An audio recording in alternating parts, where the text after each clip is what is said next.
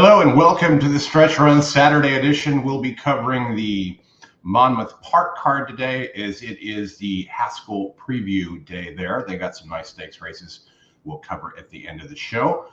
I'm Chris Walsh. I'm joined by Justin Sampson and the Oldy capper Michael Oldham.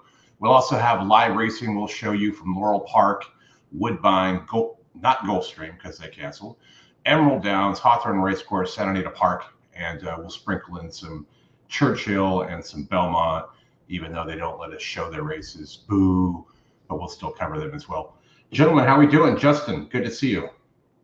You too, man. I'm good. I was just watching the finish at Laurel. It looks like I think the 9 won, but it was very tight on the wire. But I'm good. Good to see you all. It's crazy baseball time. You both know this. My 11-year-old has his first tournament today. There's 2 games. I'm just gonna hang with you all for I don't know, maybe 50 minutes. But you guys show, so I'm excited for you guys. Like there's a good day of racing. I think today. I looked mainly at Laurel early.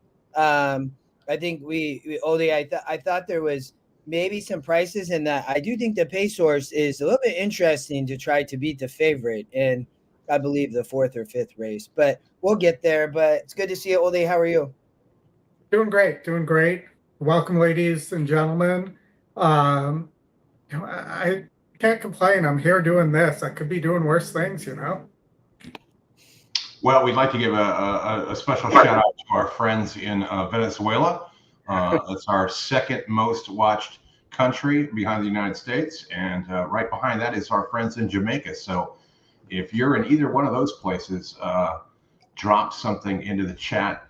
Good to see Scott Free, Gary, Bluegrass Dan, Stevie, thanks for joining. We're going to get into, looks like Woodbine Race 1 we'll start with today. I'll throw this over to Oldy. Around 3 o'clock, Justin, we're going to have quite the cast.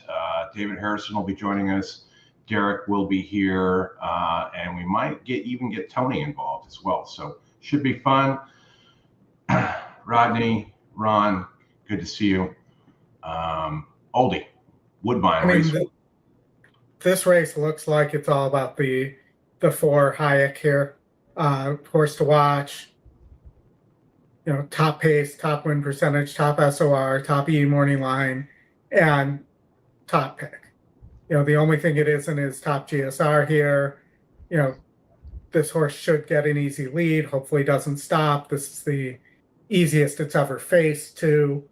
So, this might be, this is a situation where you have a favorite who you might be able to parlay into a pick 3 in another leg. You just got to go a little skinnier. Let's see what this comes up with, because it does have my pick 5 in there. So here's a $4 pick 3 for 20 cents. So you're not going to play that for 20 cents. You play it for a multiple, and if the 4 comes in, I think you're in good shape.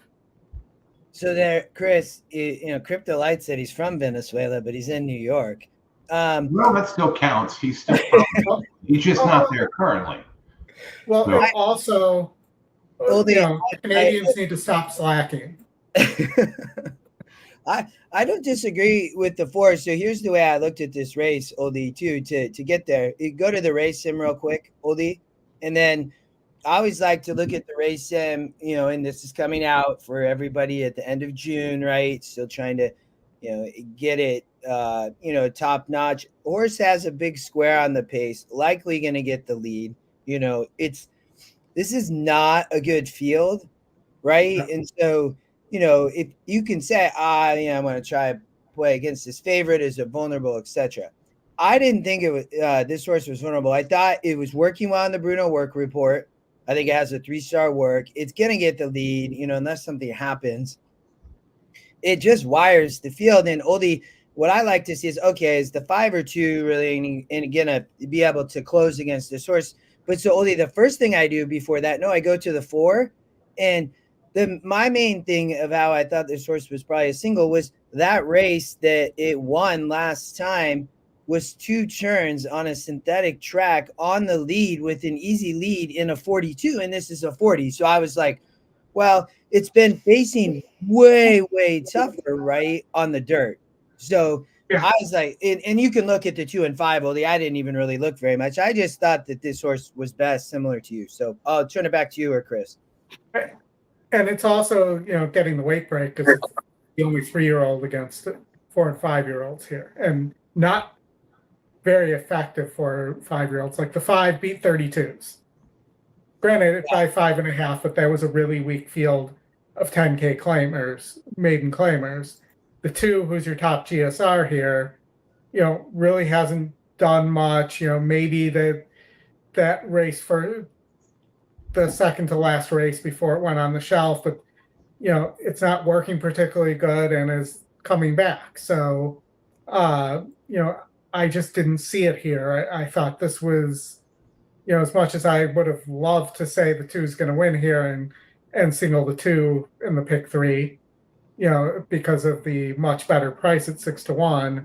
I don't buy the 5 at all with no speed, from an outside in a race with no other speed to chase the 4. So that was why I didn't really like the 5 too. I don't disagree with you there. It's like, the 4 gets, I even think, even if there's a little pressure on the 4, I still think it's just going to be the best horse here on the lead, as long as it gets the lead, and there's really no reason it shouldn't, right? I think this is where, when we talked to Katie, right, about the 12 Union Trail at Saratoga weekend, it's like, hey, send. And yes, there was a bunch of horses that scratched out, but, we still got, 9-2 or something on her. I think this is where, as a jockey, obviously it's like send here, and you're the best horse. You won on the lead.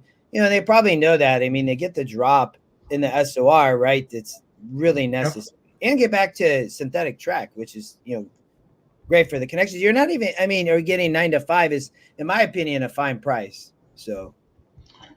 Agreed.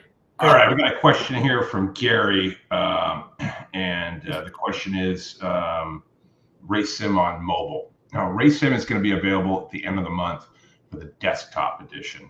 Mobile is going to be later this year. There's a few more things that need to be done to make sure that thing will work on all mobile devices. So you're going to get it if you're a monthly or across all platforms, all price points, whether it's a day pass, whether it's the free 3 pre-races a day, monthlies, weekends, annuals. Everybody's going to get that at no extra charge on the desktop version. Mobile will be later in the year. It does work on the iPad, though, just so everybody knows that. Like, I know what you mean by mobile. Like, I could pull it up now, and like how you can create, I don't really know how you call it, right? You like create a little app on my case, my iPhone.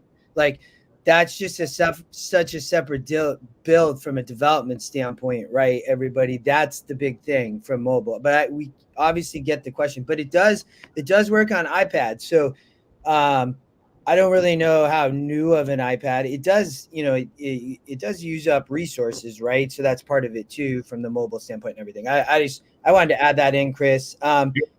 I know we're approaching the gate, but Gary, I'm glad you asked. It did come up recently, so I'm glad we were able to answer that question. So, all right. So everybody thinks the 4 here, Hayek, is going to get the job done. Isn't she married to Michael Douglas? No, that's Catherine Zeta-Jones. Yeah. You should not try and mix entertainment trivia with horse racing.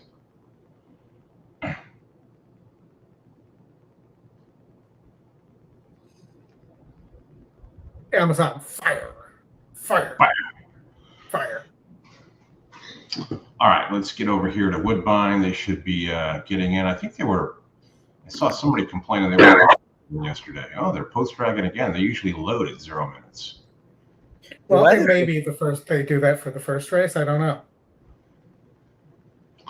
Rodney, good to see you. Rodney was on a cruise the last time I talked to him. He was coming back into the U.S. Is that Scotty on the chat or? That's not me. Must be Scotty. Hey, Scotty. Scotty in the chat. What do you like here, Scotty? No. we'll find out when the gates Tyler open. has and all called the this odds field run. forward for the first race. They're going to go 1 mile and 16. Checking the betting. Number 4, Hayek, is at the top of the betting market, 8 to 5.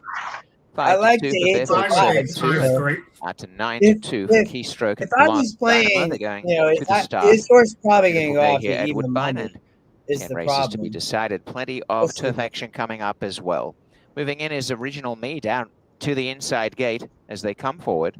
Man, the amount of rain in Cavay that Nichols Gulf rides. Stream and then Scotty's in Fort Keystroke has Lauderdale moved in, followed up by is Blonde crazy. Dynamo, who was quite unlucky last stop.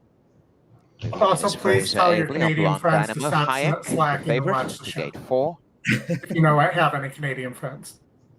Hey, my whole family is Canadian. I was the first. My cousins and I were the first people Off the born layoff in the here US. is Barefoot Servant 2, joining now for Luis Contreras, gate 5. 7 to 5. Austin Adams with more gelato to the Yeah, outside gate for the hopefully first it keeps race. running up in the 5. Oh, there's even money. Fillies and mares have moved up.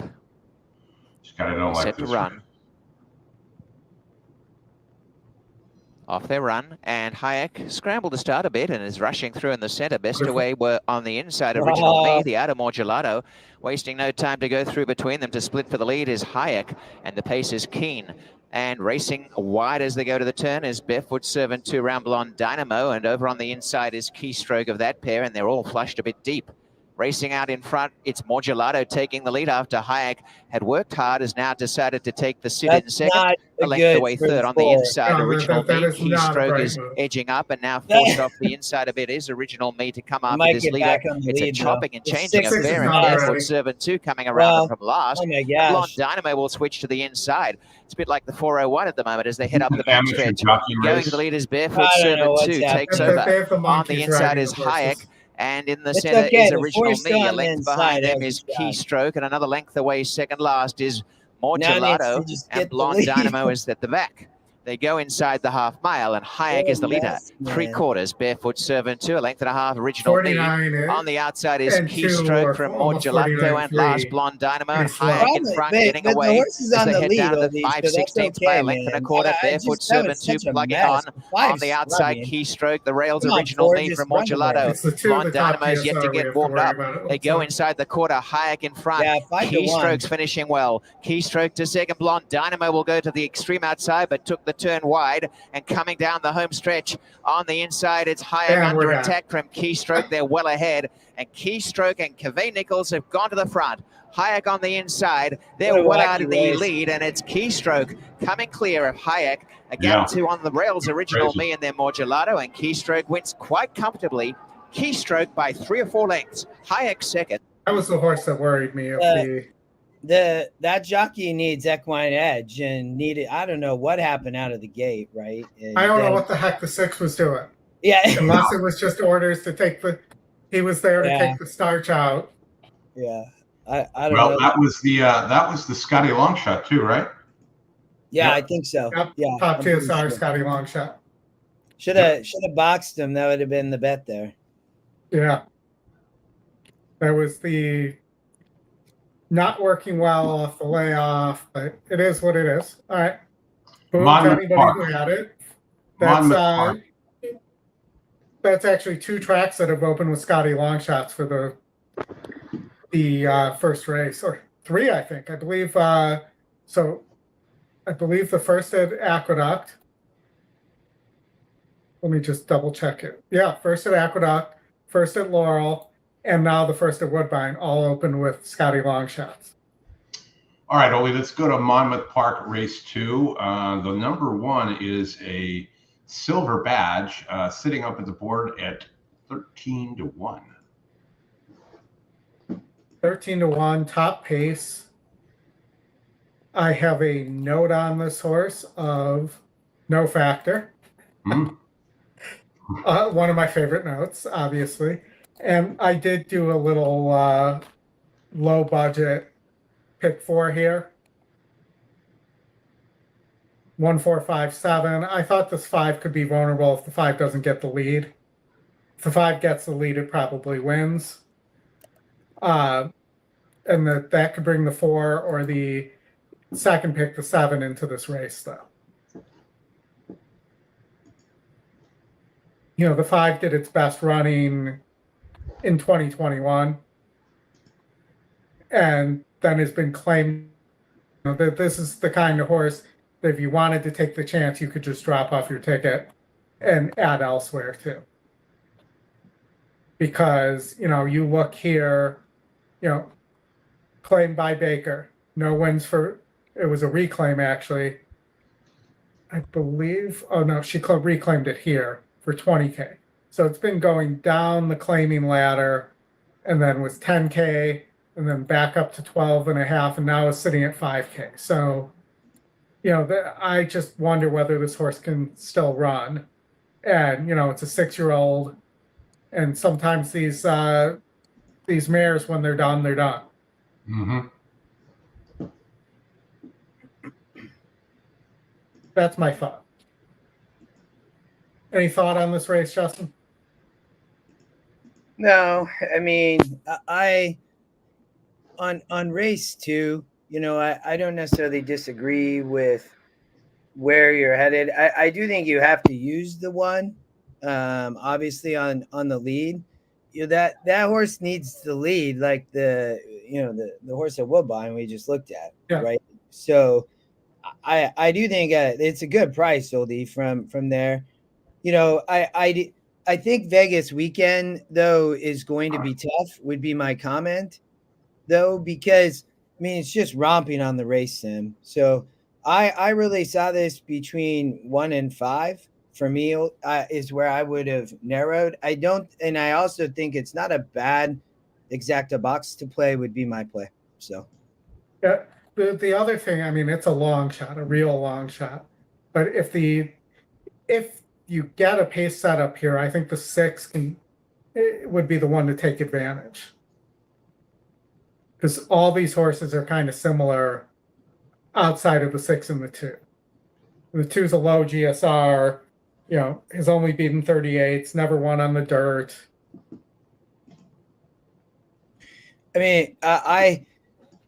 I just if the 1 can hang on and just doesn't get a ton of pressure, right? I think has interest, and that's why you see the horse to watch, Silver, right? Because it's just a bad field. That's why how I just narrowed. So we'll see though. This is actually what I put in. So I dropped the 5 altogether and went 1, 4, 6, 7. Yeah, if you play against the 5, so yeah, that's. I think the 5 gonna be tough. That's in the 5 don't win. I think it's gonna be the 1 because is this horse going to be up on? It hasn't been on the lead in such a long time, and it was claimed off Ness, and so. Are they just? You're getting this crazy price. It's worth a win play show, in my opinion, on the 1. I think I tried to key that horse in just some bets, and then again, I don't know what the probables on the exacta were with the 1-5, but I don't think the 1's necessarily done. Well, I guess so. It can't rate at all. Okay, never mind. I was misreading that.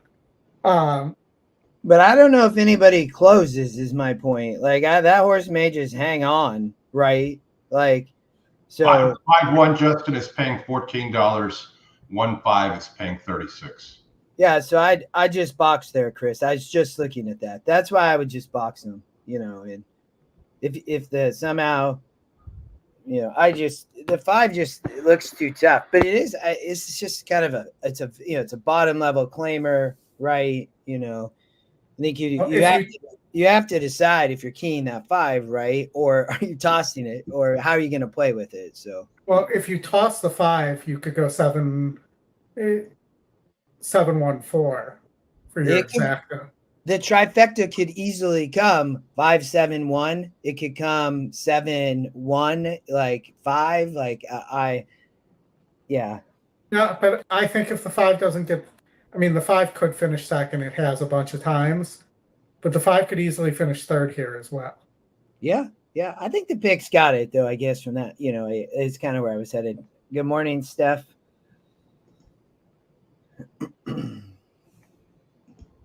They're post-dragon a little bit here, Chris, but you can pull it up and let's take a look at the horses on the track. Can do. Always nice to have a female in the chat. I've had 2 consecutive Friday classes with 1 female. I was very excited. I love it. And last night's one was a talker, which was even better. That's good. How to talk. It's much better when people want to get on either audio or video and interact than listen to me talk for an hour. Well, but that's what you're going to have to do when you start giving your political speeches for, even though you're running unopposed. Yes, I am. I'm already on. Victory has been achieved. So get that 1 hour victory speech ready. Yeah. No need for any speech writing. All right, they're nearing the gate here. So what you remind me, Oldy, what you're using against the 5, the 1, 4, 6, 7? 7. Gotcha. You know, it's a $20 pick 4, so it's worth the. You beat the 5 here, it's going to pay. Yeah. After this, we'll get over to Laurel. Race. Matula and Mystic Dreams have gone. Rodney, I like Hades today too. Up. You what? Sweet Blindness So coming up. Rodney made a comment. He thinks Paco and Hades can take the field today, gate to wire. Sorry. Mm-hmm. I said I like Hades a little here too. I really actually like the works on Hades coming off the layoff. The horse may have just needed a break coming out of the Holy Bull. 1-2 currently on the tote board as Vegas Weekend takes her spot in. There's definitely no fierceness in this field or door knock. An Our Little Tiger to the outside. They're ready to go. Here's Our Little Tiger. Well, I guess they're not ready to go. No, you forgot about Our Little Tiger. We're ready to go. Now we're ready to go. That's the 6 Motown Annie who threw Ramon Moya out the back. Horse is okay, jockey's okay. Ramon Moya getting back in the saddle. Looks like we're ready now. Man, the singing. Can't do any singing, Oldie. Scotty might be the only one to sing on the show. At least Scotty can actually sing, though. That's the difference. I agree. They're going to back out we'll have to test that theory one day. Just to straighten her out in there. We'll have to test that theory. Right now. Yeah. Yes, Ron, it is cool that Monmouth lets us show the races. Yeah, I agree, 100%. And Lara, uneventful beginning.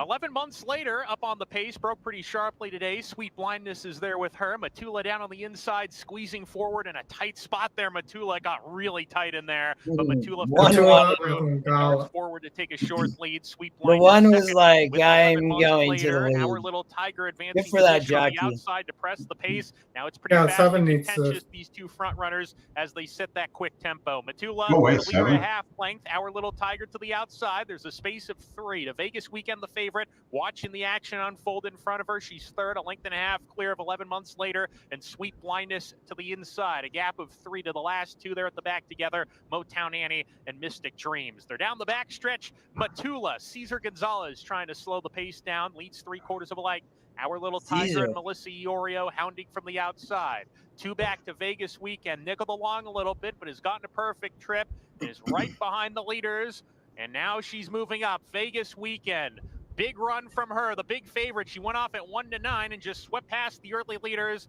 And Vegas Weekend, Sammy Camacho took a confident peek back, and he's got to like what he sees because nobody's close to her now. Vegas Weekend with a 1/4 mile more to get. All she has to do is keep going here. Vegas Weekend by about 2.5 coming off the turn.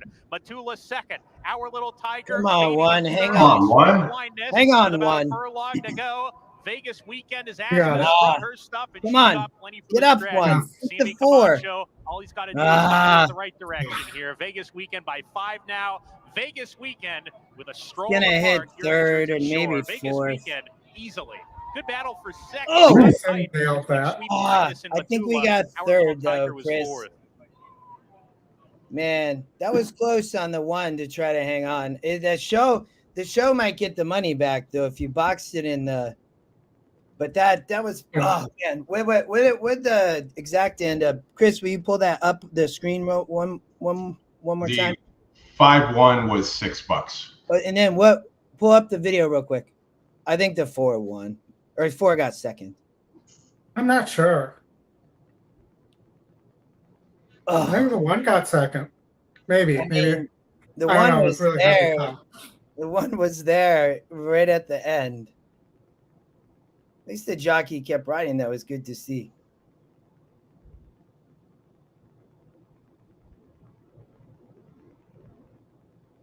Number 5. Vegas Weekend was first. Photo finish for second and third. Running fourth was number 7, Our Little Tiger. Please continue to stand by see until that. the results are declared official on the photo finish result. Wow. Has been posted. There it is. Number 4, Sweet Blindness. Sorry, guys. Third, number 1, Matula. So your top 4, 5, 4, 1, 7. All right, Ollie, let's get over to Laurel. All right, Laurel. How much time, Laurel, Chris? How much time do we have? Probably like 2 minutes. Okay, I know it's coming. Go ahead. They just scratched a horse. Oh, who? The 2. Okay. Oldy, go ahead. I'm just running the race sim, but I had, I thought this was a pretty even race.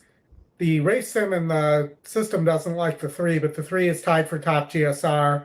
The 1 has the huge, where we saw this yesterday on the at Aqueduct with the big GSR surge on a horse that hadn't run on turf before or was coming back to turf. And there's a big work on this horse too. I think that this 1 horse is a long shot, has a decent shot here. Yes. I would prefer something higher than 5-1, but I think that horse has a decent shot, and the 5 and the 4 I think and the 7 I think are legit as well. You're getting, on the 4, that's kind of your low GSR money burner horse, and there's really no pace in this race. On the first race. This race here. Yes, I agree. Race 3. Yeah. I used 1, 3, 4, 5, 7 in a pick 3. Okay. I was going to play a trifecta here. And it was going to be, I was going to put the 4 in third or second, because that seems to be where third is where it likes to end up. So I was going to do the 4, the 5, only in third. 4, 5. I'm sorry. 5, 1. Can't talk. 3, 7. If you're looking for another long shot, the 2 was my other one, and it scratched. So. All right, let's get out to Laurel. Justin, did you see John Stewart's bringing 2 Southern Hemisphere Australian horses to the U.S. for the Breeders' Cup? I don't think I saw that. I love hearing that, though. I knew that he's had plans, obviously, for like the worldwide operations, right? So I love that. I love turf racing too, right? And everything he's doing for the game, in my opinion, is great. So. We talked when we talked with him, and we talked about that claiming race starting gate type concept at Keeneland, right? And this big kind of, or not claiming, but a horse and it be all, fillies or mares on the turf, and so I think it's going to be interesting how he kind of disrupts the turf racing side too, just in general, because he is so invested, right, on the breeding side and wanting to do that. So that's awesome, Chris. Yeah, Gary, we did have a couple of horses that from the Hope and Dreams show that were scratched today at Belmont and Delaware.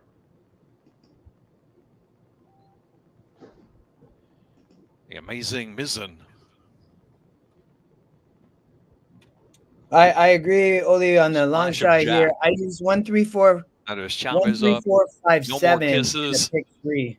1, 3, 4, 6, 9 in the next. I singled the 2 in the 5th race against the favorite. It's a pace horse. I think on the turf in the 5th, it's hard to wire on the inside, but I think the horse has a shot. The 9's can be tough, but I tried to spread in the first couple legs here. I thought they were, they were fairly wide open races. Waiting for no more kisses.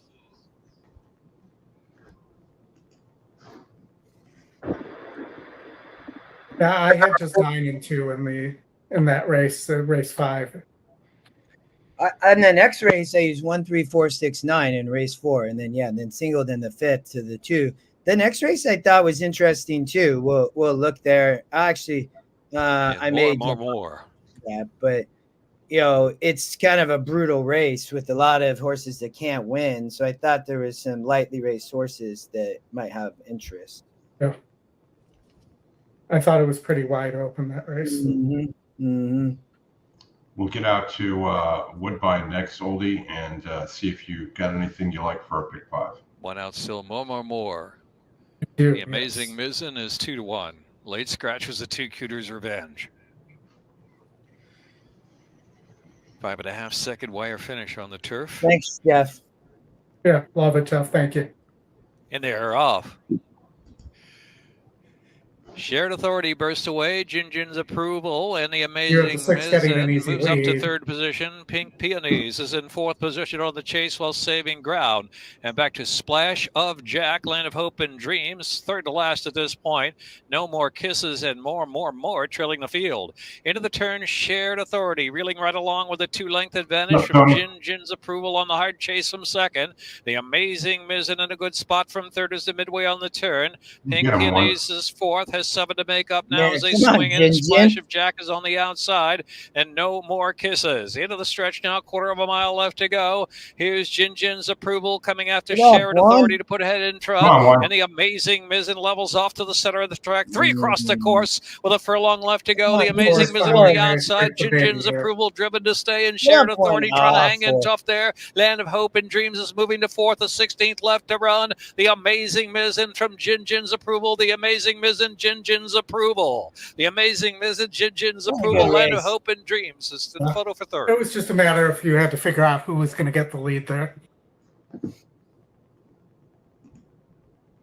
Yeah, in the 4, I mean, logical there. Was dropping, had 4 thirds in a row that versus tougher. So, but the 1 ran a good race, at that price. So got bet to 5-1, I guess. So maybe not. All right, Oldie, let me get you over to the Bine. The Bine.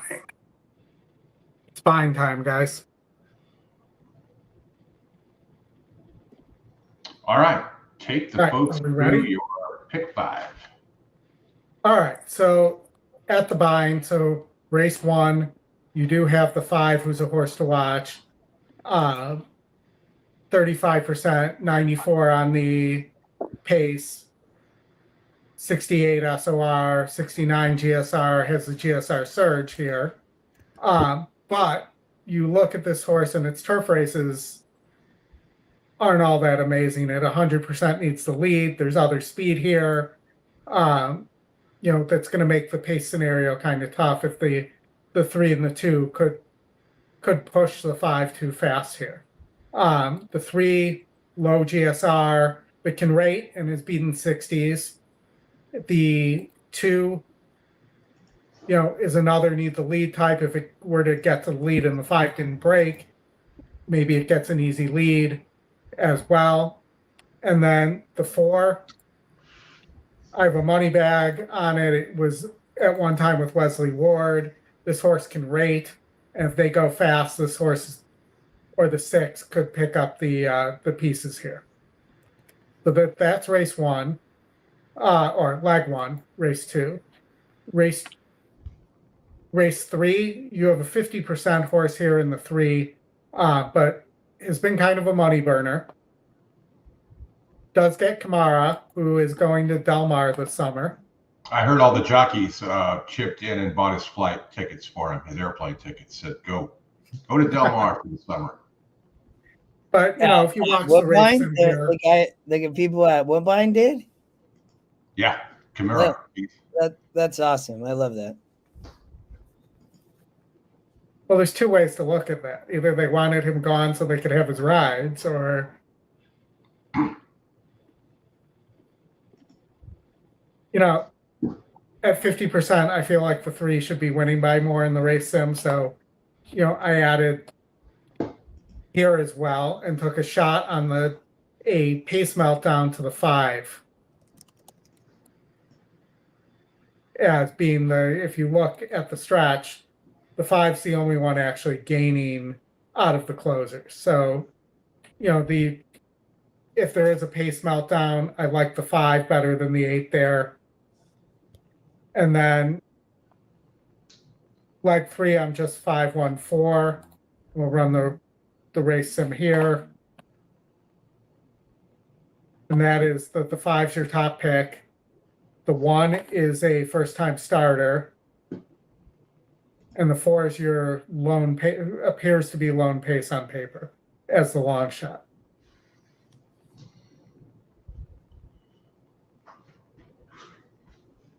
So this has the 5 catching the 4 in the stretch, but we've seen many times when a horse gets the lead and that they look back, this horse just got caught last time out, second off the layoff here for Cole. This horse may have a chance to wire here. Well, I agree with you on the 4, because if you go back, right, and we talked about this, I can't remember what race it was, but on the 4 horse, if you look, when the 4 ran great, right, in a 50 back on the turf at 5, the GSR goes up a little bit, and then was facing way too tough, runs in a 54, right, on a synthetic track, and then comes second off the layoff and is still protected in a maiden special weight. So you can say just needed a race last, to be honest. And I thought this horse was really, really live in this race. I won't spend too much time so you can finish it, but must use, if you want to play a cheap ticket, you could single this horse. It would be I thought one of the better bets of a horse kind of in the sequence. I don't, I think singling is tough to that, but I think it's such a live long shot the value can be big in a vertical or a horizontal, I would say, however you use it, I thought was out of the whole sequence, but go ahead. It's also putting the apprentice aboard, so getting the weight break. Yep. I on saw a that speed too. horse. I like that angle. Yep. And, as well, so in the next race, I'm singling the long shot, who's also your top win percentage and top pace in Seattle's Causeway. Well, and you get the gold badge, right? Which you always, I like those. Let's go here. Go ahead. Keep going. No, go ahead. Keep talking. I was just shifting it so people could see the gold badge. Yeah. I think these you can either kind of key them, however, but it's the long shot. It's, it is the pace, right? I mean, Seattle Causeway has, huge speed here. Third off, kind of the layoff. I don't disagree. I think it's the same angle as the 4 in the last race, Oldy. So it's coming out of a drop. It gets easier here. I think my only question here on the 2 was the drop in GSR, right? So it, from a synthetic track, it has a much, much higher GSR than dirt and turf. So, but I totally get why you're singling it. Yeah, and we'll just watch the race sim for a second here. 2 on the lead, so the race sim agrees with the pace number here. And here they come trying to catch the 2, but the 2 wins the race sim also. We got 2 minutes to post, Oldy. I'll be right back. We got 5 minutes, actually, so. Yeah, maybe. 5 minutes to race 2, not 2 minutes to race 5. All right, so, and then in the last, this was a wide open maiden optional claimer on the synthetic. you have a couple firsters who you have a first-time starter, Scotty Longshot. You have another firster here. You have that same apprentice aboard here. You know, these are not exactly the big name trainers that are running horses in this race. You know, if you look at the race sim as well, I think this race is pretty wide open. I would agree. I think coverage here is key, Oldy. When I looked at the sequence, I didn't play anything, but I don't think the 7 has to win this race. I think can. I mean, obviously the 1 has a big shot too, but it wouldn't surprise me to see a price hit in this leg of the late pick 5. I mean, the 3 you'll end up getting, you know, in some of these horses, I think you'll get an awesome price from a value perspective. I mean, it's, you know, when you have so many first-time starters, right? And they all seem, I mean, I didn't see anything on the work report on them, Oldy. I mean, they all seem to be working good, I would say, right? So that's what made it tough. Yeah, and, you know, when you see first-time starters like the 6 and the 2 running that well in the race sim, they usually run pretty well in the race as well. Well, because, and I think the biggest thing of that, right, Oldy, is like it's looking at past races and what occurred in those, whether it's at level. And so, you know, those first-time starters are going to be live here, right? Especially if you're against the 7, you know. So I agree here. You know, I think the 7 will run a fine race, but at 0 for 7 and, you know, 3 first-time starters that show up well in the 2, 6, and 5, I would say. Yes, absolutely. Yeah. Especially the 2 and 6, how they're, you know, they're closing well. I mean, if these horses are live, you know, the 2, you know, could just get the lead and be gone, right? So.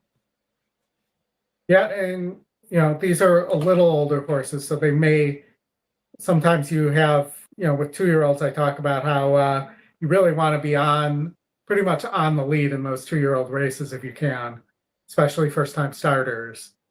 And, you know, with the older horses, they do actually sometimes pass people in these maiden races. So it's not just about getting the lead, but it's still a big part of it. Yeah. Well, I'm going, Oldy, I think I'll watch this race with you, and then I'm going to cut out of here and get this kid ready to go play in a baseball tournament. But I'll wait till Chris gets back. All right, let's look at this. There's the ticket. It's $60. Singling the long shot in race 5. All right, let's bring the. I don't know how I did that. There we go.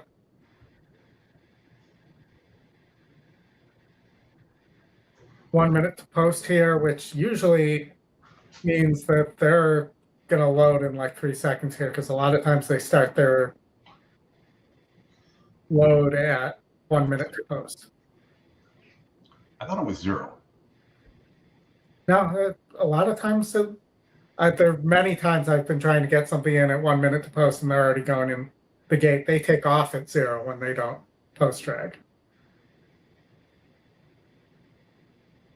But I think they're post dragging for some reason. Probably at the start of the early pick 5 Woodbine today. And then we'll get over to Monmouth for race 3. 3.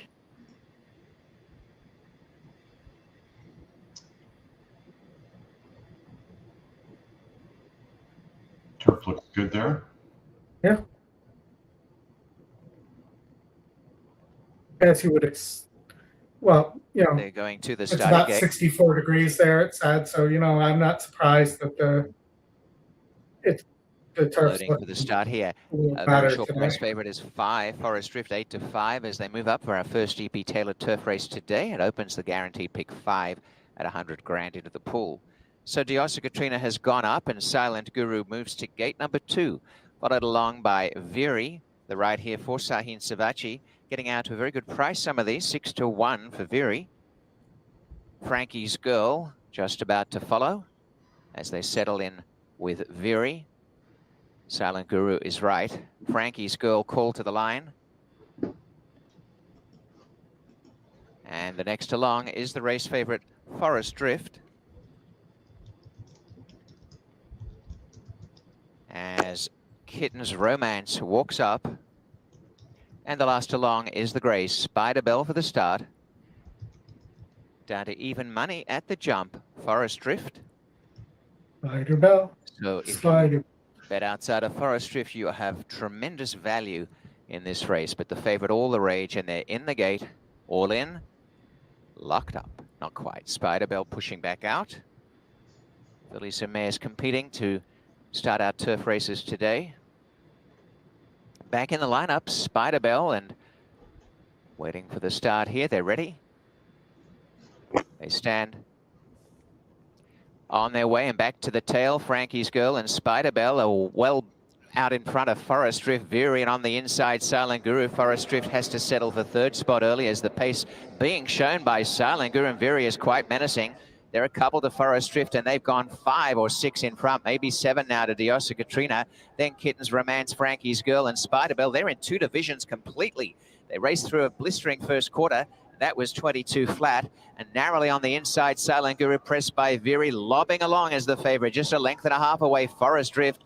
An enormous gap, 8 lengths to Diosa Katrina, 3 to Kitten's Romance, Spider Bell, and last is Frankie's Girl. They come down to the 3/8 and still coming Forest Drift after this pair with every stride is lobbing around them now. Silent Guru joining as Veery and coming at them, Forest Drift to make a line of 3. There's 6 in front, then Diosa Katrina and Kitten's Romance. Forest Drift put to the test, Veery's gone to the front. Joining is Forest Drift, hustling hard too to get by Veery. Veery and Forest Drift in front, then Silent Guru and Kitten's Romance, and Veery has the inside run. Forest Drift has had every chance. Veery on the inside holding Forest Drift. Kitten's Romance is late, and Veery on the inside goes on to beat Forest Drift, and fair and square the almost whole right way. about that 6 Third, too. Kitten's Romance. Back fourth was Silent Guru. The time 1:15.03. I'll take 5 to 1 and beating the 3 to 5 favorite there.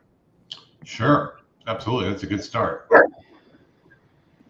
right, I'll leap back over to Monmouth. Chris, I'm leaving. I was telling Oldy it was good to see you guys. I wish you guys luck. As I depart, I would say the 2 horse at Laurel in race 5, I think, has a good shot. Oldy will talk about it. Oldy, you don't need to go there now. I'll let you talk about it. But I key on some pick 3s, and even you could play some verticals with that 2 horse at Laurel in race 5. So, did you finish the book, Justin? Say again. Did you finish the book? No, I haven't. Have I finished reading it? Yeah. No, I have not yet. No. Yeah, no, man, dude, all I've been doing is working and playing baseball for 15 hours a day or something crazy. So I appreciate, though, getting to come on for a few minutes, and it'll be kind of crazy in the next 5 weeks. I'm going to always try to join you guys, but it's a little crazy on the weekends with this baseball all-star stuff. So good luck. I hope you guys have a good show. It's good to see everybody. Good to see you, Justin. Have a good one. Okay, bye. All right, Oldy, what do you see here? I see a pretty wide open turf race here, where the favorite is not the best GSR right now and is only 16% on our line, or on our win line. You have a bunch of horses that just don't like to win here. So let's look at the race sim. And I would get rid of the 1% horses, but the 9 gets the lead. So let's with the 8. So let's just keep an eye on those. We'll get rid of those 2, and then we can fit the whole thing in the screen here.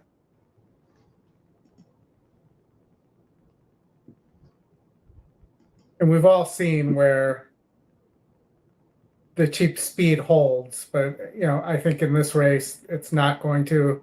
They're both really low GSRs,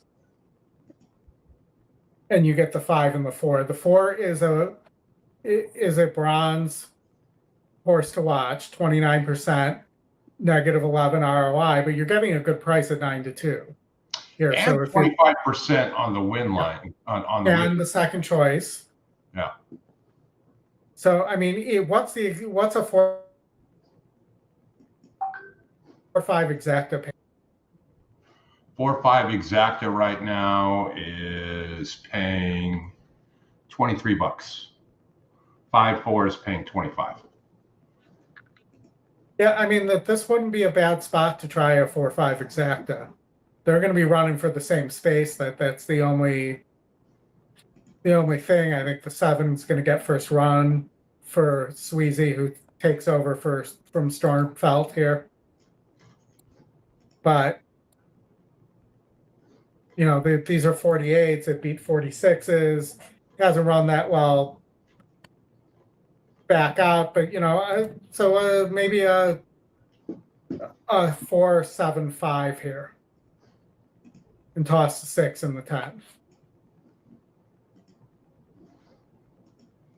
All right, let's see, where are we at? You're going to pay decently well as an exacta.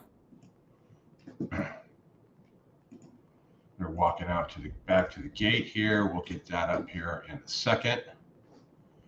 You got Oldy and I for another hour, and then we'll have some of our other friends be joining in. We'll be able to say hello, friend, as Jim Nance used to say. The Jim Nance story of why he started saying that is pretty cool.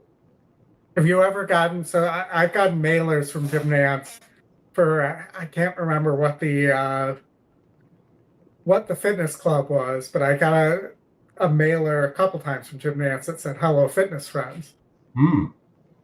It's great because he lives on Pebble Beach, and he will go out.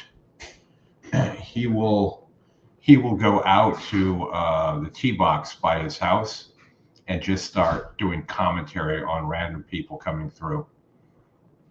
He'll ask them. That's pretty cool. Yeah. Oh, that's super cool. Everybody, of course, records it.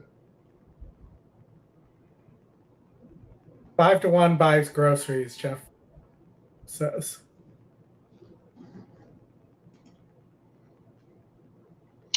Thank you all for joining. We would ask you to hit the like button, hit the subscribe button, and hit the bell button. When the bell, click the bell, then you'll get notified when we go live. And you'll get notified when the race sim is live. Yes. And the runners have now reached the starting gate. And just a reminder, all, even when the race sim is ready, you're not getting 16th out of the curve shoot, a field of 12. You're getting close, about 100 away. So make sure you subscribe. Like and subscribe, like and subscribe. And then click the bell button. Collective Gold, the first one to go in. Sister Nella's gone forward. Oldy's going to go check all the Accelerina, the next two. What am I going to go check? I missed that. You know, go check all the YouTube data and make sure they're liking and subscribing.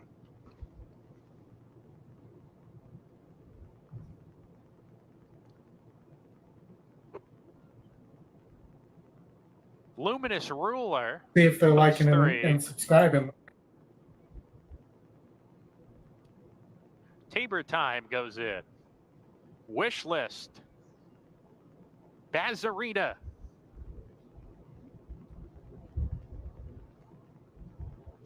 All right, Ollie, we 4-5, 5-4 exactly here would be nice. Sadie the Goat coming up. Still 5-4 is paying 24, and 4-5 is paying 24. There. So you box that, you're getting 12 to 1 effect. Gray mare Gurley the Butcher. 34 likes. Come on, quite guys. Colorful since she stepped onto you the can track. love and subscribe, Vargas but Jr. gonna hop off. it's easier to like it. Gurley the Butcher without the rider. Here she comes towards the gate. Meantime, they've loaded Dame Catherine. Gurley the Butcher has gone in without the jockey. Vargas about to get reseated in the saddle. One back. Harmonia. Would you say he's back in the saddle again? Yeah, you could say that. We're ready to go. They're ready to go. And we're off.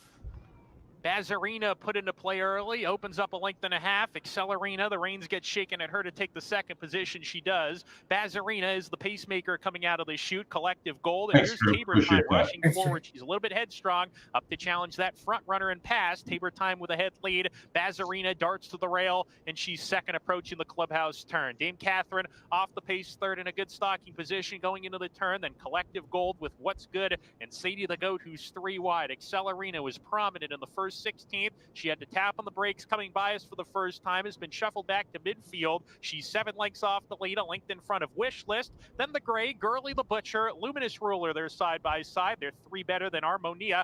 And at the back, that's Sister Dell as they head down the back stretch. Tabor Time, the leader here, a clear one at that, a length and a half in front. Dame Catherine taking second. Bazarina third to the inside. What's Good joins her. Sadie the Goat remains out of harm's way on the outside. She joins Collective Gold. They're together within 3 lengths of the top runner approaching the turn. Another length and a half to Wish List. Accelerina, they're side by side. Luminous Ruler right between them. Then comes Girly the Butcher. She's shoved upon to get going. Sister Nell, Harmonia at the back together still around the far turn. Tabor Time at 22-1. Hits the quarter pole with a narrow edge. Dame Catherine on the seat right there. And these two are even as they come off the turn. And Dame Catherine has shot to the front. Now Girly the Butcher has gotten outside. She's coming with a run. Girly the Butcher, the gray, has taken over. Girly the Butcher from midfield on to a 2-length. Get on. There we go. Come on, Four. We got it. We got it. We're good. Girly the Butcher gets it done. Boom. There we go. Bazarina First boom of the day. Fourth, Harmonia, and then came Sister We'll take that. Yep. We'll take that. Hope you all guys got some of that action there. Kind of worked out just the way we were hoping for. So, Oldy, let me go take a quick peek here at what is coming up next. We got Laurel in a minute, which means more like 3. Yep. So, Laurel, you know, you might want to play a double to Justin's horse at Laurel. This race is wide open, so you'd play, you know, and when I show you, I'll do it fast since we don't have a lot of time. You know, look at the race set when I say this race is wide open. So if we look at the top GSRs, the 1, the long shot, you know, I think you have to use that horse. So let's put a double together here to the 2, who is Justin's long shot horse in the next leg.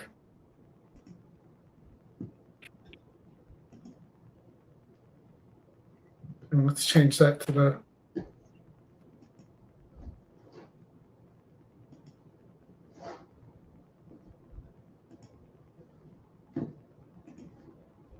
that's a $6 double there. That should pay no matter what with that 2 there.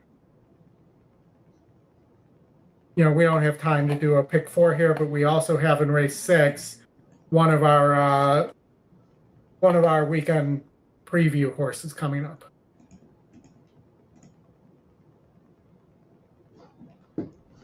So again, they're going in the gate, Chris.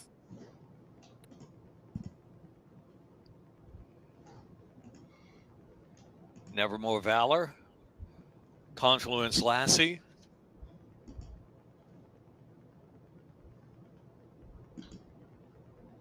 Peach's Sweet Notion, APM Notion. Justin says add the 9 here as well. Paperback edition is 2-1.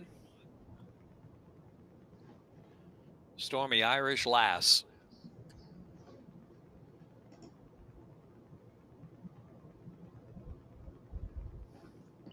Stormy Irish. Stormy Irish Lass has skipped through to Fire. Still behind the gate. Fire. Waiting on Nevermore Valor to settle. Bit restless in the gate there. Riders off for a moment.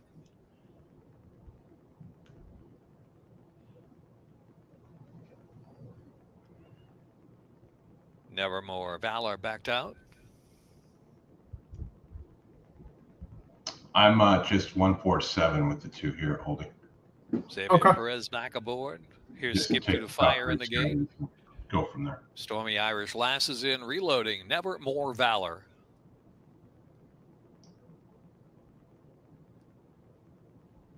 In the interest of time, I didn't really want to start eliminating things that quickly.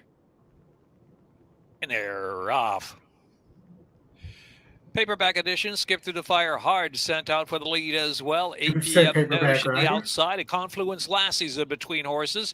Never More Valor chasing along in the 5th spot. Then Peach's Sweet Notion, Any Fool's Gold is in between horses. Stormy Irish Lass parked out 4 deep past the 4 furlong mark, and Surely Not has to pass them all. Trails the field some 8 off the pace. Round that far turn, paperback edition just in front. Confluence Lassie right there. Sharp and Dueling for the lead too. Skip Through the Fire's third of the inside. Peaches Sweet Notion in between horses. APM Notion. Stormy Irish Lass out wide still. Any Fool's Gold and Never More Valor second to last, and Surely Not still in the back, trying to find a bit of racing room for some stretch kick. Into the stretch at the 3/16 pole, and here's Confluence Lassie finally wresting that lead from Paperback Edition. Who's next? Extreme Outside Stormy Irish Lass, and Skip Through the Fire is now trying to split horses late. Skip Through the Fire in between horses. Confluence Lassie leads as they're close to home. Stormy Irish Lass on the outside. Skip Through the Fire on the inside. Confluence Lassie. Skip Through the Fire. Stormy Irish Lass. Any Fool's Gold. So we got the 6. That's a nice price there. And it's 7.19. And on the probables, a 6 to double for $1 is paying $128. I'm on the exacta. It is paying 76 to 1. Sorry.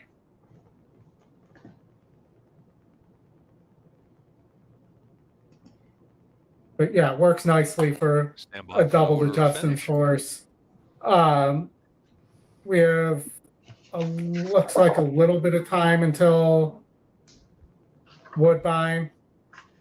Yep. You want to take a look at Aqueduct Race? Yeah, I had handicapped this. Hold on, let me get that up. This also starts a tournament I entered for a Hawthorne qualifier. But, you know, my top choice here is the 1. I thought this race was pretty wide open. But if the 1 gets it to an easy lead for Pletcher here, I think this horse could go gate to wire. At 9-2. 6-4, 9. Now the racing loves the 4 here. Confluence Lassie. I think the 4 needs to show some additional speed. The way the track's playing. The 5 for Clement, I think, is a good second choice. And the 3, the other Mott horse, I actually prefer to the favorite.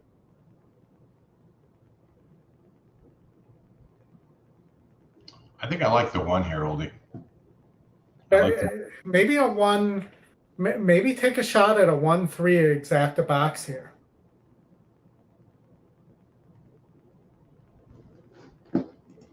$1-3 box is what Oldy is saying. Yeah. I mean, I prefer this horse to the other Mott horse, the 4, who has no speed, or appears to have no speed on paper. You know, the long shot, the 3, you know, has shown speed, has shown it, almost got home and almost rated. Last time out, you know, had some trouble. So, you know, we don't quite know what we're going to get, but the horse is working pretty well coming off that race. You know, it's got a 6 of 132 and a 13 of 116. I think this horse can run. All right, we can't show these, but I will put the audio up.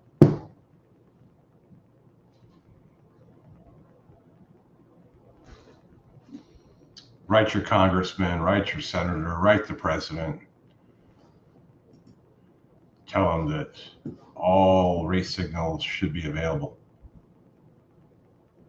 Yes.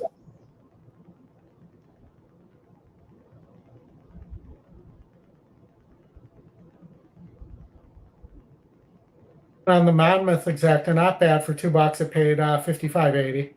Mm-hmm.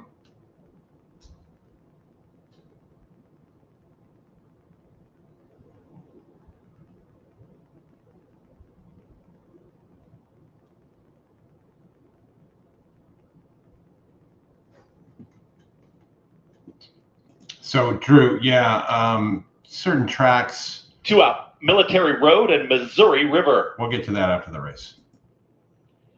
Missouri River. Can you hear Oldy? Last to load. I can. I heard Missouri River twice. All set. And I'll go full Grandpa Simpson and say I'll be cold in the ground before I recognize Missouri. Foxhole with speed to the inside. Foxhole right out to the front is joined by Military Road from an outside draw is trying to cross over, and behind them is Timeout is a well-settled third. Technically at the rail is going to be Reynolds Channel, an original idea. Didn't want to be too far back. Moved up into that spot. That's going to drift out Timeout. Who's going to be 4 wide here into that turn. The trailer, Missouri River. Foxhole's got the lead. Military Road applies the pressure and wanting to go. Is Reynolds Channel is trying to split rivals. Is just right back in. Is in third. It's a tight third though. As those 3 are now taking it to the backstretch, and Military Road has put a neck in front. Foxhole is going to give up the lead here. Is going to take back. Is now a shared second with Reynolds Channel. It's just a little tough to handle. Is in that mix. Out wider is Timeout. Timeout is in the clears in the 4th position with 23-3 for that opening quarter mile. 47 seconds flat for the half-mile time. A quick time for 9 furlongs. Yeah. Missouri River, 6 lengths to make up on Military Road. Military Road and Manny Franco have gotten over to the rail and now the clear leader. They move into the far turn, and they are a half length in front of Reynolds Channel, who's ready to pounce it. Here comes Reynolds Channel with the challenge towards the outside. Timeout to make that ground. The move from Timeout is now about to challenge. We made a mistake there, not going. Keep up. 1:11 4 for 3/4 of a mile. They get set to reach the top of the stretch. Military Road has got the lead and kicks away. It's Military Road. Reynolds Channel is trying to challenge it. Here comes Timeout, who straightens up out in the center of the racetrack. And Timeout is making up some ground, but a very stubborn Military Road with a furlong left to go. Timeout is now taking the lead. Military Road is back to second. Timeout is trying to edge away late. Military Road won't give up. Timeout. Military Road comes right back. Timeout gets the victory. Timeout gets the win over Military Road. I did not expect him to Foxhole in 1 minute. be running a mile pace at 9 furlongs there. No, that was not expected. So, Drew, to your question, yeah, certain tracks. So, for me, nothing on Monday, Tuesday, Wednesday, and Thursday. I'm more looking for quality on the weekend. Santa Anita, Gulfstream, Churchill Downs, Belmont, at Aqueduct, just sort of the bigger tracks for the most part. And I'll say, Drew, for me, I look for places that I have strong opinions. So if I don't have a strong opinion, it doesn't matter what the track is. You know, that would be my first thing. I also, am a lot of times I'll look at takeout. So if I have to weigh something between playing ticket A or ticket B, and my opinion is just as strong both places, then I'll go with the track with the lower takeout as well. And then, for these shows, obviously what we can show always gets priority over what we can't show. Exactly. All right, Oldy. We got Woodbine in 9 minutes, Monmouth in 11. They're going to go pretty close to each other. So let me give it back to you, and maybe you can take them through those 2 races there. Well, I go get some snacks. Refreshing. So yeah, well, we might be able to catch Delaware if it hasn't gone off yet. No, we can't show it. 2 minutes to Delaware if we want to fill with that. It's a 5-horse race. Yeah. Let's just see. Maybe the race has some magic in it for this real quickly. No. Okay. Forget it. All right. All right. You take us through that. I'm going to get some snacks, something to drink. I'll be back, and we will get, let's see, which one's going to go off first? Woodbine and then Monmouth. They're going to be pretty close. Yeah. And, Woodbine, I think the question here is the pace. This pace could melt. And we talked about that. Look at second call. They're all, you have a 50% horse right now that you're getting 3-1 on because it's going to be caught up in that pace. And it's been a money burner. The 2 is the second time starter. It's off a claim. It's working very well. The 2, I think, is super dangerous here. Super dangerous is another term, like interesting. The 7's going to be caught up in the pace and likely will get the lead at first call. The 5, I think, is the best bet for if this pace melts. Sort of like we saw in the last race where that 6 almost got up. So keep an eye there. And then you have the long shot. And, this may come back to haunt me. I did not use the long shot here at 7-1 for Barrington sit-up.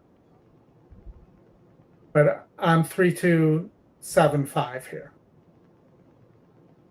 And if we look at Monmouth,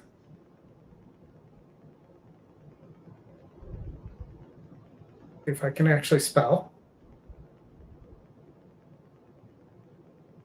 Race 4, we have a bronze here, but it's 44%. You have top win, top pace, top GSR. Only thing it isn't is top SOR. So, you look at the 7 horse for Clement and, doesn't really have any speed, is probably going to need some help to get there. And you look at the 5 for Chad Brown. So it's a Chad Brown, just broke its maiden, working pretty strongly. This horse, I think, has a really good shot with Pratt aboard to make it 2 in a row here. And if you watch the race sim,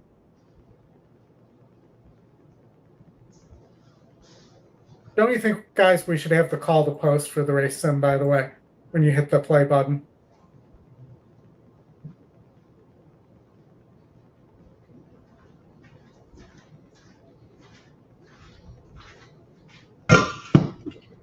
Here they go. They're at third call.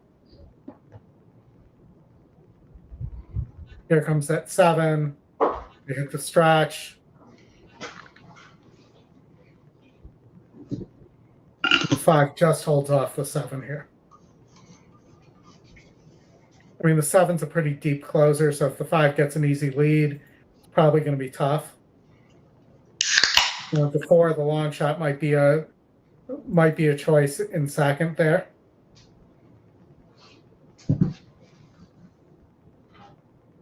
And Noda has this 2 shipping in from Aqueduct as well. So, but I think the long shot, the 4 has a decent shot to finish ahead of the 7 just based on the pace scenario.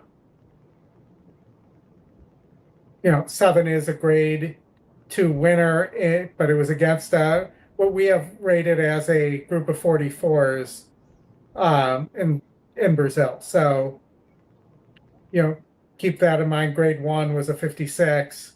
So it just depends as to how good those races were. It's really not that well bred in terms of GSR. So I'm going 5 there, and I think the Woodbine race that we talked about, and I'll bring back up here, is pretty wide open. Pretty wide open, huh? It's into the great wide open. Where were you in your pick 5 there? I was 3-2-5-7. 3, 2, 5, 7. I did not use the Barrington Citto horse. The one who's the long shot. Looks like he needs the lead, and I think and I mentioned this, Chris, before while you were grabbing your drink, but I think this could be a pace meltdown where the 5 cleans this up too. Mm-hmm. Well, 5's your best option for sure.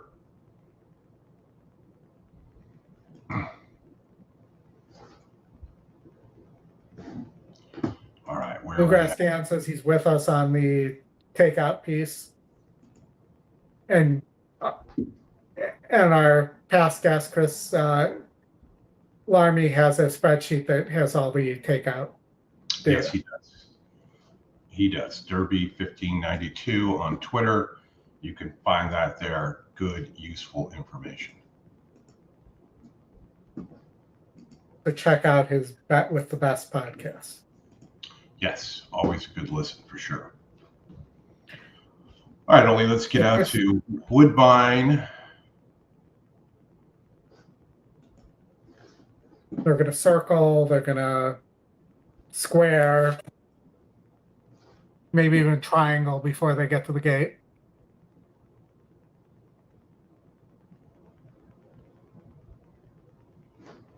Is that a thing, a gate triangle?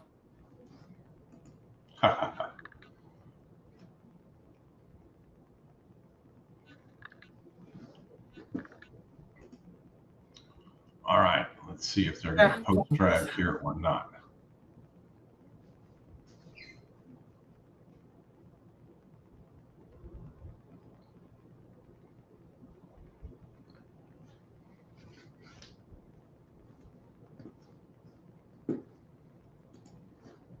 Maybe I'll name my fantasy football team this year the Post Draggers.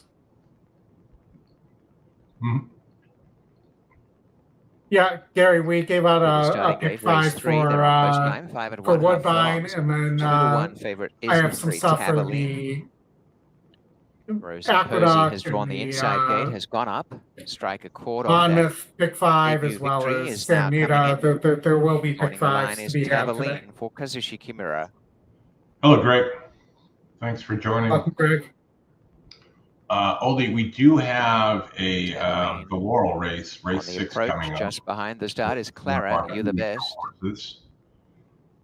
The You say good rivalry with I'm Tenacious. You're getting 9-2 Clary the best and 9-1 for I'm Tenacious.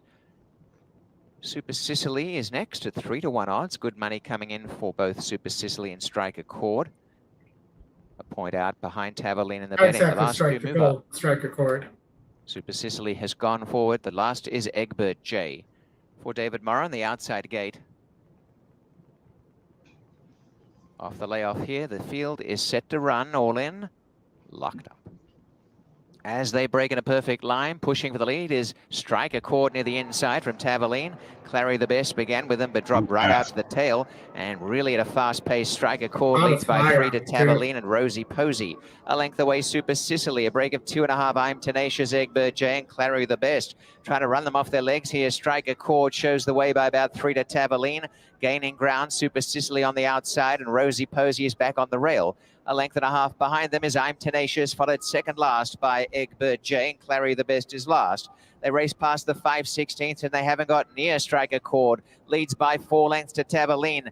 They're having the ears scrubbed off in behind. Rosie Posey still well behind as Super Sicily, and Clary the best started to wind up. Down the stretch, Taverlin's 3 behind. Strike a Chord in front of Taverlin. Rosie Posey. Clary the best is gaining, but it's Strike a Chord well out in front of Taverlin, and down the center, Clary the best. The final 16th comes up, and Strike a Chord, a winning chord. Strike a Chord to the tune of about 3 lengths. Clary the best gets second, make it 2.5 at the wire. On the rail, third, Taverlin, and 4 lengths away, Super Sicily.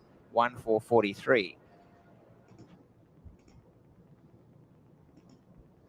But with the first 2 legs, a couple good favorites beaten there, and what I would call that qualifies as a boom. Post, 1 minute.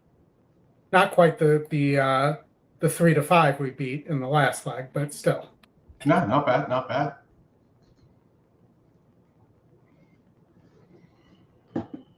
Now let's see if we can beat 4 to 5 here on the 7. And I'm actually surprised by, I think 2 to 1's a gift on the 5.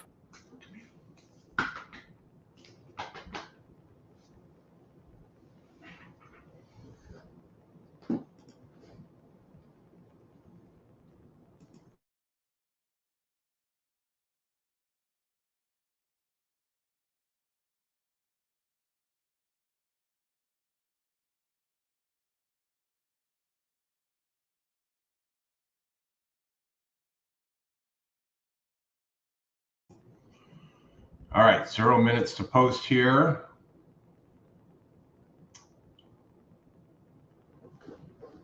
You like this 5 here, huh, Oldy? Yep.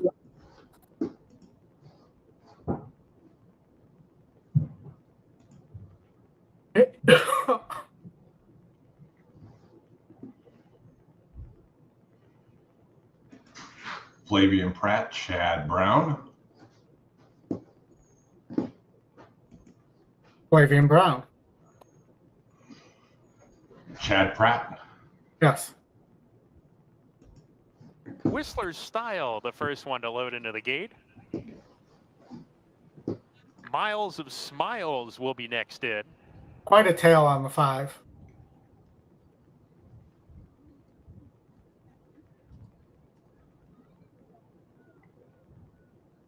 Miles of Smiles. Working with Miles of Smiles to take her spot.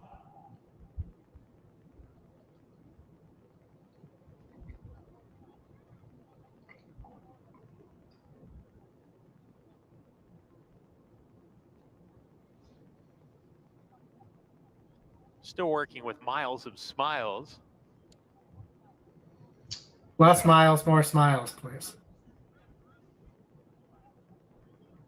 Actually, it's a mile and a 16th of smiles. Mm-hmm.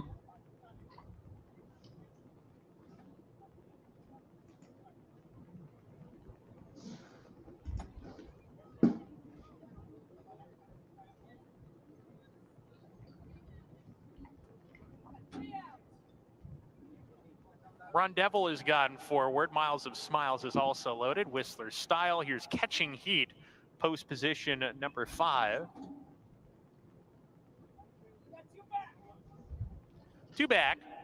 Rosie Holiday into the outside post. Evidencias.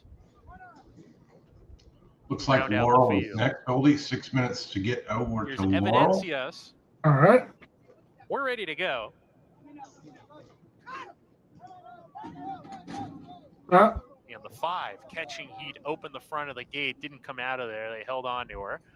So they're going to close that gate. Your current favorite is number 7, Evidencias. Of course, that could change very late, but that's where we sit currently and was even money as she went into the gate. I don't think the 5 popping open the gate is going to help make the 7 not the favorite. Go out.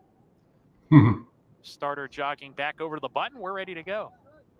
And Laroff.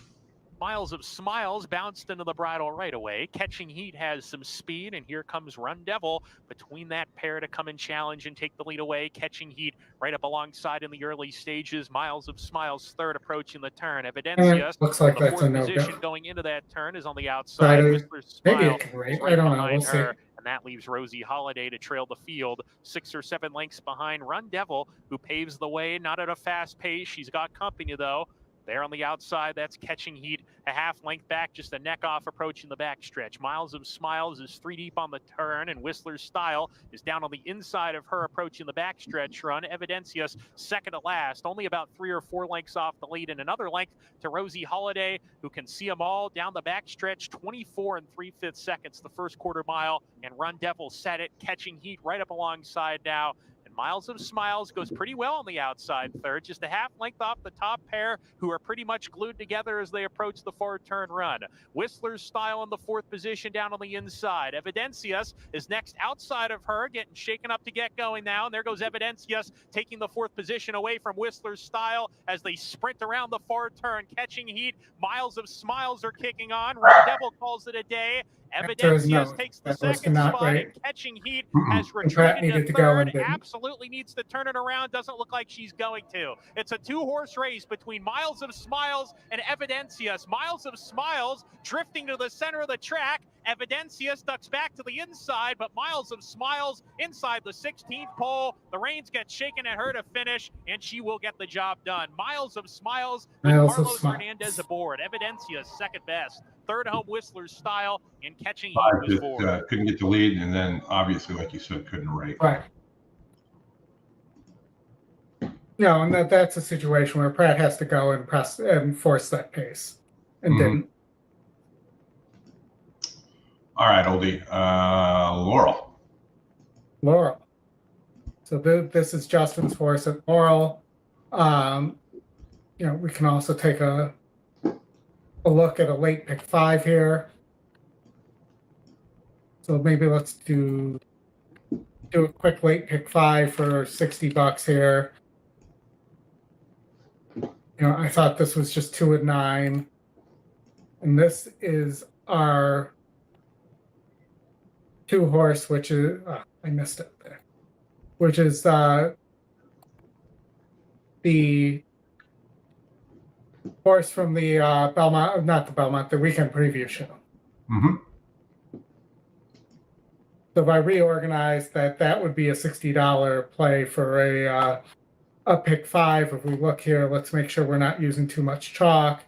You see the race 7, the 3-horse, 11% top pace. Game on front end is my note there. And it's spreading elsewhere. Then your 1, 3, 5, 8. I probably would add the 4 here as well. Let's see good GSR on the 4, Wicked Prankster in race 8. And then you're going to close here with 1, 3, 6. But you may just be able to get away with 6 and 3 here if you want to sharpen your ticket a bit. The 6. And then you have the long shot, the 1 there. The 1 hasn't been able to get home. You look, the 3 has. And the 6 hasn't been able to get home recently either, but is taking a significant claiming price drop here. So you may be able to do something like that for 60, or we could actually lower this to 48, and you have a $40 ticket. All right. And it took the 3 off there that we had before, so let's just clean that up. $50 ticket. Sorry.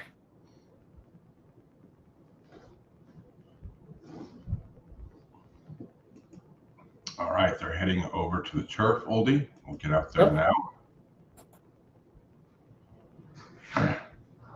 The 2 is the Justin horse here, and the 2 in the next is our weekend preview show horse. I'm just going to do a cold double 2-2.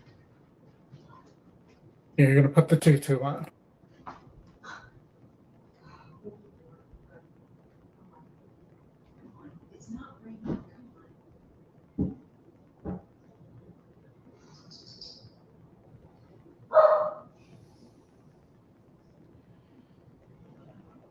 As they make their way to approaching the starting gate. Yeah. Making your way in the world today takes everything you've got. Justin in the chat. Rooting for this 2.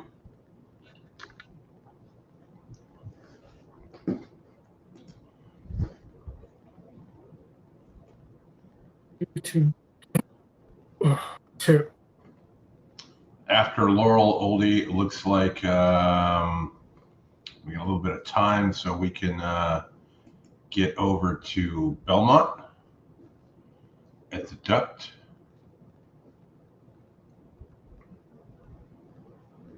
Sounds like a plan. Horses have now reached the starting gate.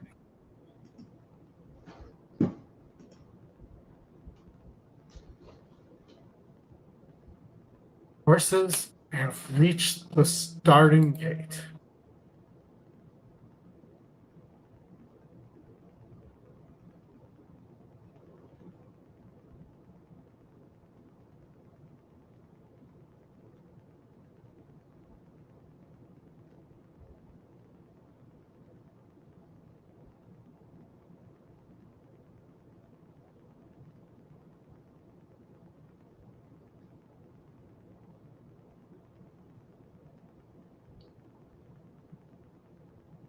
Start shopping.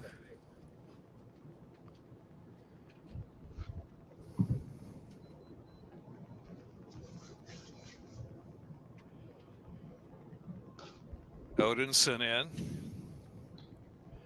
Smitten enough. Getting bet, Justin. The 2. He's orientate. 9 to 1. Chavez, he's orientate. Little Lance. Mary had a Underlad.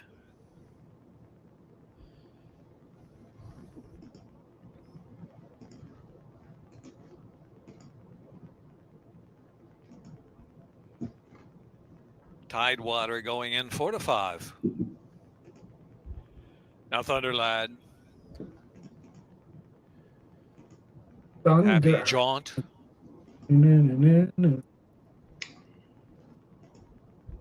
That 2-2 double, Oldie is paying 27 to 1. Not bad.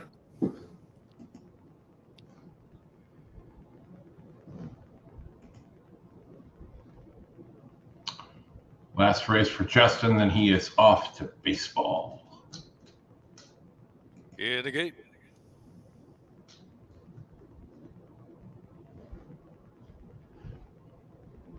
And they're off. Thunderlad responding fast, so too Odinson, and he's orientate. The inside is Smitten enough, going to mix up the pace as well. So Smitten enough down to the inside, and between horses Odinson, and he's orientate. Those 3 across the track at a good pace. Tidewater gets a great spot early in the race. Another 2 back. Thunderlad saving ground. Happy Jaunt over 2 deep around the far turn run. Star Shopping, Little Lance is the trailer. It's Smitten enough now in front. Smitten enough gets clear of the other speed by 2 from Odinson, and he's orientate. Tidewater runs in 4th while saving ground as they enter the stretch back to Thunderlad and Happy John on the outside. Quarter of a mile left to go, and it is Smitten enough trying to hold that lead, shifting in just a tad. Tidewater comes through on the inside. There's room for Tidewater with a furlong left to go. Here's Tidewater rolling home in the final furlong. Happy John's coming with a nice run, trying to run to 2nd spot. And the far outside is Star Shopping, a 16th left to go. Tidewater clear from Happy John. Tidewater, Happy John, Star Shopping. Here's one for the Little Man Farm. Tidewater. Guys, hit the like too if you can. Like and subscribe, please. Okay, Oldie, let me get you over to Belmont. Hello, Nate. Welcome.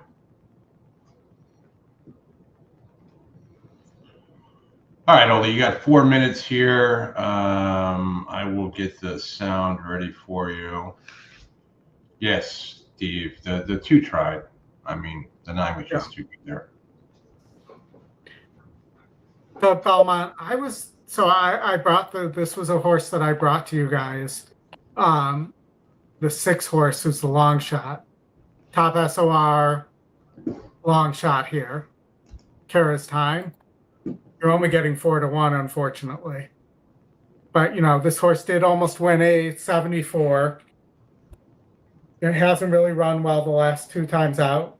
Pretty much needs the lead. But is a horse that if it gets the lead, you're going to get a decent price on here. And, I'm not sure that the 7 horse is going to ever get there. because it seems like familiar things that I'm saying, unless there's pace here. You look at the 7 horse, it hasn't gotten there since a race in the Finger Lakes in August of last year. Oldy, when you get a minute, question on the horses to watch percentage. Yes. And we're getting ready to go to the post here. So as we're waiting, the horses to watch percentage is based on the combination of the different algorithms and how often that wins. So it's looking at algorithmic matches and then how often in that type of race that those matches win. Is that helpful, Doug, or do you need more information? So let's say it's let's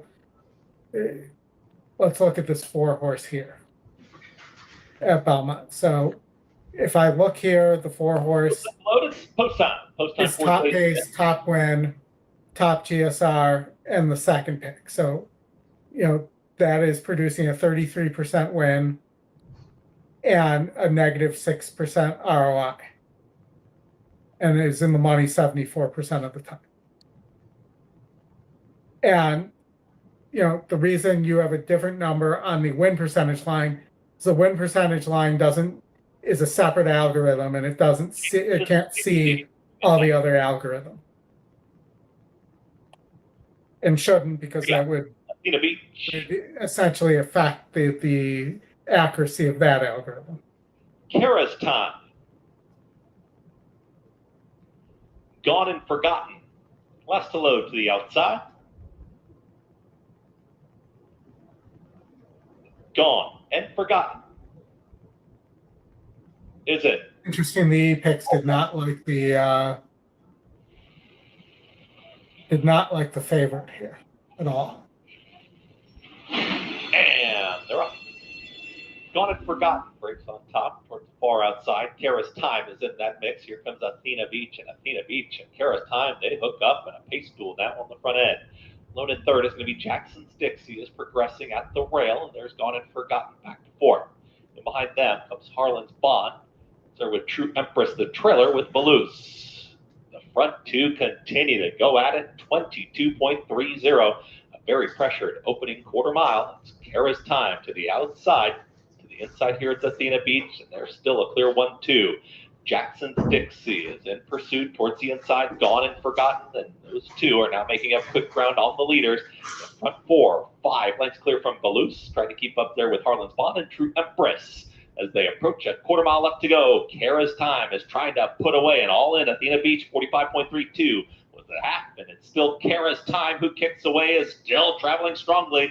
Gone and Forgotten is in full pursuit, and between horses, Jackson's Dixie at the rail, Athena Beach. Finish. Kara's Time trying to find a final furlong and still has a 2.5 length cushion. Finish. Gone and Forgotten is making up some ground, but inside the final 16, Nice. It's going to be a Talk strong up one for the. That was one you and Scotty voted down, by the way. Huh? That was one you and Scotty voted down. Oh, yeah, you're right.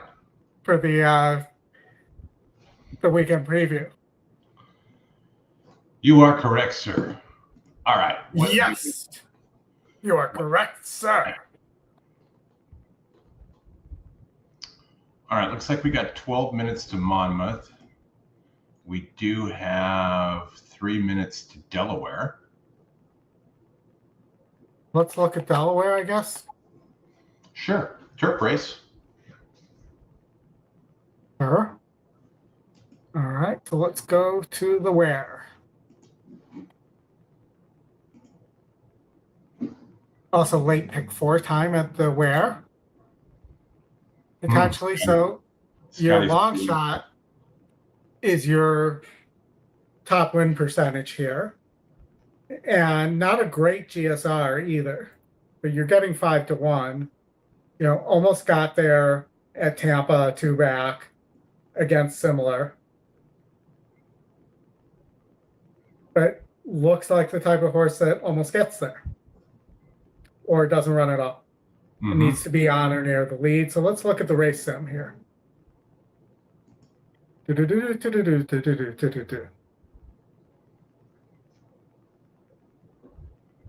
is speed to the inside here.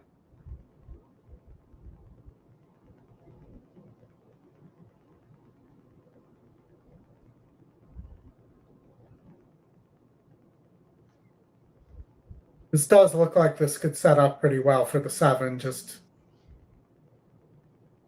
looking on paper. Mm-hmm.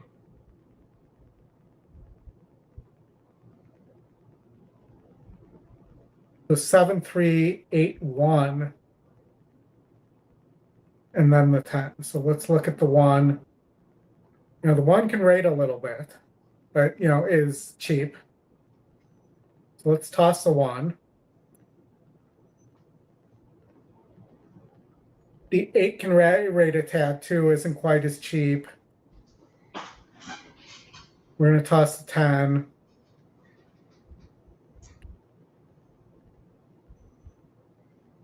The 13 for Michael and his Stidham, dropping here, second off the layoff. I think the Racem's not picking this up, but I think this horse is rightfully getting bad and looks like co-favorite there.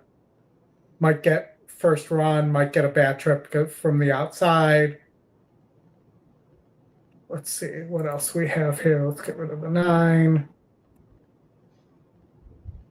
5 can rate a little bit, but it's cheap. You know, this 4's got a low percentage trainer, second time turf, sorry, and looks cheap. I like a 7-13 box, Oldy. You like a 7-8 box? 7-13. 7-13, okay. I'm just looking at the other horse I'm looking at, and it didn't run it well against 60s. It's this, I would possibly take a shot on this 3-horse second off the layoff, as you know, granted it lost by 52s last time out, but you know, did beat 52s in a sprinting, and last time it was on dirt and may just not have wanted dirt, and it had moved up too high. This is going to be lower than its maiden win, and you know, I think that this horse at a price could get up for maybe a piece on the 3. All right, they're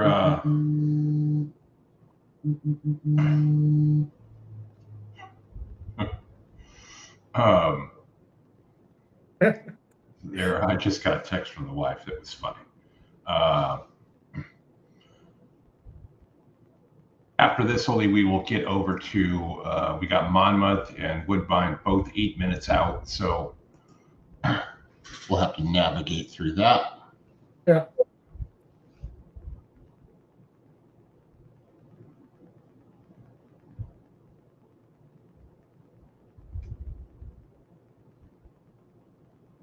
I mean, this clearly isn't the best group of turfers here, but you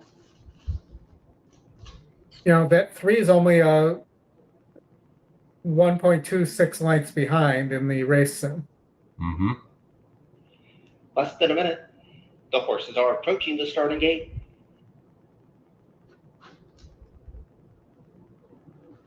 I could have just said 1 1/4 lengths. I don't know why I said it that way. I don't know either. I don't know why you call them 1-to-1. It's a 1-to-1. No, they're even money. No, they're 1-to-1. They're not. They're even money.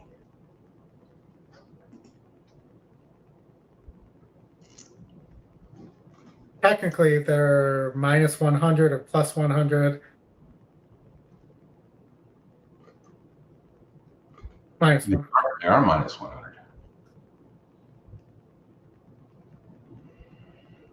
All right. 2:45 here in the Eastern time zone. We'll be picking up some of our friends here shortly. So we'll be looking for them to join the show. David Harrison, Derek, and Tony. But the champ will be back with us in just a little bit. We need to play the John Cena theme for him, and since what? the champ is here. Isn't that the name of the song? We might get in trouble with the copyright people. Well, I could just sing it, or we could record Scotty singing it. We definitely don't want you singing it. That's for sure.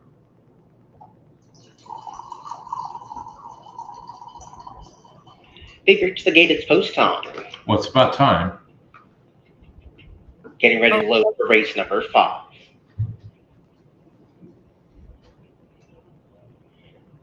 Race 5 today, the Celebration of Life race for Marie White. Members of our Horseman Association with a presentation to follow. Roller Coaster Man, Street Rockin', Atlantis Acuna, and Country Charlie are in. Coronova's next. His Rights. Adios, Joe. 3 more left to go in.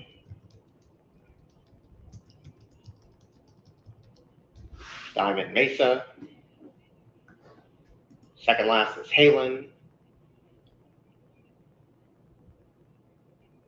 Halon is in, and Master of his Craft to the outside gate. And the 10 breaks through the gate. Front of the gate open for number 10, Coronova. That's 2 races in a row. Fantastic job by the gate crew to keep him installed. 10. The other one, though, was at Monmouth. Yeah.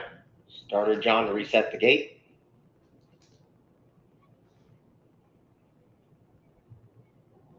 He goes back to the button. Stand by. He needs a whip and a cowboy hat. Away, Yan running. A tangled start for Atlantis Acuna. Good rail speed from Roller Coaster Man. There's Coronova right there too. And in between rivals is Country Charlie. Now is settled, joins second. There's a cluster behind this one, including Master of his Craft, who's on the outside. And out pulling hard is Diamond Mesa. Halen dons the red silks and moves up nicely. Up the inside is His Rights. Adios Joe had a touch of trouble. Second last on the far outside is Atlantis Acuna, and the rail belongs to Street Rockin'. They have 5.5 furlongs to go, and Coronova gets to dictate the pace today and shows the way by only 1. Country Charlie is sensing a slower pace and gets closer in second, and Halon is floated wide for the back of the track run. Diamond Mace is in between rivals while Roller Coaster Man stays towards the fence, and there's a gap of 3 back to a 3-pronged attack, which includes we are getting the quick pace we anticipated. And His Rights is ground saving. Second last is Atlantis Acuna, and Street Rockin' whips him in. Around the bend with 3 furlongs to go. 7's going the wrong way, though. And Coronova still leads. Country Charlie still chases in second. Roller Coaster Man is pumped up looking for a place to race. Diamond Mesa looms a big-time threat, and closing in is Master of his Craft. They're around the bend with a quarter to go. And now Diamond Mesa now tries to go 5 wide as they turn for home. Coronova still leading. Roller Coaster Man plots his attack now, and His Rights is closing in 2. They have a 16th to go. Roller Coaster Man at 5 is kicked away. His Rights moves into second. No more to give is Coronova. Roller Coaster Man has won it. His Rights was second, Coronova third, and Street. Second choice, Oldy. You tossed it. Thought it was cheap. Yeah. Guess it wasn't. Okay. It still actually might have been because that was a cheap race, but. Woodbine, Monmouth, both scheduled to go off in 2 minutes. Take your pick. Where do you want to go? I'm guessing Woodbine goes off first. Okay. And we're alive in something at Woodbine, so let's go Woodbine. All right. What do you got here? We have Woodbine.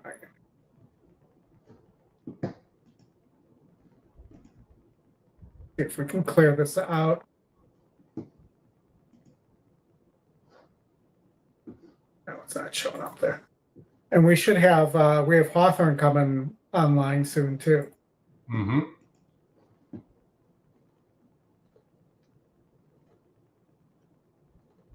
So at Woodbine we were 20 minutes to the Thorn. To the Thorn, okay. And we have in that early sequence we have one of our horses as well for the Belmont. Not the I keep saying that, the weekend preview. Yeah. So We were 1, 4, 5 here. So 1, obviously we'd like the 4. Of course. 9-1, 9-1E, morning line. Yep. Top pace, decent GSR, not a decent trainer. At 7%, but they're 12%. Oh, 2 for 17. Or so. No, 1 for 17. Sorry. Is that right? Can't do math. No, it's not 1 for 17 either. I should just be quiet that it's 2 for 17. But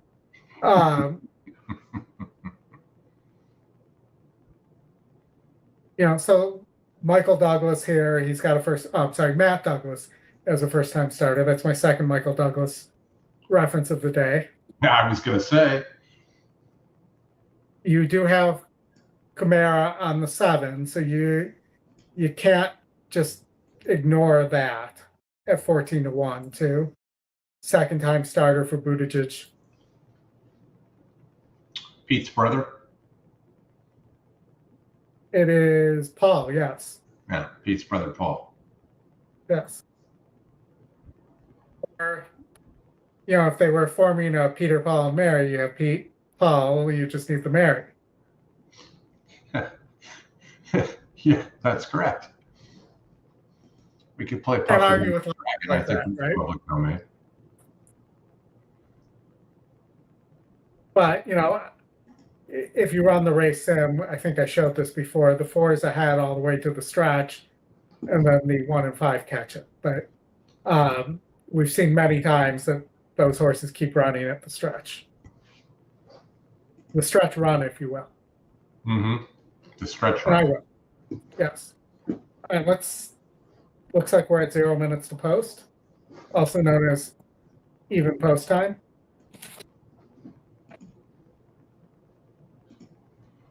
Okay, Oldy, I got us ready to go. They're going into the gate, and Monmouth is going to follow right up. God of Chaos, translation from the Greek. Very nice of Woodbine and Monmouth. Moving forward for a start well, have it my way, and the last 2 are Lumberyard and Weller Green. They're almost right. Lumberyard goes up the first timer, and the outside Weller Green, stablemate to Wyoming Bill.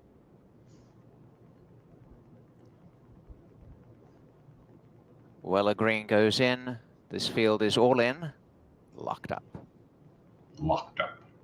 And as they break, very slow, Alpha Meister missed it by about 4 lengths, and Wyoming Bill was back second last. Banking on a miracle, won the start quite convincingly. And going forward is Lumberyard on the outside in second, and lying in third is War Empire. They've got a bit of cushion on the others early on. And then came Apophes, who's moved up in the center. Have it my way 3 wide, and over on the inside, Raymore. Weller Green behind them. Second last at this point is Alpha Meister, and Wyoming Bill is last, and the dominant 2 in the betting are second last and last. Racing out in front, banking on a miracle tag by Lumberyard, who's pecking away. There's 6 in front. War Empire heads the next brigade. About 2.5 lengths away came over on the outside. Have it my way. Apophes running an okay race. Well behind them at this point, Weller Green, and on the inside, Raymore in the back, Alpha Meister, and last as they turn is Wyoming Bill. Banking on a miracle, and Lumberyard in front. Down the center, War Empire charging home, and down even wider, Have it my way. Banking on a miracle, joined by War Empire. War Empire on the outside's gone to the front. Have it my way, trying to pick up the win. Have it my way, racing in turn to take over from War Empire. And Have it my way goes away to score. Have it my way by a length and 3/4, War Empire. Weller Green third. 2 back, Shade of Pale.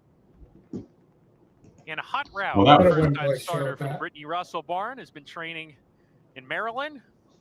Makes her debut here in the Jersey Shore today. Shade of Pale goes in, waiting on hot route. We're off to Laurel after this, Oldy. And we have our first horse of the day. Yeah. From the weekend preview. Mm-hmm. And we're off. Hot route, the first time starter off a little bit sluggishly. Mexican Sugar put into play. Wudhu is also quick as well. Lady Meese between that pair. These three across the track coming out of the chute. Mexican Sugar about a half length in front of Lady Meese. Wudhu off of them running in third with stablemate Gilded Edge. And Eastern Empress between the Todd Fletcher trainees. A length and a half to Gasparilla. You On have a two hold right now Fletchers, with two Growth Rate, Browns, Kobe's Candle a inside of Clement, that pair. Shade of Pale second to last. And a And on the way out of Partridge it, and a Hot Route, Partridge. the first time starter. Yeah, it's Breaking definitely the slowly, Partridge. trails the field early on. Around the clubhouse turn they go. Mexican Sugar paving the way about a half length in front. Lady Meese now really turning up the heat. Wudhu has come back on again, is 3 wide. Those three within a half length of one another. Mexican Sugar still with a narrow edge down the backstretch. And fourth is Eastern Empress, tucked in on the inside. Gasparilla pinning her into the outside of that rival. Then Gilded Edge, Growth Rate, and a 3 deep Shade of Pale. Another length and a half to Kobe's Candle, shuffled back to the second last spot. And Hot Route has yet to pass a runner with a half mile to go. 25-1 that first quarter, the half 51-2. So just very slow fractions. They're going to turn this into a sprint very shortly. And there they go. They quicken the tempo now. Wudhu, Lady Meese, Mexican Sugar inside. These three across the track. Eastern Empress, the favorite, right behind the leaders, has a lot of run. Eastern Empress is loaded. The question is, can she find a way out of traffic? Still behind the top three, coming off the turn. Now Eastern Empress gets to the outside, and here comes Eastern Empress. Eastern Empress let loose, grabs the lead, coming to the 16th pole, and kicks away from the competition. Shade of Pale coming on the scene late for second with Gasparilla, but it's Eastern Empress with a runaway win. Shade of Pale second, Gasparilla third, Wudhu holds fourth.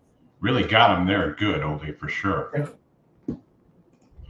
All right, take us over to Laurel. Let's go to Laurel, and we already, sorry, I also, since our friends at Hawthorne are nice enough to let us show their races, and we're working on some other stuff there, I do have a quick Hawthorne pick 5 for everybody that is single to our horse from the preview show. Awesome. The other Ravelli scratched out of that race as well. Mm-hmm. So we're now 44% on the 3 horse. Okay. All right. So Laurel, that was the pick 5 that's alive for $50 here. To the 2, which is our preview show horse here, was with Clement on the turf. Diodoro put it on the dirt. You had a 14-point drop in GSR. Now Ramsey is putting it back on the turf. It's a big drop. And he's pretty good with first time with horse and first race back. We think that this horse is going to be very live here as well. So that's our single here. You could play the, if you go to a pick 4 here, and let's say we go, it's $25 to play that back as a pick 4, or you could add the 6 here or the 6-11 and still have a pretty reasonably priced pick 4 here. But, you do have what I would term as a group of many-time losers here. Mm-hmm. And, Breon's okay off the claim here. So, I think those are the 2 horses that are the main threat here. Unless you have a pace breakdown, maybe that brings the 1 into the equation as well, but the 1's a little cheap.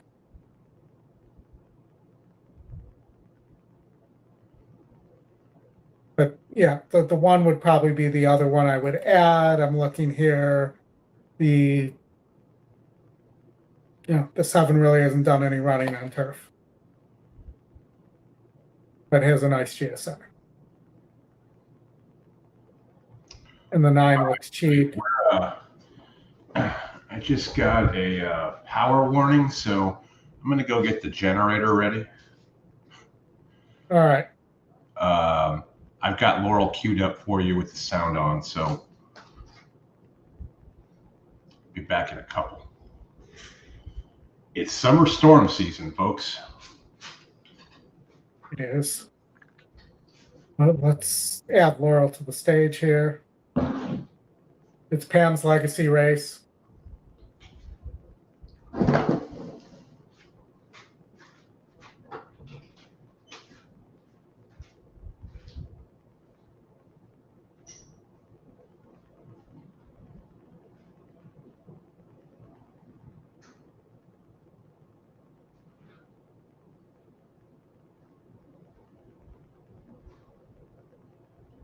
They're walking around.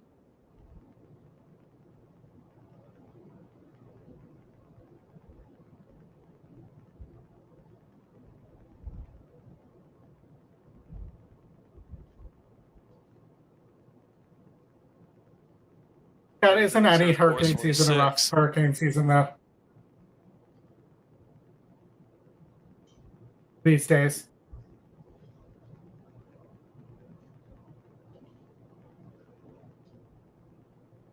All right, we're marching around. We're talking to horses.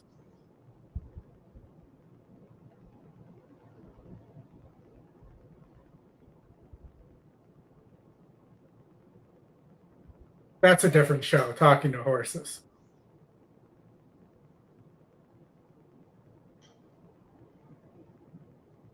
Maybe someday artificial intelligence will come up with a way to communicate with animals. Approaching the gate.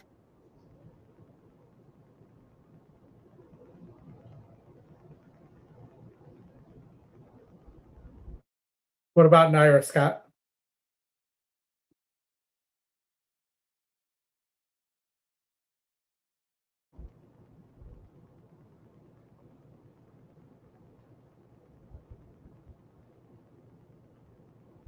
Almost at the gate.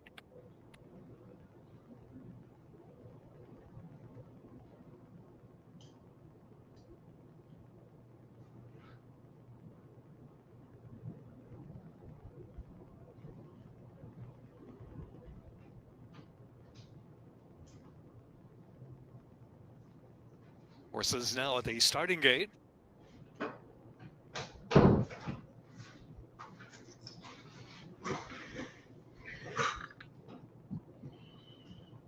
That's okay, Scott. I'm in the sixth race, hurricane evacuation zone, so. Bellamy is 9-5. Yeah, but we're going to do the Talking to Horses show, Scott, not the Talking Horses show. Rock bullet in. Here's Bellamy. Absolutely. What do we got cooking next? Oldy. Hawthorne. We should have Belmont coming up again. Belmont, Hawthorne. Yeah. If I were you. Belmont Race 6. Amesville. Super Chunk. Super Chunk. You have a heavy Chad Brown favorite there. Tortola. All right, we need to get this 2 home. Tortola Oblongata. Mortal Sin.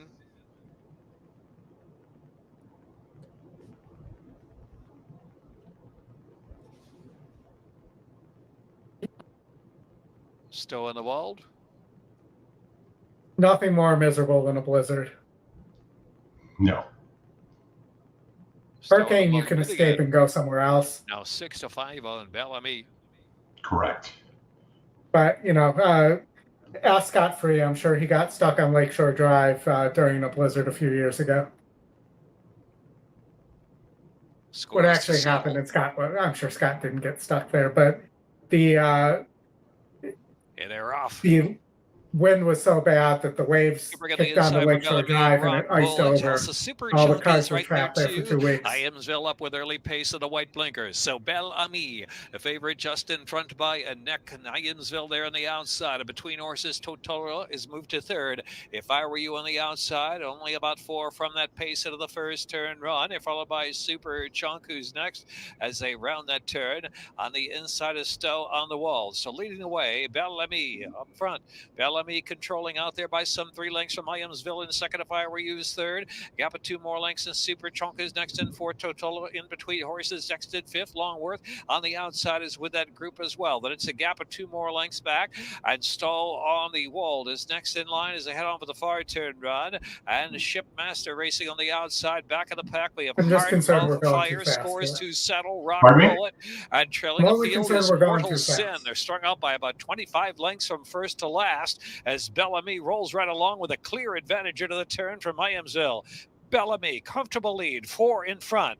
Williamsville, the closest one in second. Longworth on the outside. If I Were You gets a tap to stay pace. Another 2 is Shipmaster is next. Super Chunk is saving ground. Now Stoll on the wall. John O'Reilly, here comes Stoll on the wall. Moving fifth now, a dozen from the front still. Bellamy with a 7 or 8 length advantage. Stoll on the wall, surging up on the outside. Has moved to second as they turn in. Back in third is Williamsville is weakened up, but the others have some running to do now with a furlong left to go. Bellamy, Jimmy Rodriguez just took a confident peek back.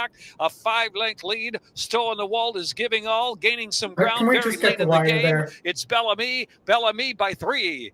Bellamy even money to do it. In good fashion there from Stoll on the Wall. There we go. All right. I think that was one of mine too, Oldy. Yep, weekend preview. Yeah. Now 3 of 5, I believe. I believe so. And the on the Laurel pick 5 I gave out, that's the single now. Mm-hmm. And you started pick 4 with a winner as well. Yep. All right, Oldy, let's see. We got 1 minute to Belmont, and we've got 3 minutes to Hawthorne. Let's go to Hawthorne. Yeah, absolutely. And we want to support them. And we hope you guys will too. Low Takeout, letting us show their races. I had a great conversation with Dakota, their marketing director, and he really wants to work with EquinEdge and with the team. So, expect to see some Hawthorne related things in the future, including we will be live. You look live from the Hawthorne contest in a couple weeks, and I'll be out there broadcasting live. So looks like we have a good partner there. So definitely want to support them and support their support of Low Takeout. How many more times can I say support? So I will show here, you got a 52% -5 ROI on your favorite, the 1-horse Sailing Solo. My one caution on this horse is it's coming off a layoff and it's 9 years old. And that's why I didn't single it here. It's also probably why it's not a weekend preview horse as well. I did think the 4 was your next best option here for Hugh and his Robertson. Just missed pretty decently against 54s, but at Fairgrounds, and that was on dirt, but at Fairgrounds on turf, just missed against 62s. These are 54s, so I think that horse could run really well, who's the second choice, but all the win percentage is being sucked up here by the 1. And then race 2, and the pools are smaller, so I didn't want to put too much money into this ticket. I wanted to keep it reasonable. You also have another only pace here in the long shot, the 3. For Rodriguez, beat 46s 2 back, didn't get home against 48s, but it likely has a good shot at getting home here. And then we have our weekend preview horse in the 3, who is a little bit tactical and was really the only horse that was a little bit tactical in this race. We think they're going to go pretty fast, and this horse is just going to sit right off and pounce. The 2 did show that last time out, but doesn't win very often. The 5 also doesn't seem to win very often. And the 1 Cat Attack And note that the 1 and 5 have the same trainer as well. And then we're spreading in like 4 on the to the 4, 8, 2, 6, and 7. And then spreading in the pay leg as well, going 5.5 furlongs on the turf. Questions, comments, trials, tribulations? I don't have any trials or tribulations, Oldy, but yeah, perhaps the folks in the chat do. Let's see where we're at here with horses on the track. We're at 0 minutes, so we'll head over there now. Out to the Thorn. Kind of a cloudy, hazy day today. Hazy, crazy days of summer. We'll welcome in Peter Galassi here in a few minutes as they get close. Oldy, you're 1-4 here, is that correct? That is correct. You are correct, sir. Racing fans are at the starting gate for today's first race here at Hawthorne. Can you run the race sim at Hawthorne, race 1, Oldy? I'll throw it over to you there. Don't run the whole thing. I may be having an internet issue, so we'll see here. There you go.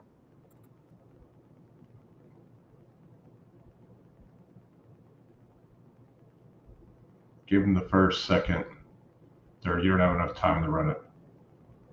They're loading now.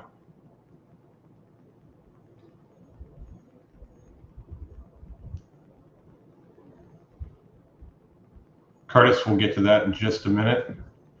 Oldy, you're out of time. Out of time and out of touch.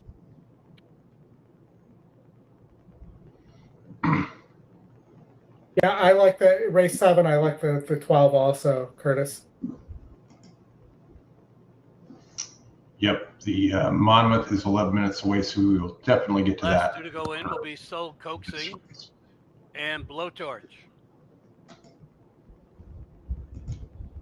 2-1 at Aqueduct. For those of you who, the favorite, the Chad Brown. The 7 finished second there for Pletcher.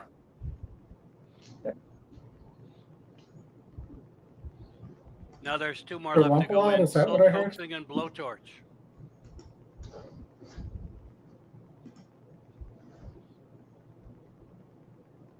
Blowtorch will be the last to go in. Now they're all in the gate.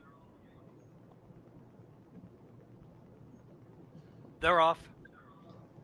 Sailing Solo going out for the lead. Soul Coaxing showing speed here. Dynablue moving up in fourth. Oh man, you cannot do Crystal Cross. There's no way. Out the trailing pair into the first turn. Landmark Deal and Eden. What if I do Chris Cross will make you jump, Joe? Sailing Solo That has could be the better. lead. Soul Coaxing out there in second. 2.5 lengths back. Dynablue third. To the inside of that one, Monster on the midway fourth. Blowtorch out there fifth. Inside Sir Lump. Monster on the midway. That's a very Chicago Then it's 2 more back name to for a Eden horse. Paradise and Landmark Deal trails the field with less than 5 furlongs to go. On a firm turf course, they're covered by about 12 lengths. Sailing Solo has the lead a little more than a length. Soul Coaxing out there second. 3 more back. Monster on the midway on the rail third. Out there fourth is Dynablue. Sir Lump-A-Lot still along the inside with Blowtorch alongside him. Eden Paradise and trailing Landmark Deal. Not much change in position. Less than 3 furlongs to go. Sailing Solo's had the best of it and still does a length. Soul Coaxing has been chasing every step of the way. Monster on the midway third. Around the turn or in a stretch. Sailing Solo. Soul Coaxing right alongside. Then tipping 3 deep. Here comes Monster on the midway. On the far outside, Dynablue, they're in deep stretch. Come on, Sailing Four, keep Solo going. is still there. Come Soul forward, get up. Coaxing trying to get by. Monster on the midway, closing ground. They're in deep stretch. Get it. Get Soul him. Coaxing, Get him. Sailing Solo, Get him. those 2 to the Get him. wire. Get Soul him. Coaxing got it. Boom. Sailing Solo, a heartbreaking Sweet. loss today. Second, Monster on I did an exacta there, 4-1. and got the better end of it, so that'll work. All right. Nice elevated boom there. Good start to your pick 5 there. Beat a 2-5 shot with a 6-1 shot. Horses too, so that's always a positive. Yep. All right, Oldy, let me get you over to, you got internet stuff going good, or? I think it's back to normal. We'll see in a minute here. You see my screen okay? It's still running the Hawthorne race. Yeah. Because it does pause the tab when I go away from it. So what do we have coming up here? We have Monmouth, race 7. Race 6, actually. If my memory serves me correctly. We're 7 minutes from race 6. Where you have a classic Parks horse, Vine Jet, here. And just to show you that I know what I'm talking about here, you see mostly Parks races on this horse's resume. Mm-hmm. Looking at roses, bronze, 29%, minus 11 ROI, you're getting 3-1. Here, you know, could sit a perfect trip here behind what looks like a bunch of speed. Let's run the race sim. And looks like, Oldie, we've got 7 minutes to Monmouth and 8 minutes to Woodbine. Yep. So Woodbine might be going off first. I'll keep monitoring that. And that exacta at Monmouth is going to pay 12-1 for over the 1. Very nice. Or you mean at Hawthorne? Yes, at Hawthorne, sorry. And down the stretch they come. So the race sim has the 2 Vine Jet winning. And if we look at the pace scenario here, you have the 3, 8, and 2. I don't think Vine Jet's going to get the lead. And Vine Jet seems to be the type of horse, you know, it did win once rating in 2022, but it mostly seems to need the lead.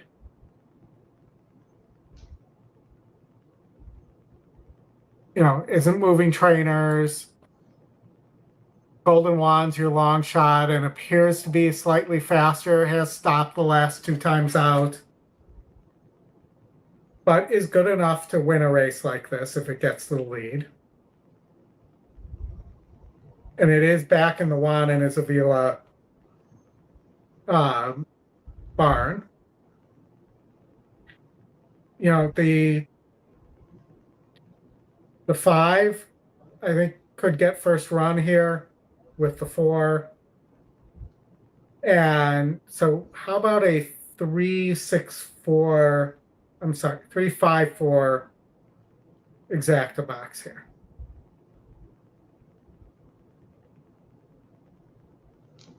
I'm just looking at the other closers. Maybe, you know, at 12-1, the 9 might be worth a shot here. Didn't run last time out, but look at the previous couple races. I almost missed this. Mm-hmm. For Susan and her crowd. A bit of yellow there. Yeah. I mean, I've seen worse. Oh, yeah. Especially at a 6% horse. I've definitely seen worse. So that might be worth a win place show there at that price.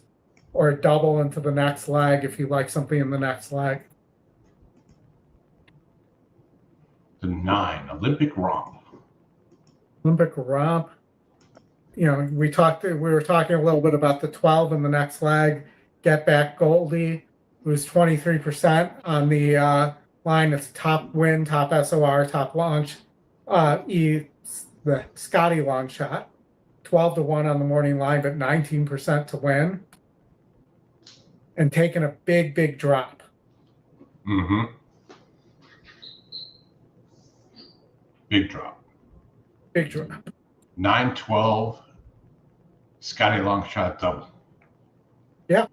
Rodney's trying a 3-9 exacta box. Good luck with that. Rodney. We're 4 minutes out at Woodbine, 3 minutes at Monmouth. It's going to be close, Oldy. I say this time we gave Woodbine the last one. Let's give the folks at Monmouth this one. 39 minutes till Santa Anita Park opens up. We'll pick up Emerald in about an hour and a half, something like that. Take a shot on this pick 3 you see on the screen.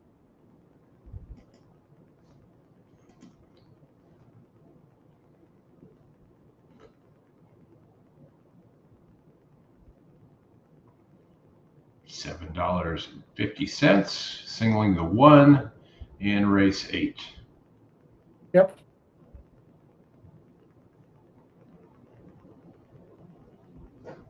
Take some price chances here.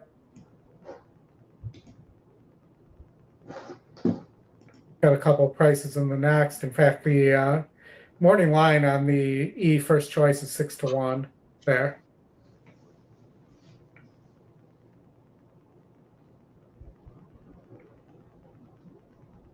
And then the one's top pace for O'Connell for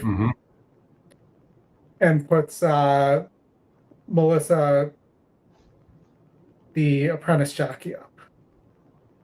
Yeah, she was really good at Tampa for sure. Yeah, absolutely. Somebody else we need to have on the show too. Yes, you're right. I'll look into that. All right, they're in a straight line at Monmouth, working their way over there. Woodbine is doing the circle. Circle. Is that like the curly shuffle? Something like that, yeah. Knock, knock, knock, knock. The big races at Monmouth are still coming up. Yep, last 4. Yep. So hold your horses, or hold the reins at least. Hold your bankroll. Do you think there's some potential prices there as well?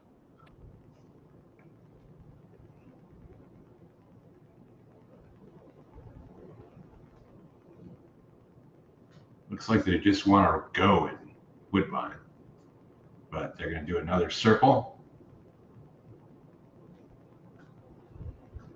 Woodbine's not doing the triangle. No, they seem to have the radio on to make sure they go off right at the same time as Monmouth goes off. All right, so let's flip. I'll keep one eye on Woodbine if we want to bring the dual screen. Yeah, there we go. Yeah. Thanks, Flatter. Thank you, Flatter. Hit the like button, hit the subscribe button, hit the bell button. You'll get notified whenever we have anything going on.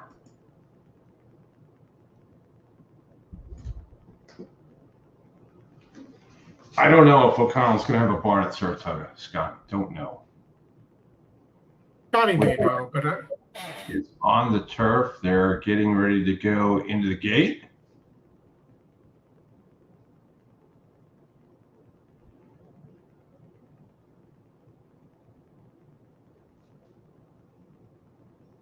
While they're getting ready to go in the gate at Woodbine, make sure to hit the like and subscribe, please. Help the channel. Help people get the race sim earlier. Because you never know, I may record some race sims next weekend if we get to 5,000 now. Yeah, well, we're under 100, Oldie, so let me get the sound up on Woodbine. And the runners have reached the Then we have the Gizmos. Hurricane Gizmo and Secret Gizmo will come alongside. So Hurricane Gizmo has gone in. Sean Gaskin riding Secret Gizmo. And the mare in the field here is Spirit of Tipperary. The 5-year-old will come up to the outside gate. Stand by for a start. This field is all in and locked up. off their race, and they got out evenly, and Secret Gizmo from the outside is going up fast. Away well was in the center, Catherine's Gem, and over on the inside, away nicely too, is Queen Gypsy and Seattle Causeway. As they wedge up in front a little bit, Secret Gizmo 3 wide, in the center, Catherine's Gem, and over on the inside, pushing through is Seattle Causeway, but in no hurry. A length away came Queen Gypsy as they take the turn out the stretch with Braquette. A couple away, Hurricane Gizmo. On the inside, Inscrutable's back, sharing second last, and last, Early Spirit at Tipperary. 3 abreast, Seattle Causeway nudges up on the inside to share the lead with Catherine's Gem, and 3 wide, Secret Gizmo accelerates past again, and they're out by 2.5 lengths to Braquette on the outside of Queen Gypsy. 2 away came Inscrutable, tucked up on the inside. On the outer, Hurricane Gizmo, and 3 away last, Spirit at Tipperary. They race along up the backstretch with the leader still only ahead in front, Secret Gizmo. Now Seattle Causeway pushing to the front. In the center, Catherine's Gem, a line of 3 most of the way up front. A length and a half behind them are both Queen Gypsy and Braquette. A couple away is Inscrutable. There's been little change to the running order as Seattle Causeway makes the break on the leaders and gets out by a couple. And from the back, Hurricane Gizmo, called on from second last, is running now. And last, Spirit of Tipperary. Seattle Causeway's made a dash for home and got right away. Dashed out to lead by 4 lengths. Coming quickly now, Braquette's made ground to be 3 behind. And over in the center, it's still Secret Gizmo battling away. And down the outside, Queen Gypsy. Seattle Causeway down to 2 lengths. Braquette coming on gradually and is coming as a threat. And now Inscrutable from the back. They have less than a half a furlong to go, and the leader's tired. Seattle Causeway by a length. Inscrutable is flying in the center, and Inscrutable will get up and win right at the wire. Inscrutable from Seattle Causeway. Rally joins him, Deny next as they round the forward turn. Coming to the top of the stretch, Golden Wand pokes the head in front. King Hollywood right back at him from the inside, and these two get acquainted as they come off the turn together. Vine Jet third, creeping in on the far outside. Denying down at the rail, saving ground, coming off the corner, has 3 lengths to gain. King of Hollywood continues to chug along. Golden Wand's not going away. Vine Jet on the far outside third, has to quicken right now. King of Hollywood, 16 to go. He is so game today. Golden Wand, Vine Jet, one last lunge. Here's the finish. Photo finish. Oh, the 2 got it. Vine Jet, King of Hollywood on the line together. Golden Wand. Denying, not so good. And Denying was 4th. An epic finish. I finished 4th. Call it. The 9? That's what he just said. I don't know if that's right. No, he didn't say the 9. I thought he said the 9 was 4th. Well, 4th ain't. Yeah, looks like the 9 was 4th. Let's see, did this 2 get here?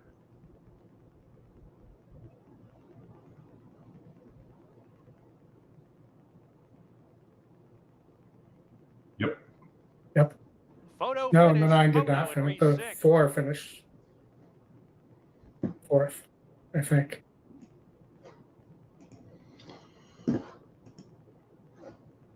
All right, Oldy, let me get rid of this for a moment here. Let's bring in the champ, David Harrison. How you doing? Hello, gentlemen. Greetings. How's it going? Good to see you.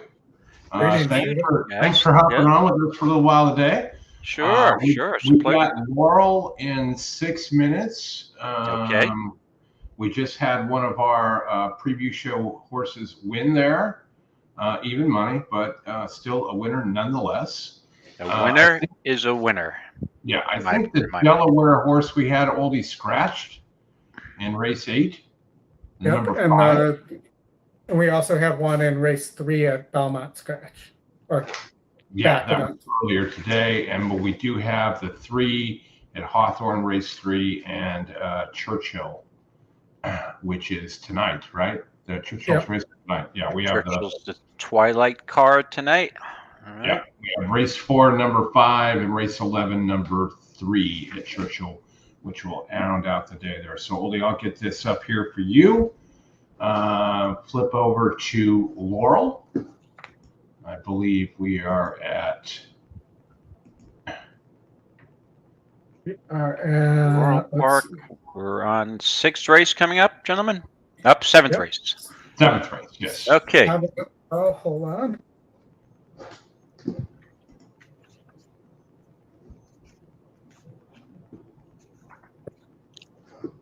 To go to post. We were spread here. Here's what's left of our ticket here. So that's what we have left, I believe, on the pick 5 ticket. So these were coming up our spread legs. Gotcha. And then we're narrow. David, it was a $60 ticket, I believe, or a $50 ticket.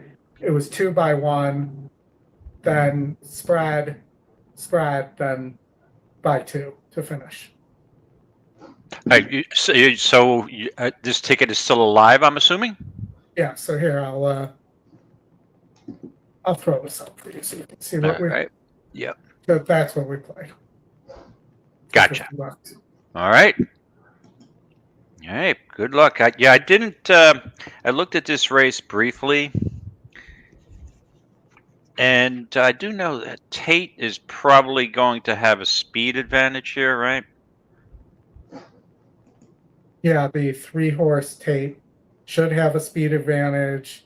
100 probably needs the lead, but if it gets there, it's 11% to win, and it's sitting at 17-1, and that presents some value. It does present value. The reason I looked at Tate originally is because I do remember this horse a number of years ago, this racing at a higher level, and I never got the impression that this was a 1 1/8 horse. So, and we're going 1 1/8, so it's probably one I would fade here. And I'm just looking. Southern District, the 6 is going to be taking some money, right? Is 3-1 to pay. Uncaptured Storm's a favorite. Okay. And then the 7 here as well. Coming off a win first off the layoff is 1 3 of 5, but done that sprinting. So we'll see how that horse. Yeah, these 2-turn races, and we had a couple yesterday at the Big A. Unless they've gone that trip before, some of these horses look like sprinters. So that's the key to, in my opinion, at least, to these 1 1/8 races. Who is going to be able to get the distance the best, right? And the GSR, believe it or not. Oldy, the 8 got up at Monmouth. 8 got up at wow. Did not see that. I would love to see the photo on that. Mm-hmm. Really? Because it sure looked live like the 2 got up. But it could have been the angle. King of Hollywood held on. David, on the 3-horse, it is getting a GSR surge to 90. It's going to 91 at 9 furlongs. So I do wonder, maybe this horse does want longer and has been going too short. Well, we got a quality road, and the dam side is collective. So Bernardini is on the dam side. So, Bernardini's could go, in my opinion, all day long. But, yeah, I'd still be reluctant. And what's the odds on that? I'm looking for a little value. Is 15-1 now? 23-1 now. Oh, yeah, yeah. We are going into the gate at Laurel. All right. Let's. And we got Hawthorne coming right after this. I'd probably throw the 4 in because the 4 has actually won at 1 1/8 before. That's always good. Yeah. So if I don't have any action on this race or any financial investment at this point, but if I was going to make a play, I would try to include the 4. To me, the 4 looks like good value at 10-1, only because of the 6 starts at the distance, the first 2 seconds and a third. So it shows me that this horse can handle the distance. Southern District. Yeah, and that's important, right? Especially with the price we're getting. Yeah, I don't want to take a guess on a horse getting 2 turns at a lower price, so I'd rather stick with somebody who's got accomplished form, even if it may be cheaper. This horse is a little cheap in my opinion, but we'll see. Good luck, everybody. Good luck. Let me look at something here. And they're off. Remembering Wilbur. Out first, Uncaptured Storm hustled out of there too. Yeah, I don't think we're going to have enough time, guys, from the inside trail. Galatians is next in Southern District, 3 wide. First turn run. As they move around that turn, Walk Away Joe now takes back about 3 off that lead. Back of the pack, we have a tail of, or rather, Ikate's Verve. And on the inside is Tate. So around that first turn, Remembering Wilbur's on the lead. Has it a half length from Galatians in second. Then on the inside is Uncaptured Storm. Well settled in third position.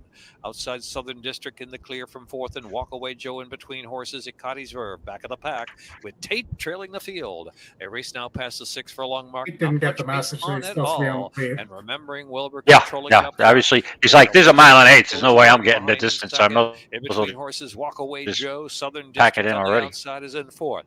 Uncaptured Storms drop back to 5th position. And next is Ikate's Verve, and trailing the field is Tate still. Heading into the fire turn, Remembering Wilbur's let out a notch from Galatians. Lead is a length, and Walk Away Joe is third. Outside is Southern District in striking range there in fourth. Back to Ikate's Verve and Uncaptured Storm, and trailing the field is Tate. With 3 furlongs left to go, Remembering Wilbur. Remembering Wilbur still strong. Leads it from Galatians in second. Southern District and Walk Away Joe. Ikate's Verve about 3 deep with 2.5 furlongs left to go. Uncaptured Storm is driven along as they turn in, and Tate is trailing the field. Remembering Wilbur is the leader. In there throughout, Remembering Wilbur, set down for the drive, leads it by some 2 lengths. Remembering Wilbur in second now, just holding his Galatians. Down to the inside, Walk Away Joe. Uncaptured Storm, trying to come again down to the inside. The far outside is Southern District. Remembering Wilbur, Galatians, one more try on the outside. 10-1, Remembering Wilbur. We'll take that. Remembering Wilbur all the way. That was 7-4 the whole race. 7-4. Yeah. Oh, boat race right around the track. That don't want to go with this. That don't want that kind of distance. So sometimes they don't pass each other. Yeah. It was a very slow pace too. It was 25-2, I think. No, they were moving. They were moving for sure.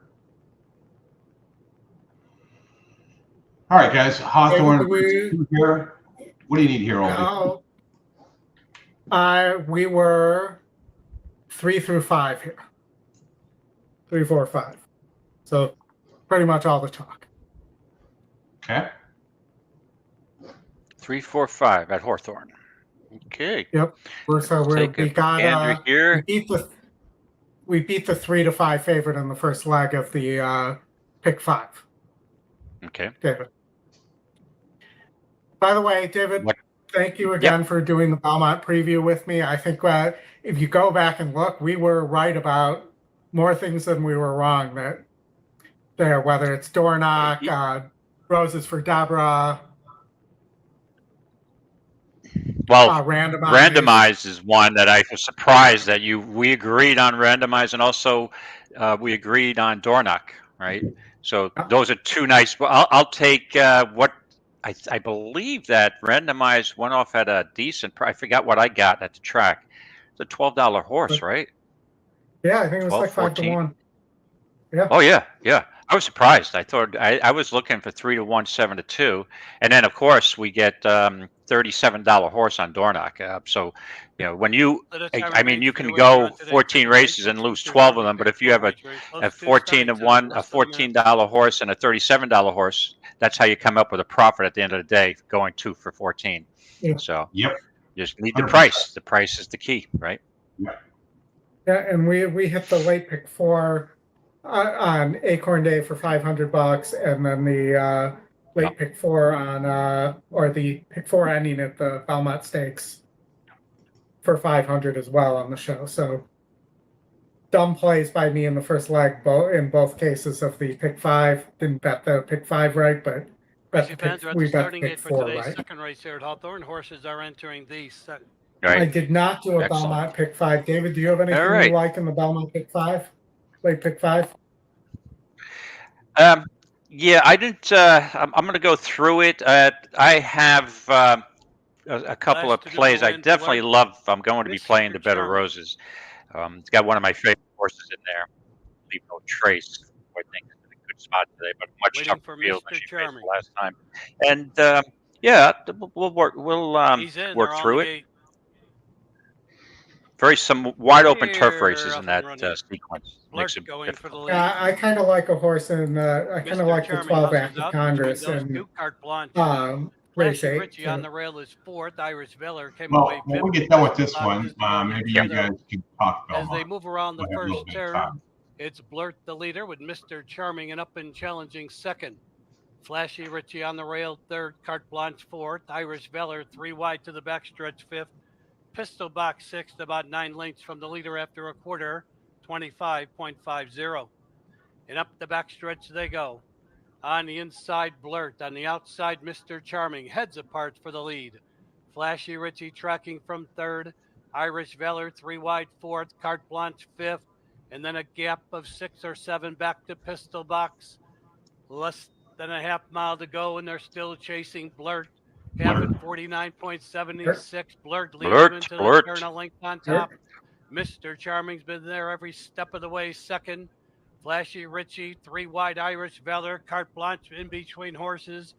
The top 5 are covered by about 6 lengths, and then a long gap to Pistol Box. At the top of the stretch, Blurt has the lead. But maybe I spoke too soon because now he's coming alive. Around the turn, they're in the stretch. Blurt still has the lead. Irish Veller 3 deep up to challenge in between those two. Mr. Charming. How about we don't let the one come up the rail, guys? Flashy Richie is fifth. Pistol Box 6 inside the final furlong. Irish Veller has the lead. On the outside, Mr. Charming coming back again.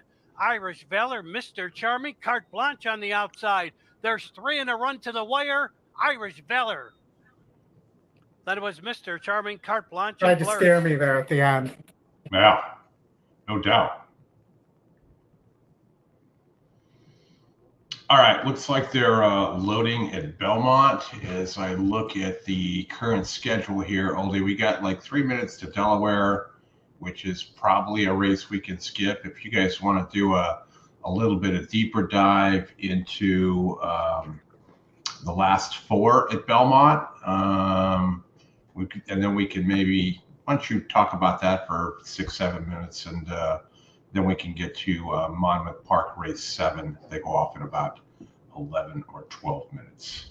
Sound good? And I will say that the Pletcher Rapoli horses, the 1A here, I really like the works on. But, you know, they're about to go off, so it doesn't really matter, and the price is terrible. I prefer, if I'm in my tournament, I use the 9 instead of the 1 and 1A there because the price just doesn't make sense. Yeah. The 1A is Johnny V. I didn't actually really like the 1 at all. Yeah. The 2 Rapolis. Yep. 2 Rapolis. 2 Rapolis. And only if I've scratched down to a 5-horse field. Yeah. Yeah. An Uncle Mo and a City of Light. Oldy will tell you that I'm not allowed to tweet about Rapoli. Yeah, the last time I saw Mike Rapoli, well, I saw him at the track on Belmont Day, but previous to that, yeah, he was dropping F-bombs at the Eclipse Awards. And, you know, he stuffed up, stuffed shirt type of crowd there of horse owners. I don't think as a horse owner you want to be throwing F-bombs, but hey, listen, he is what he is. Yeah. He brings enthusiasm to the game. I mean, He does. The comedy show between him and Stewart is fun to watch. Yeah, the ongoing saga on Twitter, or X, formerly known as Twitter. Yeah. That I get a couple laughs out of it, and you know, I don't take all that nonsense seriously. No, it's too much. I have too much. Life's too short to be getting involved in stuff like that. A couple of times I've made a comment, and then, oops, I better erase this. I don't want to. Do not drink alcoholic beverages and tweet. That's my rule these days.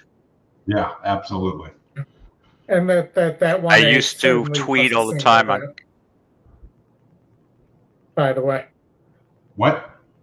Oh, maybe not. It's going to get caught. I'm not sure whether the 5 caught the 1A there.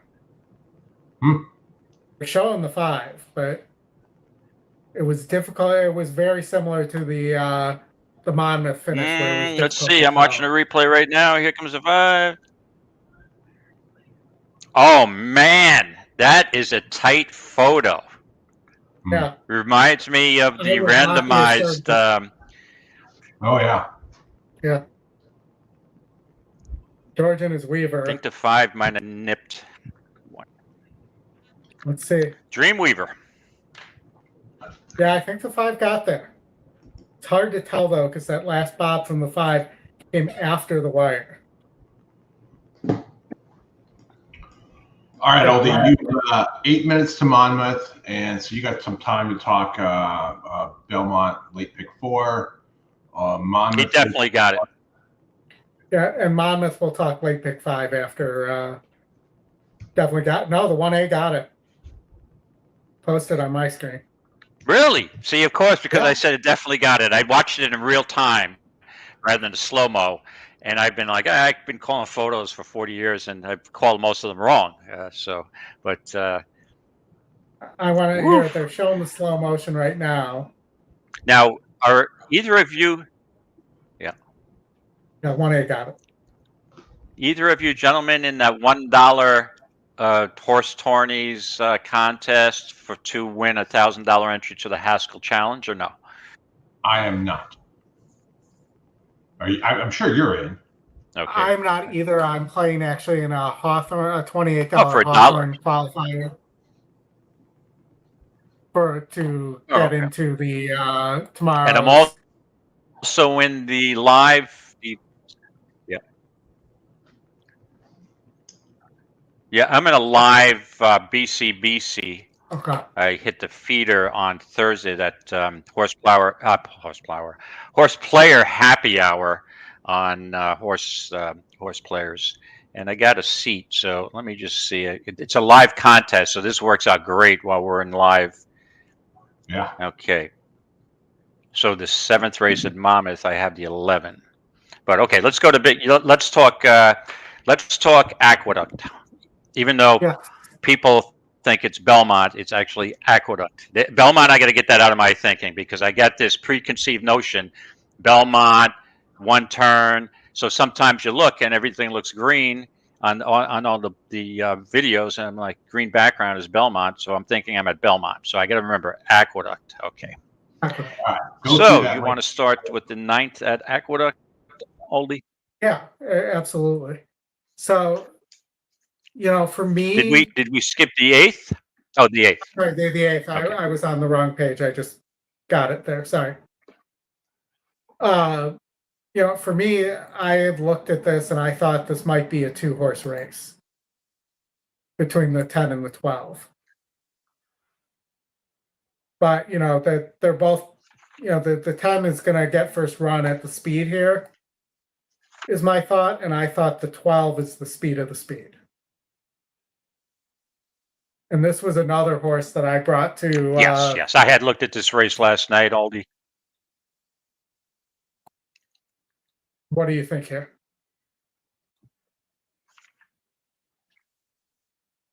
Yeah. When I first looked at the race, I'm like, you've got to use the 12. 12 outside speed. The issue to me is the layoff, right?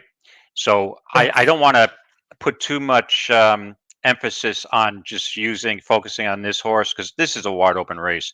But I think you've got to use the 12, because it looks like the speed from the outside.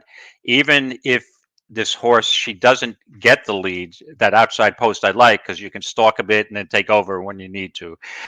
The horse that I had a little bit of interest in using is the 1, Super's Lucky Lady. The first had a win over the turf course at Belmont at Aqueduct. So Aqueduct, she wins at Aqueduct and Belmont at Aqueduct. So she ran a good second at stretching out in November, end of November. Went back to the dirt. I don't know why went to the dirt. Now, that wasn't an off the turf race. So I guess figured, let's try. Okay, it was December. No turf racing left. So I guess the mindset was keep her in New York. No more turf, but she's ready to run. So she tried the dirt and didn't have too much success. Speed popped and stopped. Go it's back to its her favorite surface. I guess the layoff wouldn't concern me too much because any filly who can break her maiden first time out should be able to run off a layoff.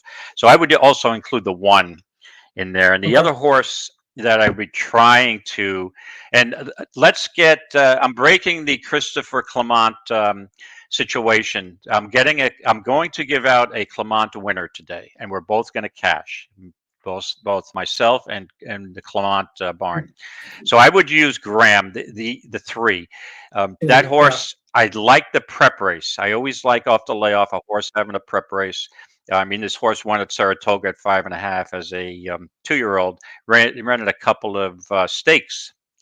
So it does class up to these. So second race off a layoff for Graham. So if I was we're playing pick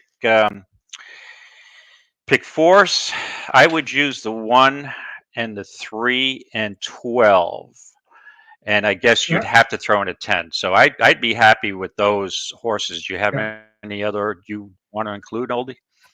No, I actually really only like the 10 and the 12, so I'm good with just adding the 1 and the 3 there. Are you guys hearing me? Hello? 1, 3, 10, 12. I'm hearing you fine. 1, 3, 10. I think Chris is locked. Oldy, can you hear me? Yeah, I can hear you. Can you hear me? Okay. Is everybody hearing me? Yes, I can hear you fine. I can hear you perfectly. Okay. So I can hear you clearly now. The rain is gone. So let's move to race 9.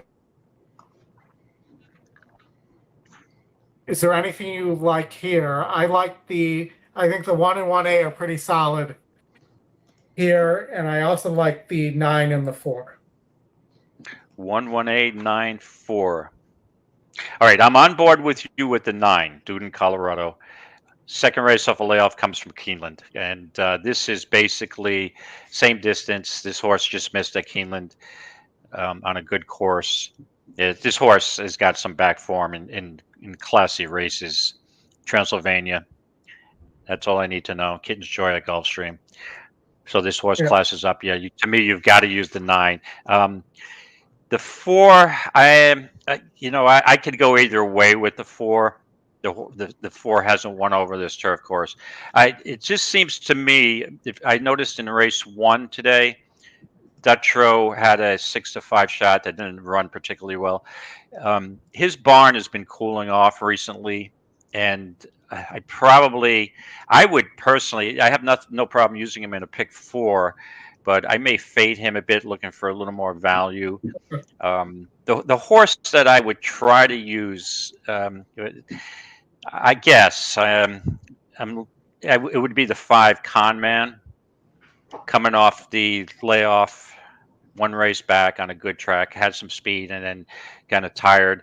That was a pretty good field, but the horse did lose to Ocean Atlantique in that race. But that was off a layoff, so I'm looking for this horse to move forward. So I think the only other horse, Oldie, I would include was the 5. And then again, the 2. The 2 can run. I mean, the 2 won last night. We were on the air, Chris, when this horse Ruse won at 5-1 and took a ton of money. But Ruse is not the horse, in my opinion, is going to win back-to-back. So I could fade Ruse and toss Ruse in that race. So I'd like to add in the 5 along with your other horses, looking for a little value. So we'll add in the 5 there. And now, I don't love the race, and it wouldn't be a key race for me, but this is the way, if you don't love races and you say, oh, it's too wide open, I'll use 2 or 3 in this. This is perfect for a horizontal wager. And only we're gonna scoot over to a Monmouth here in a minute.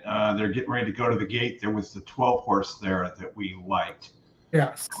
So you want to talk about your single there? Go for it. I'll flip over to Monmouth when they get close. Okay, so this isn't necessarily our single. I know David said there's somebody he likes in the Bed of Roses, so I was holding off on doing anything in this race. Okay, you want me to work through it now? Yeah. Let's go for it. Okay, Yeah, I've got to bet Leave No Trace. Okay, we were on, Chris, on Preakness Day when this filly won the vagrancy at 8-1, one of my bigger scores. I also hit this horse on Silver Sunday at the NHC at 5, almost 6-1. So this horse I'm way ahead with Leave No Trace. I thought this was a good filly. They finally got her in a good spot. She had a nice workout on June 7th. I think she can stalk the 10. She sits a perfect trip here. Now, granted, this is a tougher field than what she faced in the vagrancy. Yeah. You've got a couple of new shooters coming in. Believe, even though Big Pond was the favorite, Big Pond couldn't catch her that day. And I think the same scenario would develop here, that she'll get the first jump on Big Pond. Then you got Flying Connection coming in. You've got Chad Brown with the 8. You've got Morning Matcha with the 4. And Just Catherine could rebound. Cutting back, to me, she's dangerous here. But with that being said, you can't use them all. So I would use the 9. I would use the 10 because of speed from the outside. This horse lasted a long time in the vagrancy. And then Leave No Trace took over. We're going to get out. And the other horse, go ahead. I'm sorry. We're going to get out to Monmouth, and then we'll continue that 6 whips and Abner Adorno. We're getting 4-1 on 12. We're ready to go.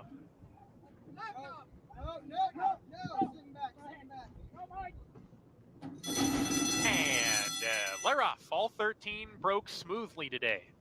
Clickatat gets the first call of the race. 6 whips from the far outside post. Oh, in the $1 contest, I used the 11 here. Second spot. 6 whips looking for a price. Oldy and Fatima's Blessing, who's a joint second, pretty headstrong approaching the turn. Get a price on the 12 from the 13 hole, getting to the rail. And establishes a clear lead going into the turn. 6 whips, a length and a half in front of Get Back Goldie and Fatima's Blessing. They're second and third, gliding a fleet in the 4th position. The 4 was the other horse I liked at 5-1. Was gliding a fleet who drifted outwards. Eddie the Great also had to tap on the brakes as they approached the backstretch. Graded on a curve coming back to him. He's racing in midfield. He's running 5 lengths off the pace, another 2 to Reckless Place. Clickatat to the inside. Copo de Oro third last. Venezuelan Triumph as one runner beat. That's Candy Kingdom at the rear. There's a half mile to go. 6 whips is paving the way by a touch more than a length. And Get Back Goldie is right behind, chasing second. Triple Start getting closer, a joint second to the turn. Fatima's Blessing alongside and a 3 deep gliding a fleet as they start to pick up the pace around the forward turn. Eddie the Great is shaken up. He's 5 lengths off the lead with Graded on a curve, who's saving ground. Will need racing room as they start to pack up on the front end. Many chances here. Get Back Goldie turns for home in front. 6 whips has had enough. Copo de Oro and Joe Bravo are coming on the scene, and so is Fatima's Blessing and Paco Lopez looking to split horses here. Outside, Graded on a Curve's coming with a late run. Get Back Goldie still in front. Here comes Graded on a Curve trying to tag her late. It's going to be tied. Photo finish. Oh, man, another close photo. I can't call that one, Aldi. I thought it was the inside horse that time.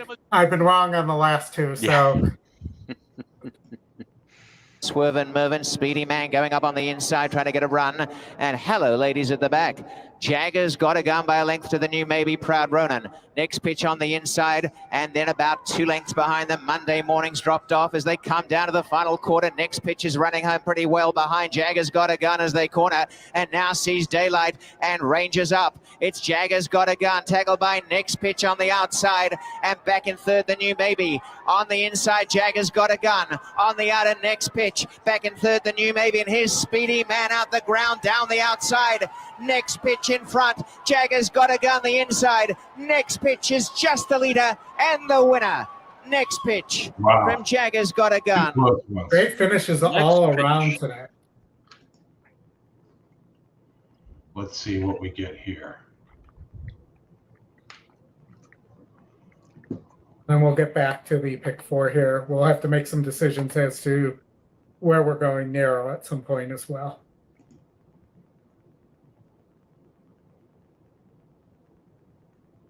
Got it. 12-4. 12-4. 12-4-13, which had we won the Bob in the last race, we would be alive in that pick 3 I put up there. And those were the 3 horses I used there. Okay. Back to your Belmont story here. 2 said 9. Bear with me 1 second.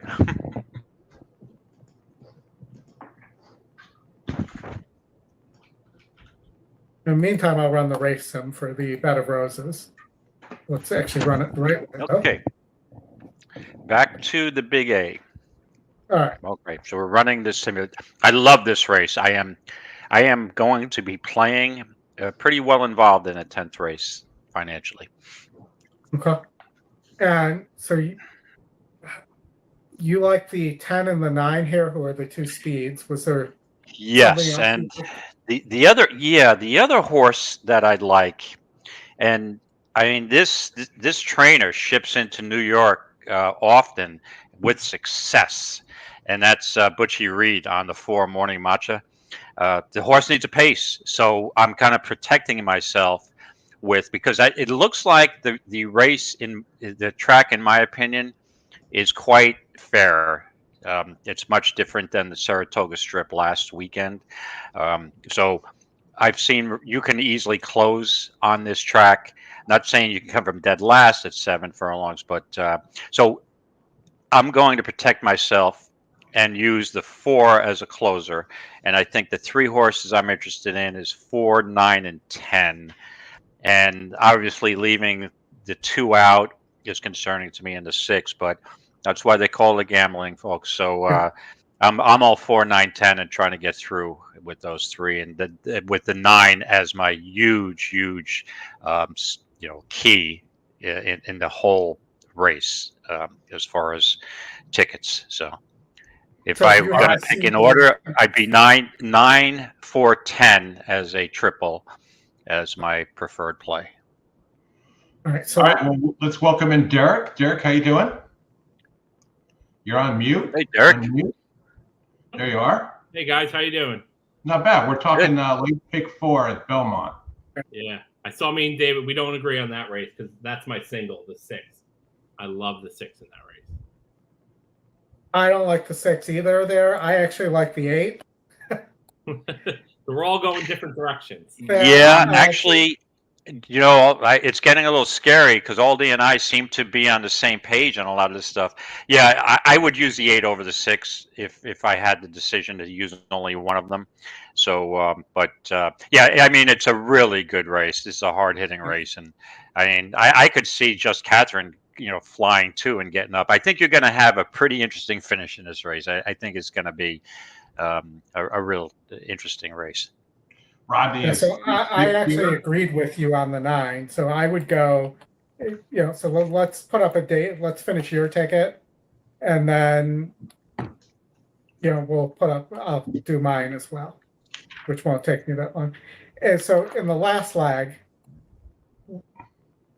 what did you think here? What did you like? We're going to the 11th. Okay. Yes. Yeah, the 11th race.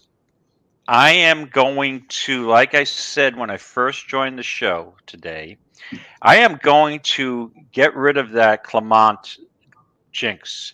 We are going to cash a ticket on Clement today. And I think I may have to do it at Monmouth, but with that being said, I definitely have to use the 8 Beach Cruiser.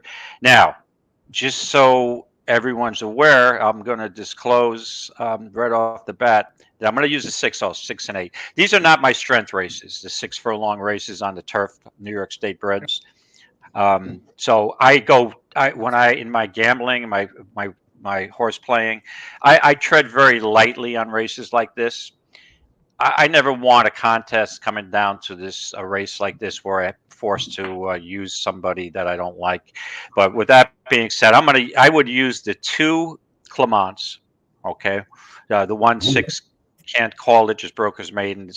She's gonna have the lead here. Then you have the 8 with the 3rd race off a layoff for Clement, and the other horse, first time turf. Bellamy Road, Roboto, Lasix on. I'll give this horse a shot to run well. So the 3 that I would want to use here are the 6, 8, and possibly the 10 for value. 10 is going to be a bomb. All right. We're going to quickly get out to Laurel because we've got the Wicked Prankster race coming up here. So let's watch this one, and then we'll get back into the ticket. And Laurel, we're 1, 3 through 5, 8 here. See if we can get a second price. Okay, good luck. I guess either the 4 or the 8 would be our best options. The 8 was my single. The Addison 4 marched. Hard Spun Reason. Sports editor. Eldest son.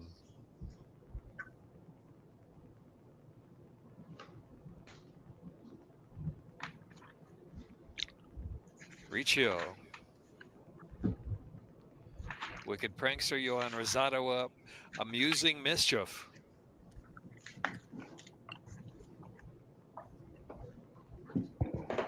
And they're off.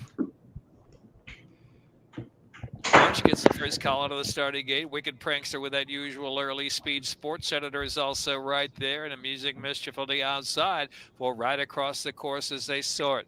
Another 6 lengths back. Eldest Son will settle in about mid-flight as they push on to the first turn run. Riccio racing third last at Hard Spun Reason, and trailing is the Addison Poor. Round the turn, the pace heating up with marched in the outside. Wicked Prankster 2 back. Amusing Mischief is in third. Sports editor backed off a little bit in fourth position on the chase. It's 3 more lengths. Eldest Son has 7 to close now. Riccio out in the clear outside of that runner. Back to Hard Spun Reason still last is the Addison Poor. Some 14 lengths from the pace. It's a heated pace up front with about 4.5 furlongs left to go. Marched is the leader. Wicked Prankster pressing every step of the way. Amusing Mischief is chasing third, and Sports Editor is in fourth. Riccio is fifth and getting a bit closer. Eldest Son down to the inside. Hard Spun Reason. Now the Addison Poor is at the back of the pack still, but only 6 on the front and trying to unwind with 3 furlongs left to go. The Addison Poor ridden with confidence. Last, though, is still 7 to make up, but the pace has been hot. Wicked Prankster Sports Editor Riccio is next. The Addison Poor going to switch to the far outside. Hard Spun Reason continues to battle, and Eldest Son in between horses down to the last 3/16 of a mile. Sports Editors come away with the lead. Here comes the Addison Poor. The Addison Poor and also Eldest Son closing in, and Hard Spun Reason kicks. Hard Spun Reason kicks from the Addison Poor. Hard Spun Reason, the Addison Poor. Hard Spun Reason. I'll take it. Okay. Hey, coming up there. All right, All so right. David, Less than a minute. we got Hawthorne, and we got our horse here. Was our preview show pick here. The 3, 4 to 5. We did have a scratch here. We did not get our 9 to 2 price here, though. No, we did not. The Ravelli. Larry and his Ravelli.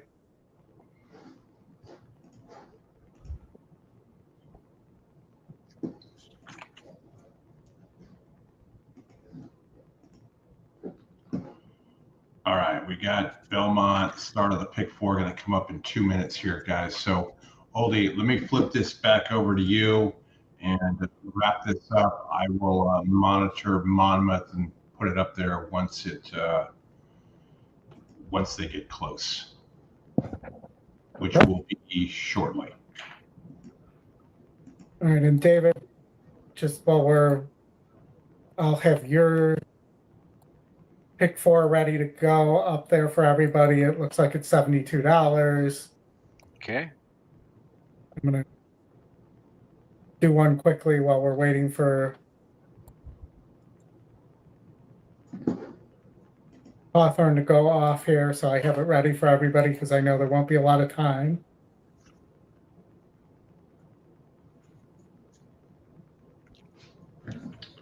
Okay, we are off at Monmouth. Right there, can't believe it. Cat All right, attack sorry, up along Hawthorne. the rail. They're across the track in a ding-dong battle for the lead.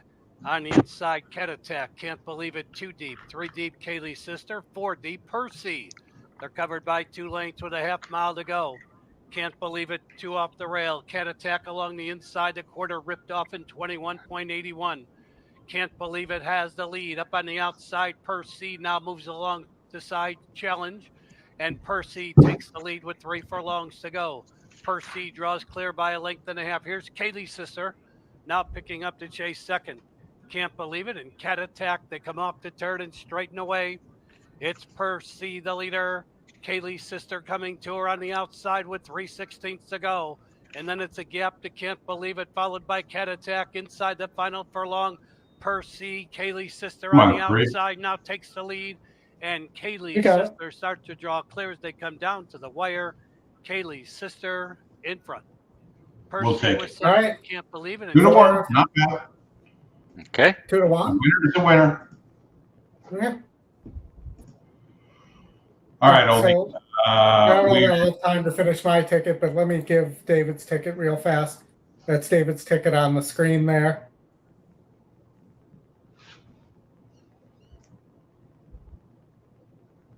Yep. You are good to go. Derek, do you like anything here? Race 8. Field is at the gate. It's post time. Post time for today's 8. This would be mine. There you go. But I'm not going to have time to enter it, so it's not going to matter. Somebody will get it in. Get them. Derek, you're on mute. Mute. I was 1-9, 10, 12. And 1-9, 10, 12 for Derek. Which is mostly the chalks. But the 9 had good money line to EE money line value. And it's 24-1 now.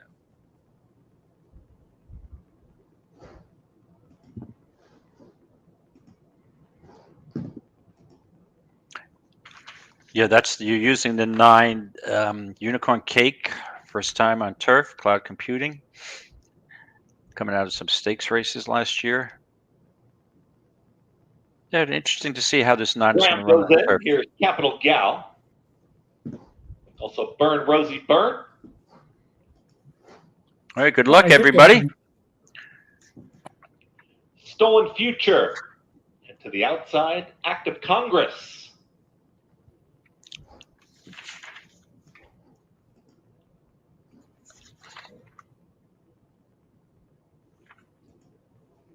Goes in. All set.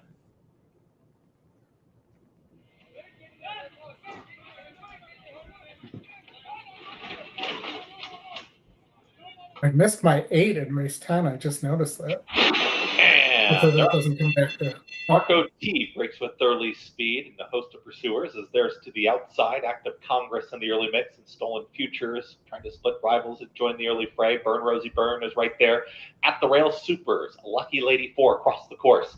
Mim is there in 5th as Marco T broke on top but is now back to 6th. Is followed to the outside by Capital Gal, who tracked from 7th, and 8th is going to be Graham. Second to last is Unicorn Cake with the trailer. Quick Power Nap as they get set to work into the far turn. 22 seconds flat for the opening quarter mile.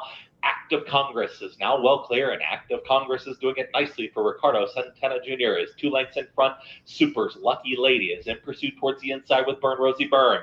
Also ranging up on the outside is Stolen Future, and now Stolen Future is only 2.5 off the leaders as they get set to reach the top of the lane.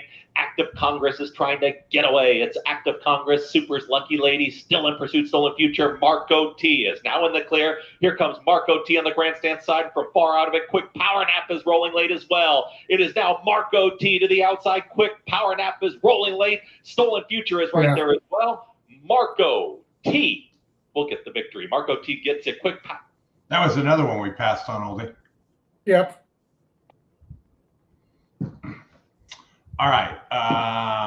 It looks like you guys want to talk late pick 5 at Monmouth. Marco T. Marco T, you're clear. At the 6-5. There we go. I cashed on a Vermont. Long-time guy in our chats too, Marco T. Yeah, we do have a Marco T. Been a long time EquinEdge user, Marco Tedesco. Okay. David, you did hit a Clement horse, which is unusual. I've been on with you many times where you've been snake bitten. Right, but see, I'm still snake bitten because the one I had a win bet on, a very small win bet, is the 3 Grams win place. I'm trying to get the 3 home, but it'll count, I guess. Yeah, I didn't. I witnessed one, and I'm going to cash one. He'll have another winner by the end of the day, and I'll have a nice win bet on it, hopefully. And that would probably be in the Pegasus today at Monmouth. All right, Oldy, give the masses here between you, David, and Derek. What's the consensus pick 5? Well, I'm giving you mine right now, which is a single in the first leg. Here. I had the same single, Oldie. Okay. And then, as well, just going the 2 Chads in race 11. Running B in a demo. Yeah, so I'm just going 6-9.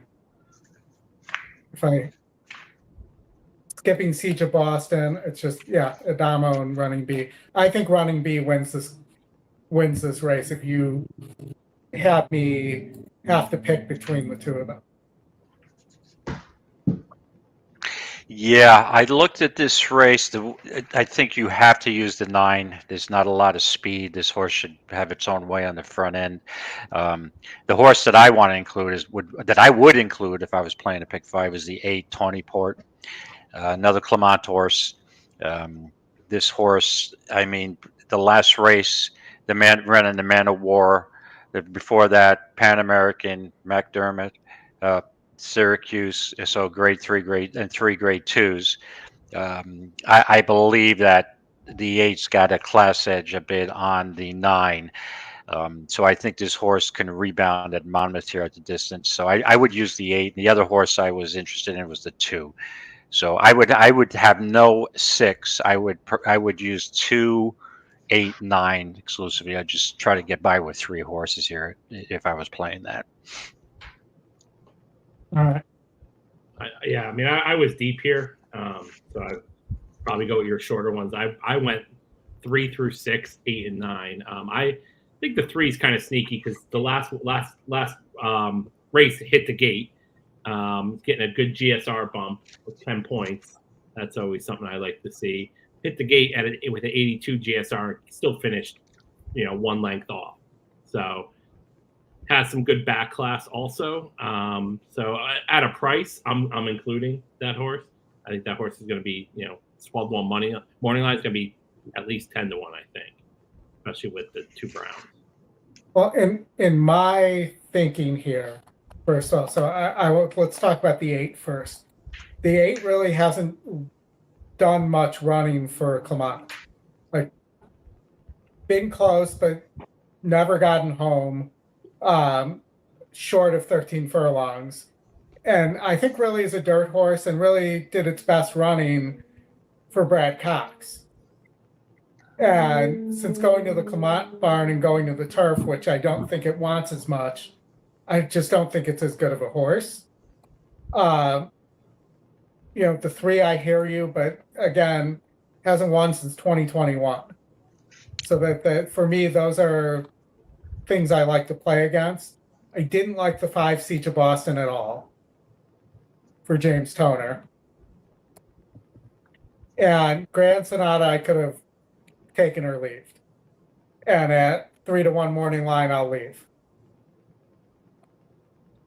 No, I mean, I like your 6 and 9. I have them in there, but I just, I'm worried about I'm worried about the 4, the 3. The 3, like I said, is more my price. I'm hoping I can get some price in there because I'm going 2 singles right off the bat. I'm going the 1-1 single, 8 and 9. So that's why. Yeah, and I could see the Sacred Wish winning there for George Weaver, but I'm a little concerned on it. One of the reasons I didn't single there is I'm a little concerned on the inside post coming out of the chute. Yeah, because it's a weird angle, right, and it's kind of tough to be on the inside there. True. The 9 for Brown there was interesting to me. The 7 as well, tax implications. and the long shot, the 8, I think you're going to get, ran really well last time out against 68s. You're going to get I think you're going to get an excellent price. And Sisterton is 24% first race with horse. So it's going from a 4% trainer to Sisterton here. Yeah, no, 8 was the one I actually was going to include next if I didn't single. I don't like the 9, mainly because I think that price is going to, with Brown, that price is going down. It always does in Monmouth. And the GSR is a little low for a grade 3, but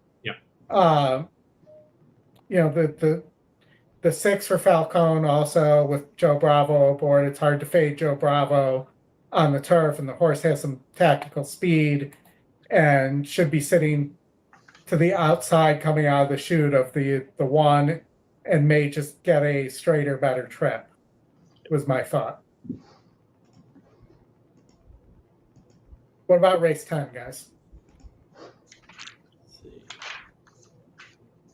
And Derek, if you want, Derek or David, whoever, you want to put your screen up and go through yours as well, you're welcome to do that. Yeah, race 10, I have, I'm trying to see here.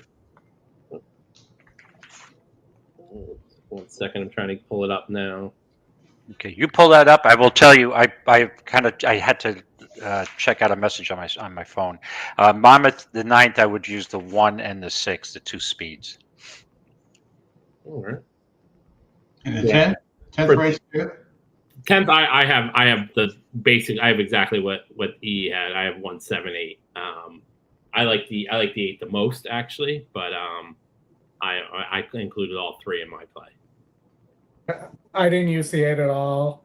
I actually really like the 7 domestic product there, but if this, you have a lot of similarly paced horses there, and then 1 horse that isn't. So I added the 3 Otello for Clement here, ironically, David. Yes. Did win the Mucho Macho Man at a mile. I don't know if he wants 2 turns. The GSR says he does. And, I thought this horse could sit a trip behind all this speed here, or all these similar paced horses that aren't normally the speed.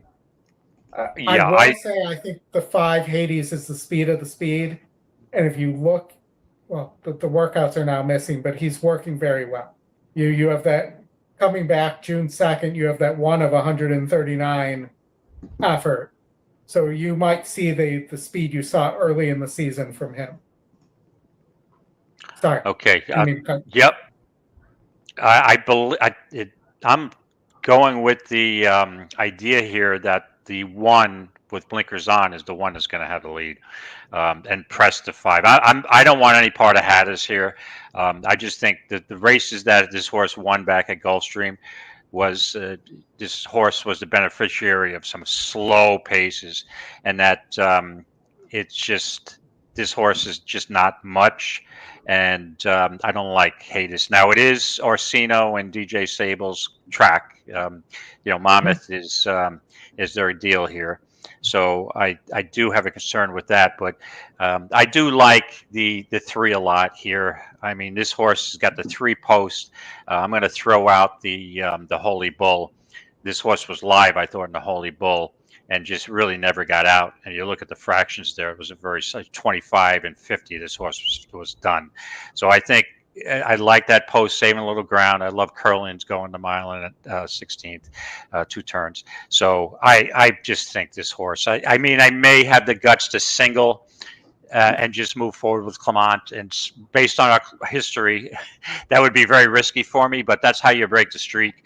So I think if I was going to play a ticket, I would just single the 3 here and try to spread in some of the other races.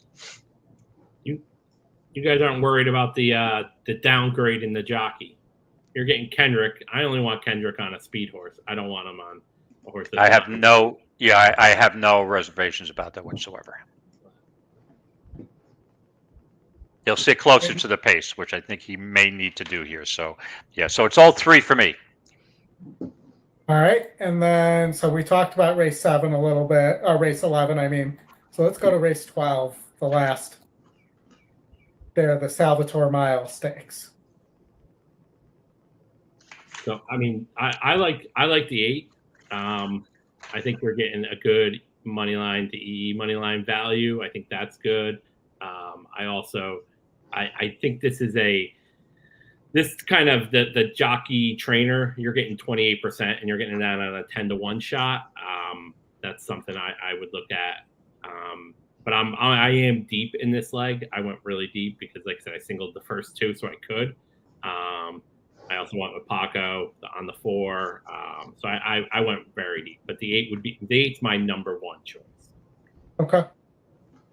David, any thoughts?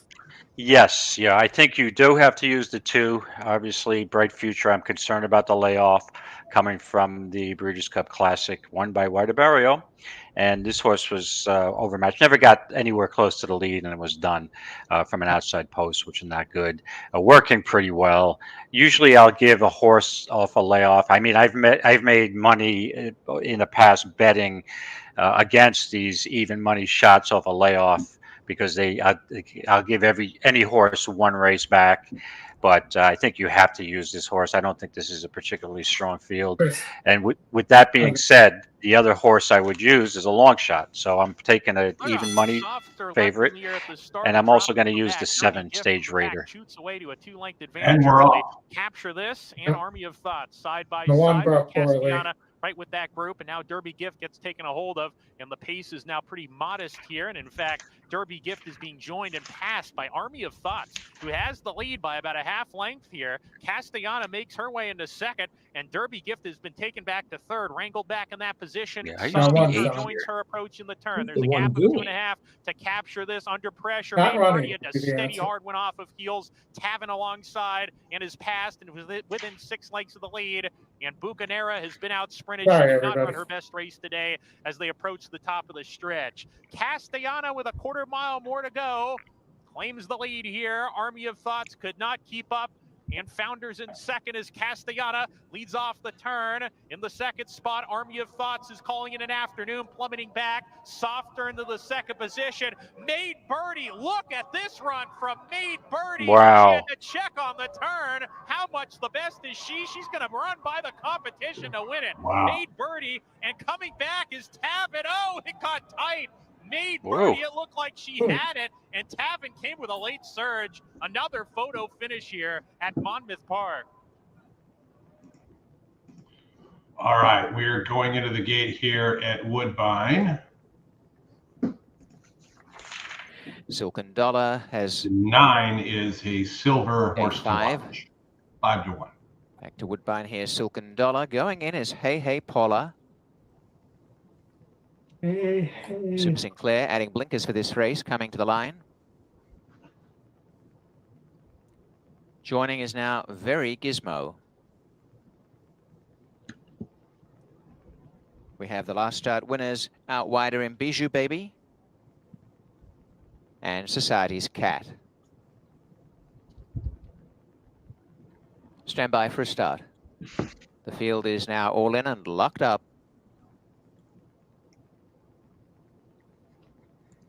Off their race, and Society's Cat got out sharply from the outside. Wicked Mercury, Silken Dollar showing speed. Lady Moonshiner's over on the inside. Silken Dollar's run to the front. In second placing is on the inside, Wicked Mercury. The outer Society's Cat. Moving up is Very Gizmo into the 4th spot on the inside. Lady Moonshine still handy with Hey Hey Paula splitting runners. And at the back early are Anam Cara, Super Sinclair and Bijou Baby. Silken Dollars run out a length and a half clear. Wicked Mercury second, a length away third is Society's Cat. Coming up on the inside to third though, Lady Moonshine, then Hey Hey Paula. One away, Very Gizmo, Anam Cara, Super Sinclair, and last Bijou Baby. Leading the charge, Silken Dollar by over a length to Wicked Mercury and Lady Moonshine. Society's Cat is about a length and a half away, hasn't had much of a breather. Over on the outside, Very Gizmo, back on the rails, Hey Hey Paula, and trying to run from the back, Bijou Baby, Anam Cara, and splitting them, Super Sinclair. At the 5/16th, Silken Dollars lead down to a half. Wicked Mercury, Very Gizmo's handy. On the rails, Lady Moonshine, then Society's Cat, Hey Hey Paula. And next is Anam Cara. Turning and going up is still Silken Dollar with a length to spare in front. Up the inside, Lady Moonshine, Wicked Mercury head to the side. And then Very Gizmo and Hey Hey Paula. Silken Dollar in front, and Silken Dollar still out by a length to Wicked Mercury, Very Gizmo. Silken Dollar fighting every step of the way. Great performance, gate to wire, Justin Stein, Silken Dollar. Wicked Mercury second, Very Gizmo third. Hey Paula was fourth. Yeah. So Laurel, we're alive to the pay leg of the 6 and the 3 and the pick 5. Laurel, we got 3 minutes to go. You're live to what, Oldie? The 3 and 6. There. We don't have the 1 who is the second choice on the betting right now. You're showing Monmouth. Sorry. Laurel, this was my Laurel page. Hold on.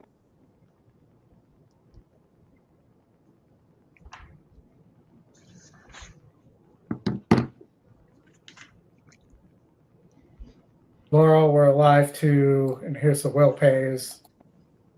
The 6, who's the favorite, and the 3.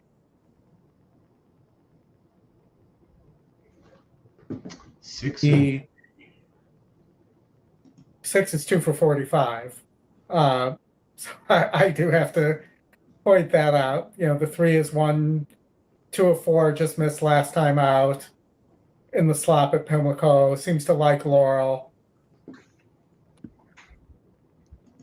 And then the 1 appears to be the pace, but appears to stop typically, or get caught, however you want to look at it. So hoping that the 6 or the 3 gets to the 1, or the 1 breaks slowly. Gotcha. Okay. All right. Let's check out where we're at here. They're triangling and circling and squaring right now. And we also have, let's see, how close are we to Hawthorne? 4 minutes. 4 minutes. Anita just went off. What just went off? Santa Anita. Yeah, small field. Yeah. Santa Anita first, yeah. Second, Everybody- yeah. I like. Second. The first one over. The 2 won the first race. I thought, okay, yeah. There's a gold shield in the next Santa Anita. That's 4-1 morning. All right. We'll take a look at that. Yeah, let's take a look. In the meantime, we'll get over to Laurel. They're dancing around. You want to pull up the next one at Santa Anita, Oldie? Yeah. If I can find it, it's all the way down. There we go. So, Bal Cherie here, top pace, top win, top SOR, and top pick. Going 8 furlongs for Simon Callahan with Victor Espinoza aboard. Hasn't won in a while though, but yeah, that's probably the biggest negative. Take a look at the drop there. Yeah, no, I agree. If you're, let's see what it opens at. If you're getting 4-1, there, it's for sure a play in my mind. Sure.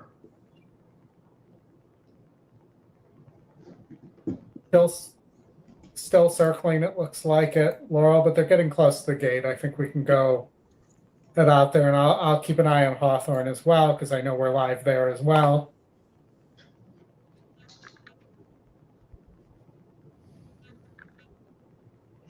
Hey, folks, hit the like button, hit the subscribe button, hit the bell button. We would appreciate it.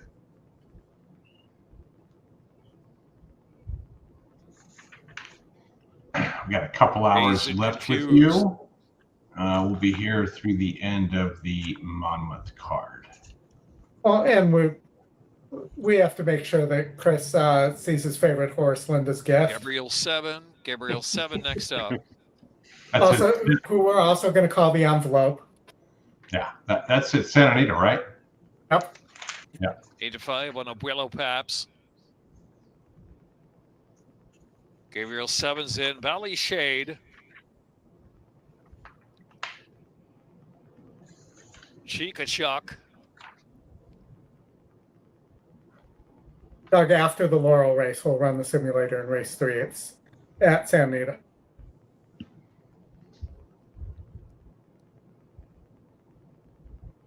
Abuelo Paps 8-5. 2-1 Gabriel 7 and Casino Tricks.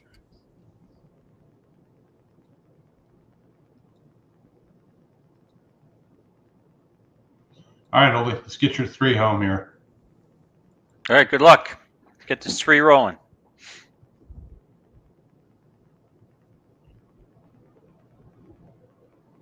Okay, I'll be back in 2 minutes.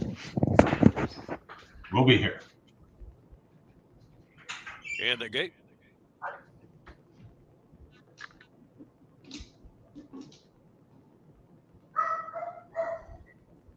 And they're off. Casino Tricks and Gabriel 7. Valley Shade away chasing in 3rd position. Abuelo Paps back 4th now. 4 off the early speed. Hazed and Confused. A gray on the inside, and Chica Chuck is trailing the field. Casino Tricks to catch with Gabriel 7 right there. Half length behind in 2nd. Valley Shade sent up their 3rd position. Abuelo Paps another 2 to Hazed and Confused. And trailing the field is Chica Chuck still. Casino Tricks with Gabriel 7 keeping that one company on the outside and putting the pressure on with 3 furlongs to go.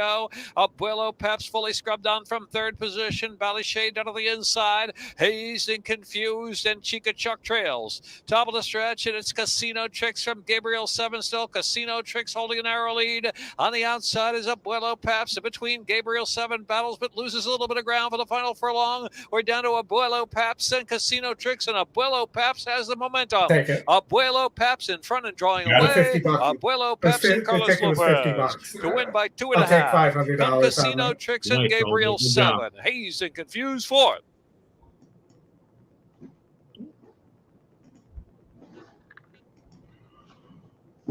Okay, Hawthorne is going to be up next. What do you have there? At Hawthorne, we are spread here to the moving towards the gate. Hawthorne. We're spread to the 2, 4, 6, 7, 8. I like the 7. 2, 4, 6. You want the 6, 6, 7, 8. All right, I'm going to give myself a boom while they're walking around here. Deserved.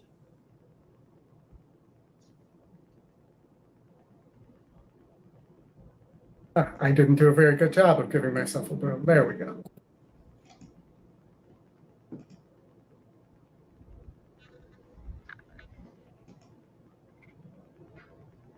And again, that's the second time, this is, so I also singled at Woodbine in the late pick 4 yesterday.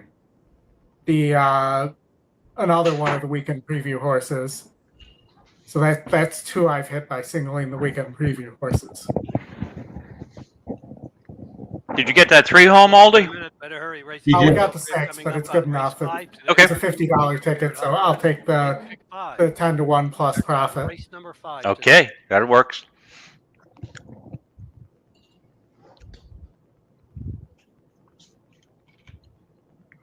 If other people played it, then that's awesome too, and I hope you got the profit as well. Racing fans are at the starting gate for today's 4th race here at Hawthorne. I wanted to take a quick glance here at Hawthorne. I did not glance at what the pool was, which is always something to look at, but we played a small ticket, so it's not. Mm-hmm. And we beat the biggest favorite in the sequence already, so that works. In the small, it was only an $8,000 pick 5 pool. Oh, I thought you said your ticket was going to be small. It was, only an $8,000 ticket. I'm like, you might have the entire pool.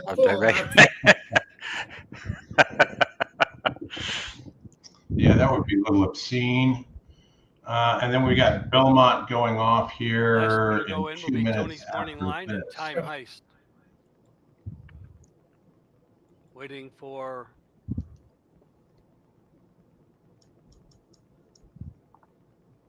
Time Heist. He's in. They're on the gate.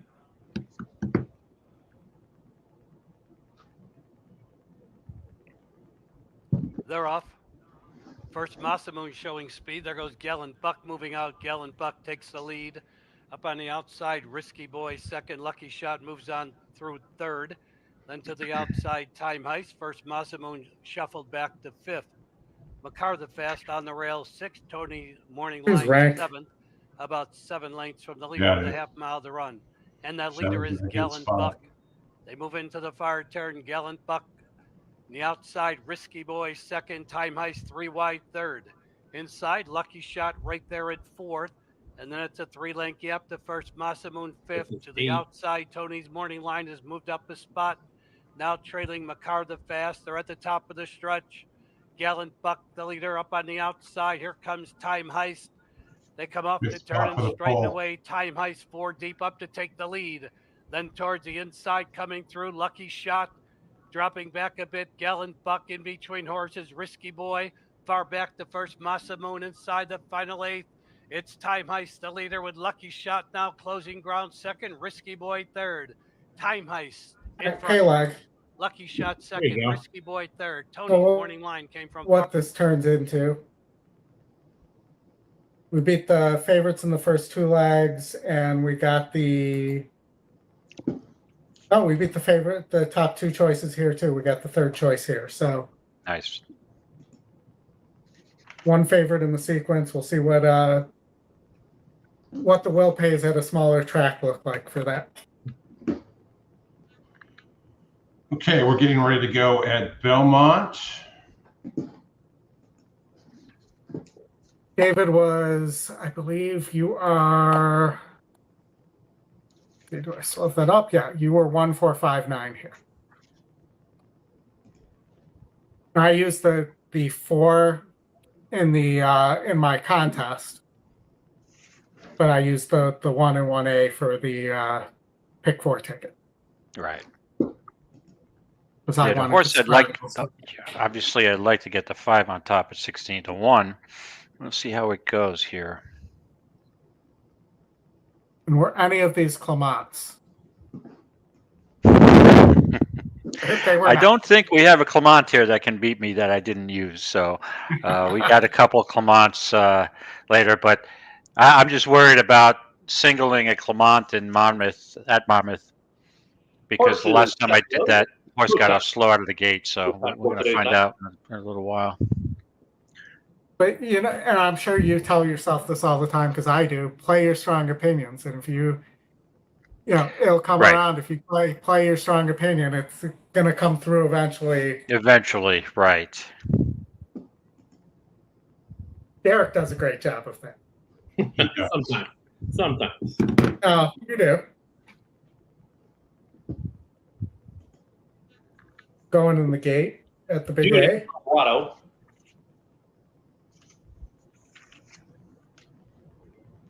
Vacation Dance, Conman, and Call Me Harry.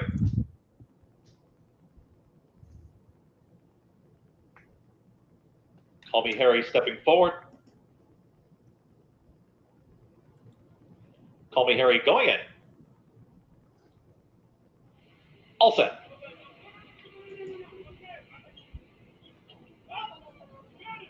And they're off.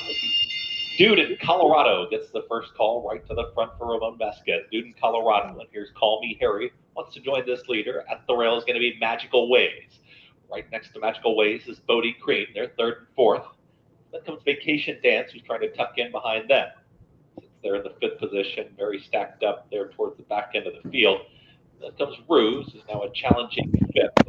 Ocean Atlantique is a shared 6, is moving forward. There goes Vacation Dance, is 3 wide. Towards the back end of the field, Belluni. Then comes Conman, and the trailer is Peros. They work to the backstretch. Dude in Colorado is the leader. Easy 23 and 4 for that opening quarter mile. It's Dude in Colorado who's in front as well, clears up by 3/4 of a length as Call Me Harry starts to move in closer. Bodie Cream is out in the center of the course. Out wider comes Vacation Dance, is now about to take that 4th position, tight in between horses, Ocean Atlantique. Saving ground is Magical Waves is still right there, 48.57 for the half-mile time. Rallying on, here comes Belluni. And Belluni is now in the 7th spot. It's right in behind that second grouping. Losing ground was Ruse. From the back, Conman is trying to make a late rally with Peros as they get set to reach the top of the lane. All in now is Dude in Colorado. Right there is Call Me Harry, ready to challenge, tipping out wider. Belluni is now in the clear. It's now Call Me Harry who's ready to challenge. Belluni is catching with every single stride, and here comes Belluni. Down towards the inside, Magical Waves is rallying on. Ocean Atlantica's right there, but Belluni is now in front inside the final 16th and sprinting away. Belluni running up into second is Ocean Atlantique. Belluni is your winner. That's all I can ask for. My single and my tournament horse finishing second, so I get paid in the tournament as well.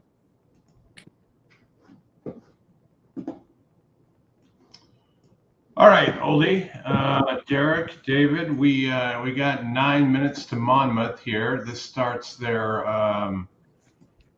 we got, I think, 3 stakes race in this sequence, or is it 4? You've got the Salvatore Mile, you've got the Pegasus, you've got the Turf. That's 3. Yeah. What do we have? 4 stakes. Yeah, good card. The Haskell preview day. Mm-hmm. Yeah, really good card. All right, let me pull up my 9th race here. I'm just looking at the Hawthorne will pace for us too. That they're, well, I'm assuming the ones that are 21 and 20 are paying 4 out of 5. Here's the Hawthorne will pay. Where's the Hawthorne ticket? Is the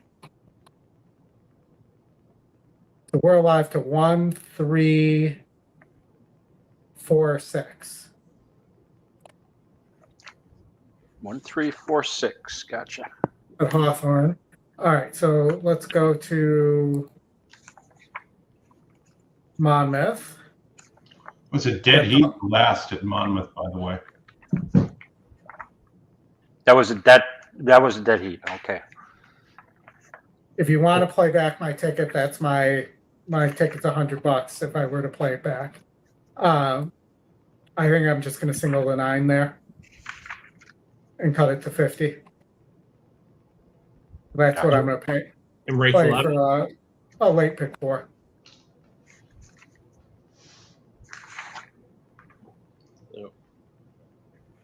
At Monmouth. Derek, I'm guessing you're singling the 1 here. Yeah, so here's I can't, let me see here. I have the 1 singled, and then I'm gonna send it over to Chris, share my screen. Oh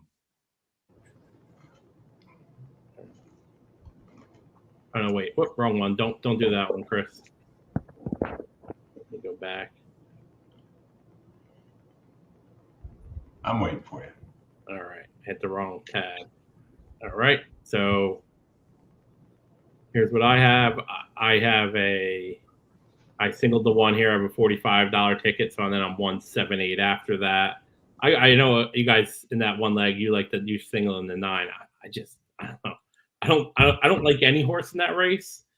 So it's a great race, but I went deep in the last 2 legs. I think the last 2 races are fairly wide open. And I think those are the legs. Like if I get beat in the legs I spread in, because I just think there's so many horses. Like in the 11th, I didn't include the 2. I think the 2 is a good horse. So I did run it back at $45. But I'm also throwing a win bet on the 1 in this race, Sacred Wish. Okay. Before we forget about San Nita, we did promise to run the race sim for race 3 at San Nita. Yeah, you can take it off my screen. Chris, if you can re-add my screen, I'm opening a new EE screen here to do that real fast. Then we'll get David's thoughts as well. Is the 2 really 6-1? That's nuts. At Santa Anita. Yeah. Wow.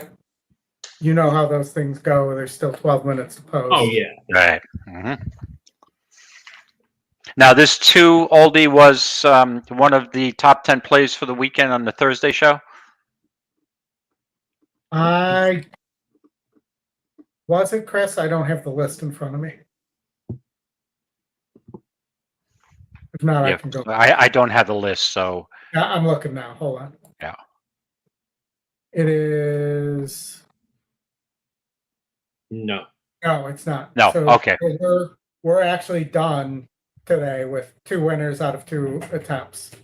The rest are on Sunday. Nice. Did the other 2 scratch? I see 4 on Saturday. Yeah, the Delaware, and that was the Aqueduct Race that was off the turf. Yeah. Okay. I didn't get to watch earlier this morning too. And it's now down to 3-1 as well. All right, that's more reasonable. So, David, how about you at Monmouth? I can just keep opening windows here, and we can put up. All right. So, what are we at Monmouth? This is 9th race. Are we loading in yet? We got a couple minutes to post, I would assume. Let's see. 2 minutes to post, or 3 minutes. Yeah, I'm looking at to me, I want one of the speeds. So I'm on board with the 1. But yeah, 1-6. I mean, if I get a better price on one of the speed horses, I may go with but they're going to be quite equal. Right now, they're both, the 1's 5-2 and the 6 is 3-1. Yeah, there's nothing else here with the scratches. It changed a little bit because I did like the 4 a little bit. It was scratched. So. And next race. And I think we got your thoughts on this race. You like the Clement horse, correct? Yeah. So what I'll play here, my strategy would be to use the 1 and 6 and doubles with the 3 in the next race. And that's probably the only wager that I will do. Just trying to get those 2 horses in pretty decent double to the 3. And your thoughts in race 11? I'm creating a pick 4 ticket out of your double. Oh, okay. Yeah. So the 11th race, since I singled the 3 in the previous race, the Clement horse, I'm going to go use that. I am going to use the other Chad Brown. So I would go 2, 6, 8, 9 in the 11th. 2, 6, 8, 9. Right. Okay. And the then 12th. in the last race? The 12th, the 2, the even money shot, along with the long shot, the 7. Now, I was just talking about the 7. You know, it's a reach. But this horse has won at the distance. I really like the workout on June 8th.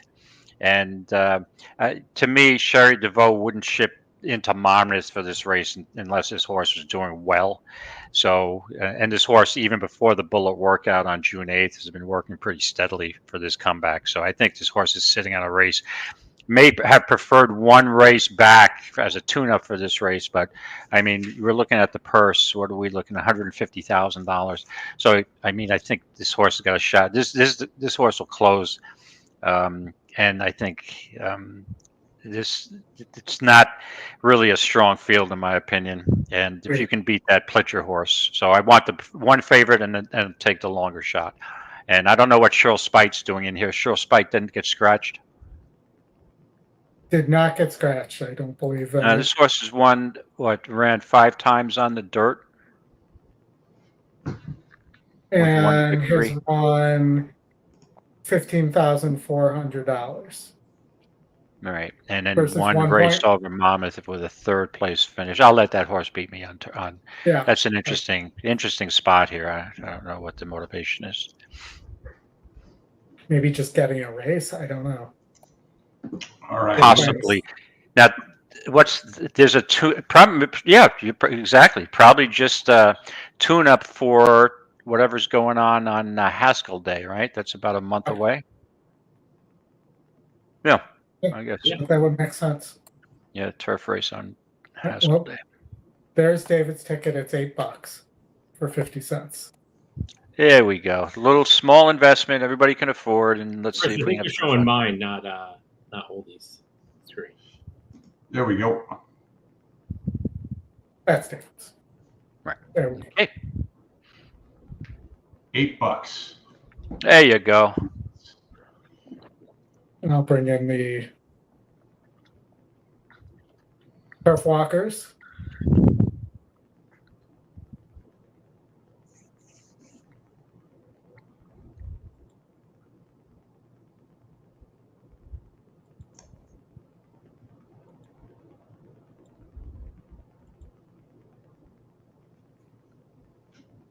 Can't really get a good look at the horses this way either. No.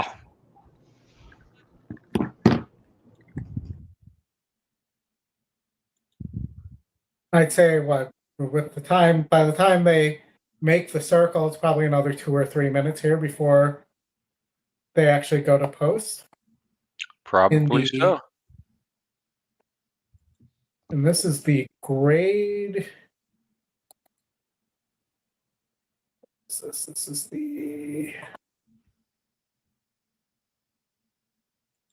grade 3 Edentown Stakes. Just so people don't miss it, at Woodbine, there's another Gold Shield coming up in 2 minutes. It's 9 to 5, but have made their way to the they've been going off on top of each other all day. We will get out to Woodbine right after this. Sacred Wish has gone in.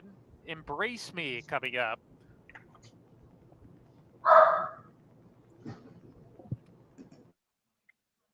Spirit and Glory.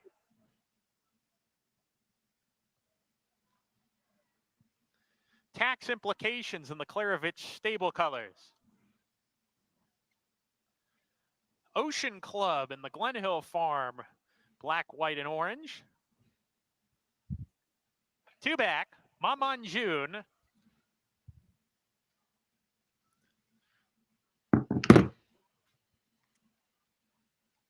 Tick, tick, tick, boom to the outside. Love the name of that Tick, tick, boom was already taken. I just hate this turf shoot there. I hate the angle. And Laroff. Basically a 3-turn race. From the inside, 3.5, 2.5. Yeah, 3.5. Yeah, half turn there. Well, Tax Implications takes back. Ocean Club striding into the second position. Spirit and Glory with the lead coming by us. Ocean Club on a hold second. Sacred Wish back in third, tracking the pace from the inside. Tax Implications is next. Embrace Me down on the rail third last. Tick, tick, tick, boom.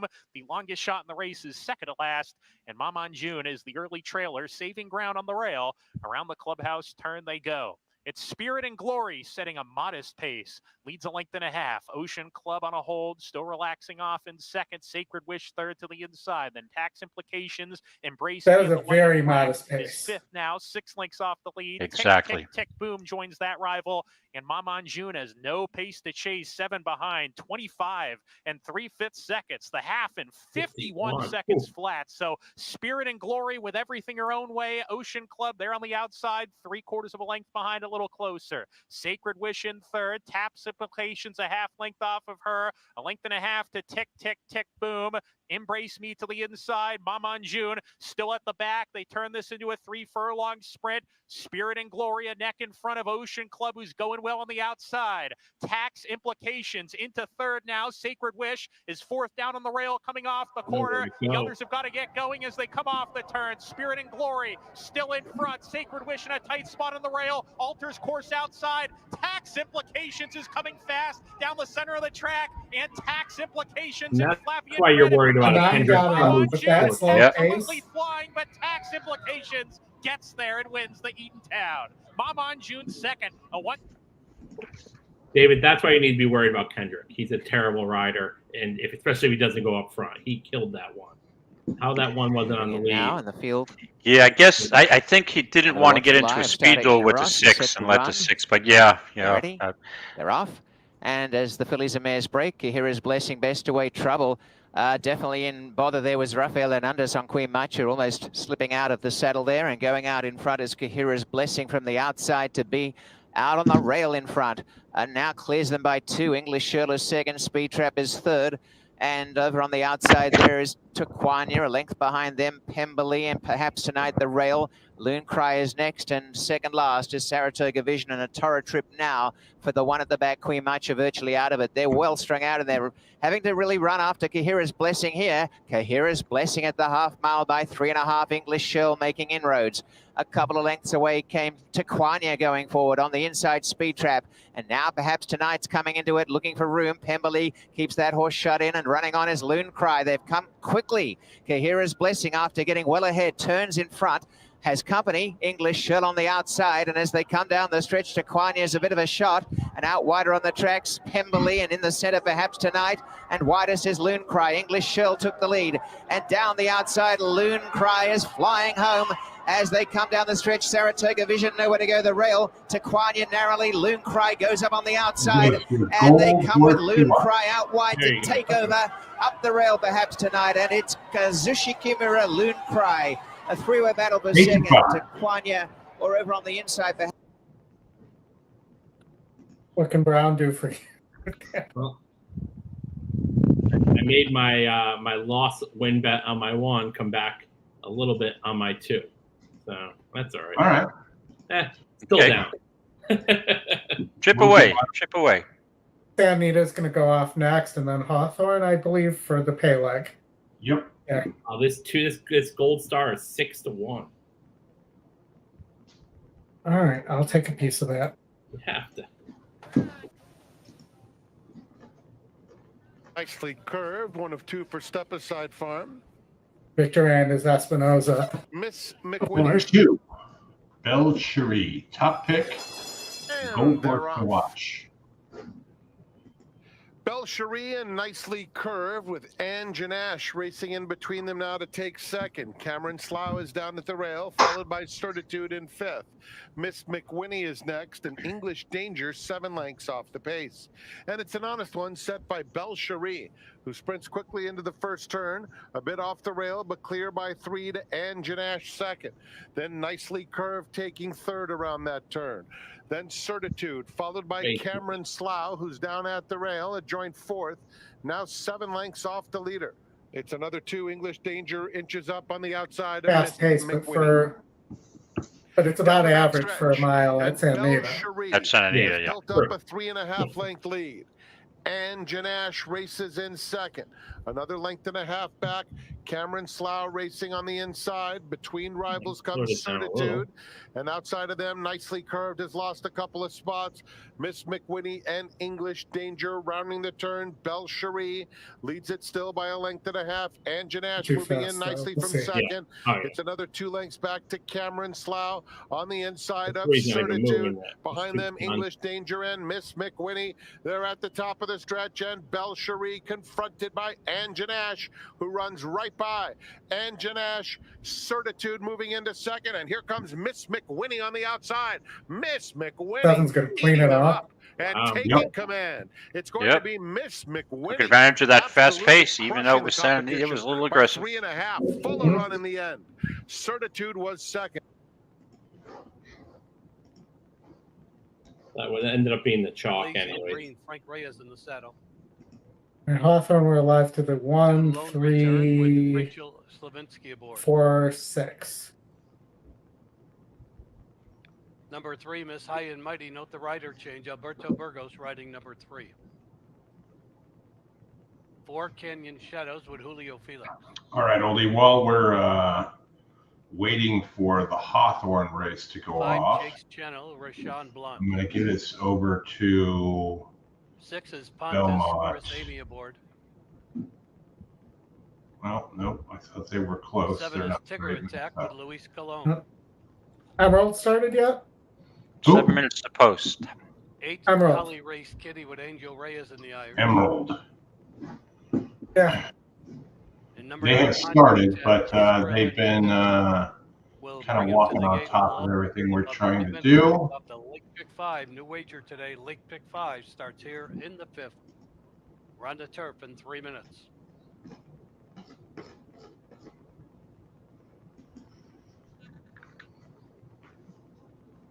decent sized fields today other than the one race at Hawthorne too. I don't know why they're 41 minutes out. I was wondering the same thing. But they are. I'll have to ask Justin about that, if that's somebody there. Check the live feed. Yep, 41 minutes out. They must have had something going on between races there. So Oldy, you're in the pay leg of this, right? What are the payouts? Anything good? Well, the 3 would be nice. That's about 900. Let's go 3. Almost $1,000, but nice. More realistically, I take on the small ticket, the 340 or so on the 4, or the 600, about 600 on the 6. The 1, we still make money on the 1, but it is not a great payout.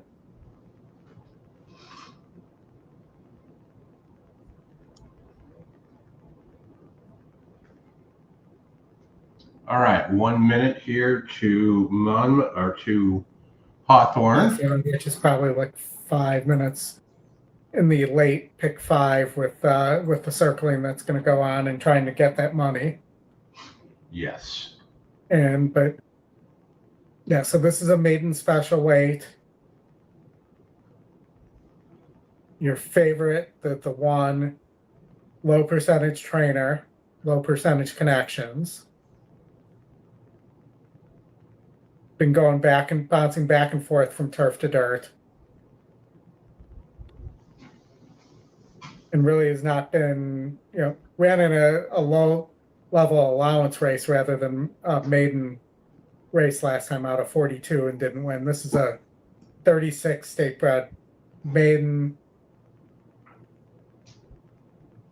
The 3 is actually your 4th best win percentage, and the E long shot, but again, low percentage connections.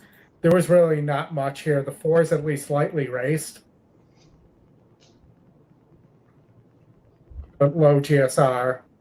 And the 6 is high percentage connections, and Chris Emma, and who is Brittany Berg's husband, and Steve Manley, here by Geopate. I did a pick 5 here. I started with 146.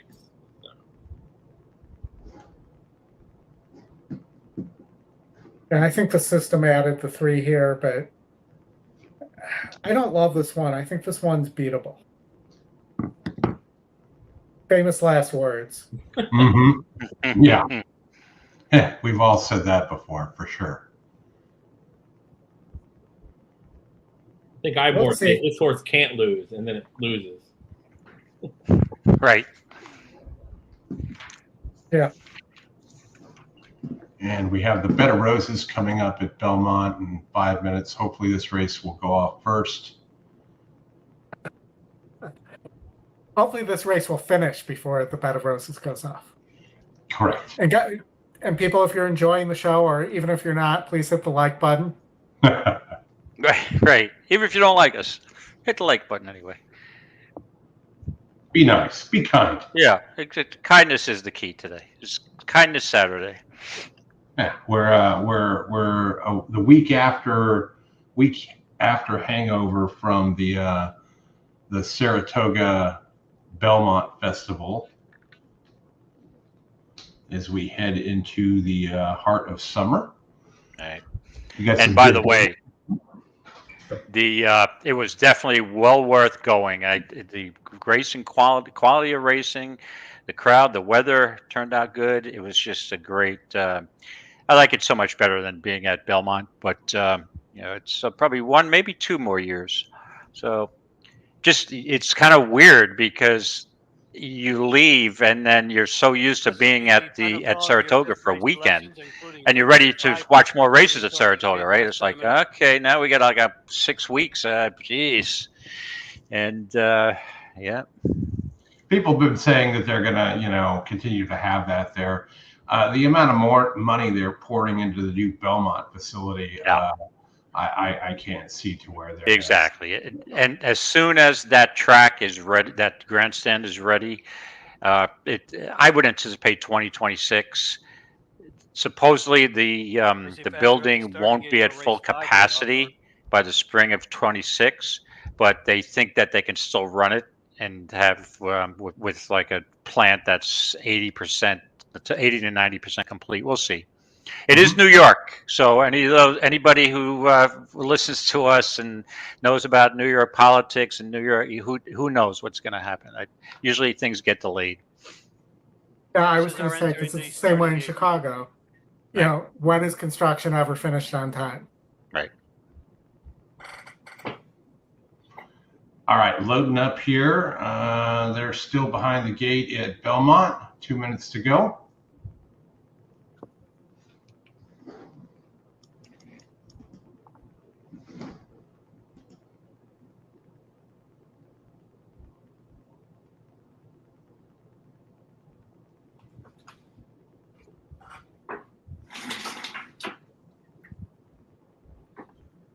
Last two to go in will be Jake's Channel and Poncho Attack. Yeah, just quick, I'll comment. I didn't. The 6 in the Better Roses Flying Connection is 2-1 favorite. I'm not surprised there. That horse is taking a ton of money. Poncho Attack. Then a seed, the 3 is a second choice at 7-2. Then my 2 is 9-2, Big Pond, and my horse Leave No Trace is 6-1. The 10 is 30-1, Begoin. Little value there, maybe lasting. Poncho Attack out for the lead. There goes second Miss or High third. and Mighty. Miss High and Mighty takes the lead. AP Blazing Green up along the rail to be second. Then on the outside, Canyon Shadows third. Poncho Attack back to fourth. In between horses, Jake's Channel fifth. Lone Return on the rail sixth, followed up by Pontus seventh. Don't let this Scotty long shot field as they move around the turn are Collie Race Kitty and Tigger Attack. They move around the turn and come to the top of the stretch. Miss High and Mighty by 2 lengths. Inside AP Blazing Green second. Canyon Shadows out there third. They come off the turn and straighten away. 3/16 to go. Miss High and Mighty, AP Blazing Green between horses. Canyon Shadows out in the center of the course looking for room. Lone Return. Far outside, Poncho Attack into the action. AP Blazing Green, Poncho Attack, Canyon Shadows closing ground. I hated the horse, but it Blazing won. Green has the lead. AP Looks like Blazing it's Green the winning. Tight photo for second between Poncho Attack and or Canyon Shadows. All right, well, small B boom, but still a profit. Thank you to our friends at Hawthorne for allowing us to show the races. Good deal. Okay, gentlemen, I'll be back right after they present the Winner's Circle trophy to Leave No Trace. I'm going to go into my my suite here to watch it live because I am so far. It seems like I'm on a 2-minute delay to your call, so I'd like to watch it live.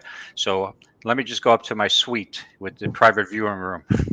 All right, sounds good. There's a little color TV in the corner of the basement, to be honest with you. So I'll be back, and when Leave No Trace is in the Winner's Circle. Good luck. Good luck. All right, they are getting ready to go at the gate Field here. loading. There we go.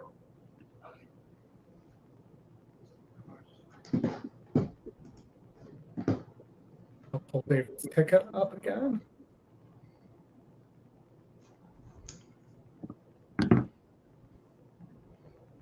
That's mine. Oldy, looks like Monmouth is up next. 10 minutes.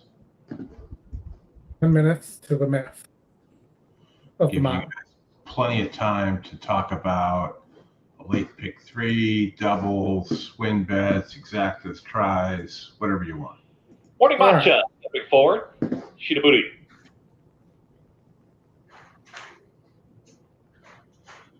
Here's Just Catherine.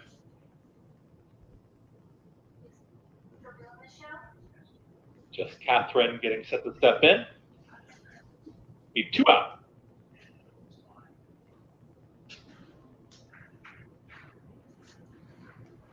Leave No Trace. No, Leave No Trace being difficult. I don't know if that's normal or. Leave No Trace.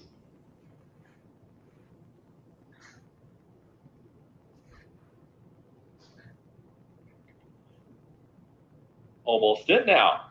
He's in the gate. Begin.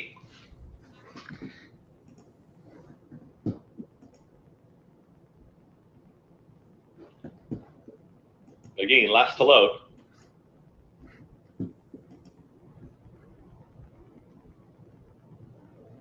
Just a little reluctant. Backs away. Begin one more time. Now in. All set for the Bed of Roses. Movement to the outside. And they're off. Good break for Leave No Trace and Begin. On the far outside is flashing early speed as well. Exceed is going to be in the early mix, and here comes Exceed towards the inside of Begin. And now they're 1-2 as they hook up. In between horses comes Flying Connection, is tracking from third, is just off those pace setters. Leave No Trace broke with the leaders, is there in fourth. At the rail, here comes Apple Picker, is ready to challenge. Big Pond is in behind Rivals, tightly packed here on the front end. Just Catherine is in seventh, is right behind the leading group. Further outside is going to be Hot Fudge towards the back end of the field with Morning Matcha and Cheetah Booty. Still very tightly bunched, about 5 lengths to cover them all. 23-1 for that opening quarter mile. Begin, a long shot at 32-1 is up by a length and a half. Exceed is back to second now and ready to challenge. Here comes the run from Leave No Trace. And Leave No Trace is now moving closer. Begin has got the lead, but Leave No Trace is now a challenging second. Here comes Just Catherine is launching a rally. Flying Connection is trying to keep up. The closers are coming. Sheeta Booty is making up some ground. Morning Matcha needs some room. They reach the top of the stretch of the Bed of Roses. 46 seconds flat for the half mile time. Begin is still there. Leave No Trace is ready to challenge. Exceed is now re-rallying. Exceed is splitting Rivals. Just Catherine is right there. Grandstand side, Hot Fudge. Exceed is now moved over to the rail, is challenging Just Catherine. These are the top two. Just Catherine, Exceed towards the inside, and Just Catherine's going to try one more time. Exceed, a Red Ortiz Jr., they win the Bed of Roses. Exceed wins it over Just Catherine. It's a photo. Hot Fudge is in there with Sheeta Booty and Flying. I also have that in my contest that virtually guarantees that I'm in the Father's Day Hawthorne contest qualifier tomorrow. Nice. Awesome. That works. Because I was in first place going into this, and I was the only one who had a seed there. There you go.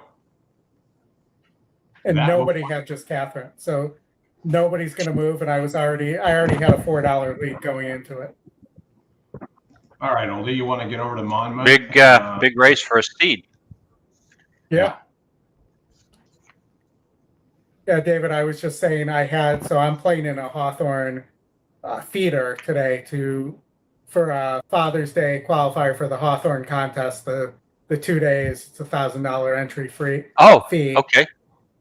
And so I was in first place in the feeder going into this. I was the only one who had a seed, and nobody had Just Catherine. So with one race to go, I'm going to have a very nice lead going into the last leg. Perfect. Nice, great. Because I did mention Just Catherine. I thought had a shot here to run a good race. But yeah, some horses in here that I thought were contenders didn't even fire. The 9 got caught up in a pretty fast pace, but no excuse.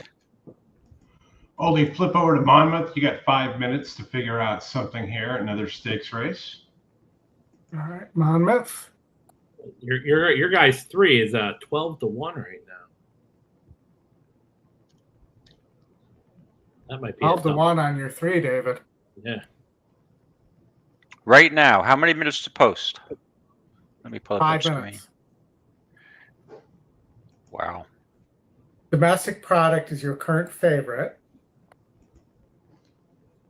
at 9-5, which seems rich for my blood. Yeah. Don't want that horse at 9-5. Tuscan, you're getting pretty even prices elsewhere. 3-1 on Hades might be a little too rich. But yeah, you're getting a full 12-1 there, and if Kendrick can give you a good ride there, you probably have a pretty good chance based on this pace. Yeah. We got a question here regarding Sure. New York tracks. Hi, Jason. What happens when New York Circuit only has 2 tracks? Will Saratoga meet start right after Belmont Stakes?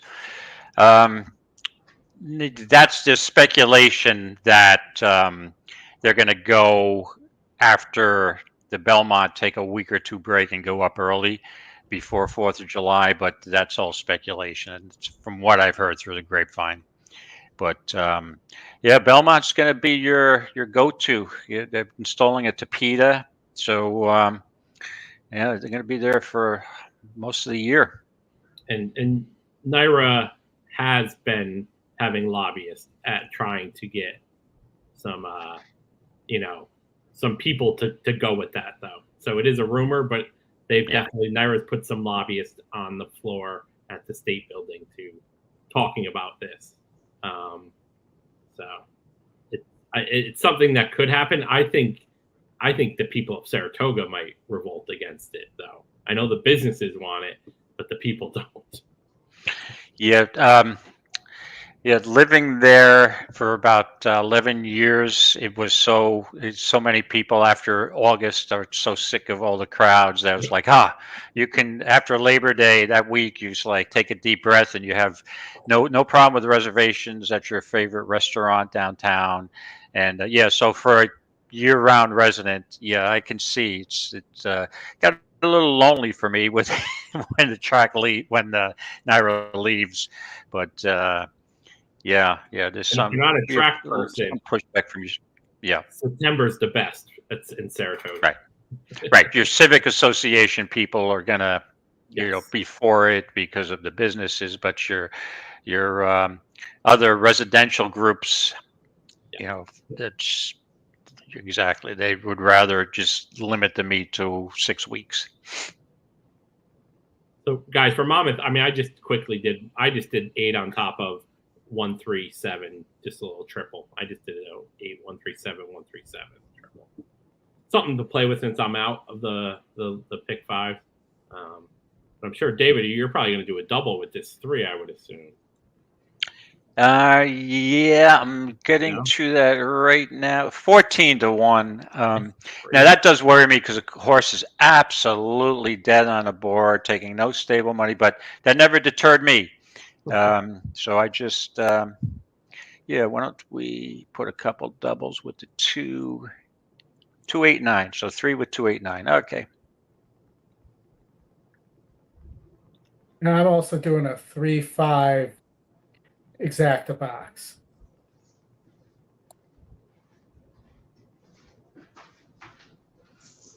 $15 to 1. This horse is absolutely, totally dead on the board, which is usually not a good thing for the Clement barn. So, but once I'm in, I'm in. I mean, I'm not worried about the price. Yeah, and at 15 to 1, I think this horse, if it doesn't win, is going to finish in the mud. David, any thoughts on Belmont having lights for night racing? Not that I'm aware of. Not that I've heard. Yeah, I haven't even heard a rumor as pertaining to that because there's a New York State, I guess, regulation by the New York State Racing and Wagering Board. You can't compete with the harness tracks at night, so they can't compete with Yonkers, who runs at 7:30, 7 to 7:30. So that's off the board unless they can change that. Also, right behind Belmont is a very nice area. I know it's not nice in the front, but in the back is a very nice floral park. The Village of Floral Park, know it well. Yes. Yeah, it's a very nice, and so it's those people, they have the money to fight that. Exactly. Absolutely. Maybe they could run harness racing between the thoroughbred races on the synthetic track. Yeah, sure. Put them on a Tapeta. There you go. You can close Yonkers and just incorporate everything over there.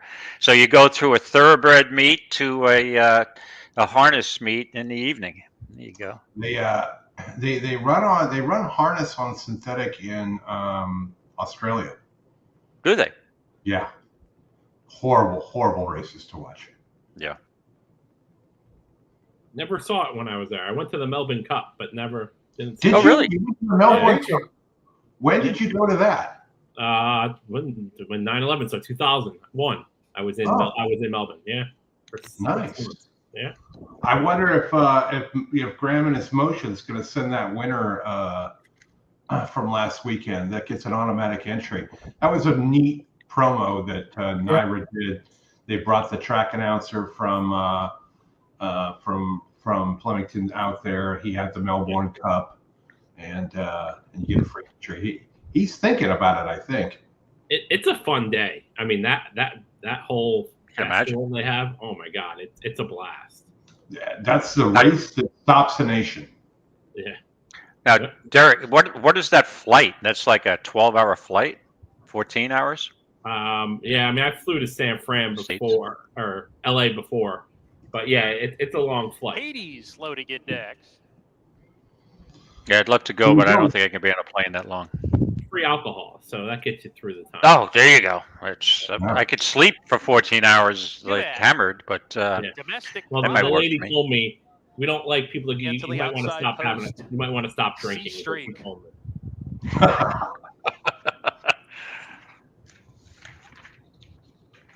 We're ready to go on the Pegasus presented by Naira Bets.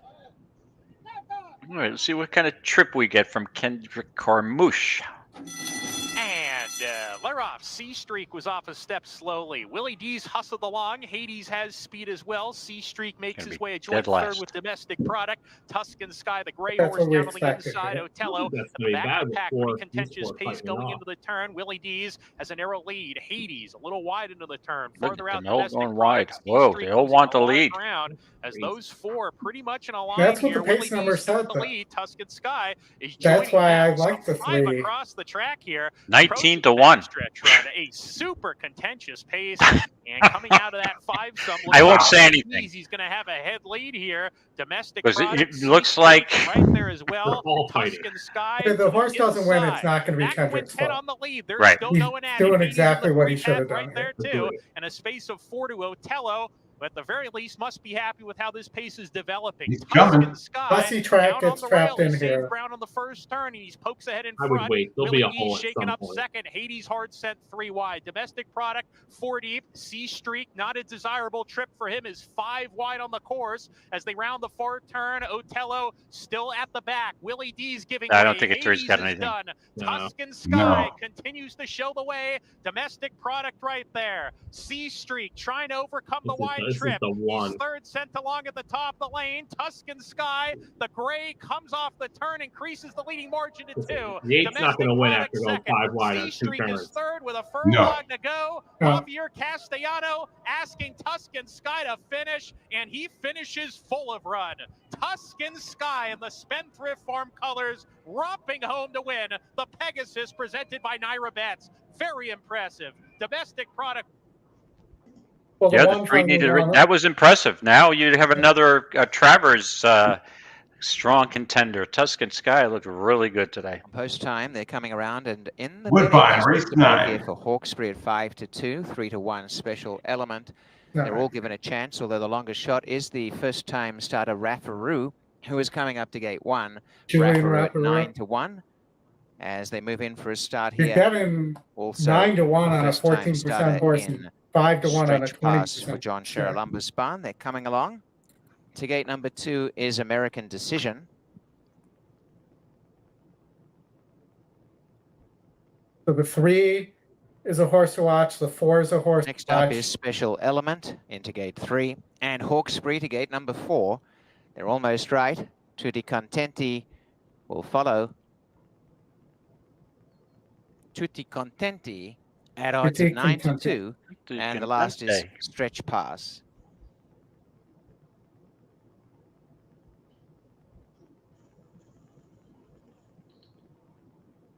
The 6th, the long shot, second-time starter. Emma Jane Wilson on Stretch. Only 3% second-time starters. Stretch Pass. I'm just looking to see what you have here. First-time starter can win. They're in, locked up. They're off. And best away Hawkesbury, a little bit slow Raffaroo, and showing up is Tutti Contenti on the outside. But as they settle, it is Hawkesbury with a narrow lead from Tutti Contenti. And Racing Handy is in third placing early on, Special Element. Moving up on the outside, Stretch Pass. Second last is American Decision. And last on the inside is Raffaroo. About 5.5 covers the field. Hawkesbury continues to control the pace, and Hawkesbury is out by about a length to Tutti Contenti, and Special Element is third. Racing up on the outside is Stretch Pass. Behind them, American Decision tucked away on the rail, and a length and a half away last Raffaroo. 22-4 was the first quarter, and the leader is Hawkesbury as they work their way towards the 3/8. In second blazing is Tutti Contenti, tucked away Special Element. Moving up on the outside, Stretch Pass, commencing a run, a length and a half or two. American Decisions laboring has dropped to the tail with Raffaroo the inside. Hawkesbury in front as they come down towards the final quarter. Coming up the rail, Special Element, Tutti Contenti the center. Around the outside, Stretch Pass, and now American Decisions finding straight after dropping out, and Raffaroo is last, going for home. Hawkesbury raced away by 2.5 to Special Element, and trying to get a run as Raffaroo coming into the clear down the outside. Well ahead, Hawkesbury, about 4 in front. Raffaroo's coming alive. Raffaroo down the center, making a good feed into second, and out wider American Decision. Although drifting, Hawkesbury and Fraser ably win. About 2 3/4 to Raffaroo, third American Decision, then Tutti Contenti Special. That was a silver horse to watch, 31%, -6 ROI. All right, Oldy, how about Santa Anita? How about it? All right, Santa Anita. We are race 4, maiden special weights, state bred. You have Oldies, not Oldies, Memory Lane with Doug O'Neill, 7-2 there. And that is your top win percentage in your second horse there. I like that horse. That was a horse that I was interested in today. I'm also interested in the other Doug O'Neill, the top GSR with Mario Gutierrez aboard. How about Pavel? That's where I was going, Oldie. 3-star work. Yep. That's I don't like anyone in the race, but I'll go with the top GSR for getting 15-1. And so for me, it was the 4 and the 9. Let's play the Doug O'Neill exacta. Peter Miller is 1 for his last 10 with debut winning 2-year-olds on the 6. Remember when Peter Miller was good with first-time starters, though? Yeah. And on the 6, he is putting, this might be one to add because he is putting JJ aboard. There. Yeah, very true. And you are getting a price. And how often, when Pratt's not in town, do you get Hernandez on a 7-1 horse? The 3 horse is the lightest horse at 927 pounds. The heaviest horse is the 6 at 1,099 pounds, if that means anything to you. No, sorry, the 5, 1,100. It means absolutely nothing to me also, right? By $1. You could tell me that the horse weighed 10,000 pounds and I wouldn't know the difference. I don't know if you guys that would be a pretty fat thoroughbred. Yep. You guys saw this the other day. I think it was like 2 weeks ago. Price is Right. The guy bid $35,300 on the Showcase Showdown, and it was $35,301. He got within $1. Won both. And that's really the closest anybody's got. I haven't watched The Price is Right since I was in high school, and then when I would call in sick when I had a sick day. Yeah, I happen to see it on Twitter. Yeah. Right. I just think of Happy Gilmore when I think of The Price is Right now. Well, with the sequel they're doing, he's got Drew Carey signed up to play the Bob role. So really? Drew Carey's going to beat him up this time. Looking out for everyone around him. The great John White retires, and we name this race in his honor. Price is wrong, Bob. His tremendous 50-year This is career. the John White race here, retiring at Santa Anita. Yep, good old John White.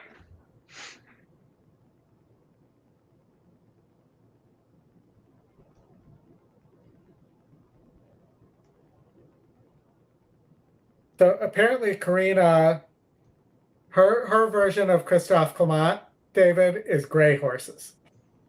Okay. Yeah. Always bet the gray, especially if there's only one. Coldstream used to do a turf race with only gray horses. They also used to run a race there. They also used to run a race there on the turf and the dirt at the same time. Really? Bernadora Ellie. Yeah, the announcer nightmare race. That would be funny once. McKinsey coming forward. It would get old really fast. How about Pavel?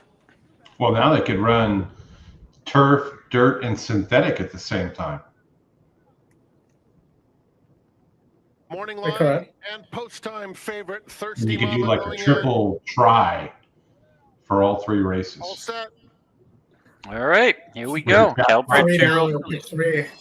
And they're off in the John White $3 all surface pick 3. And Thirsty Mama is very quick away from the gate. So is Miss McKinsey. Those two dueling in the opening furlong.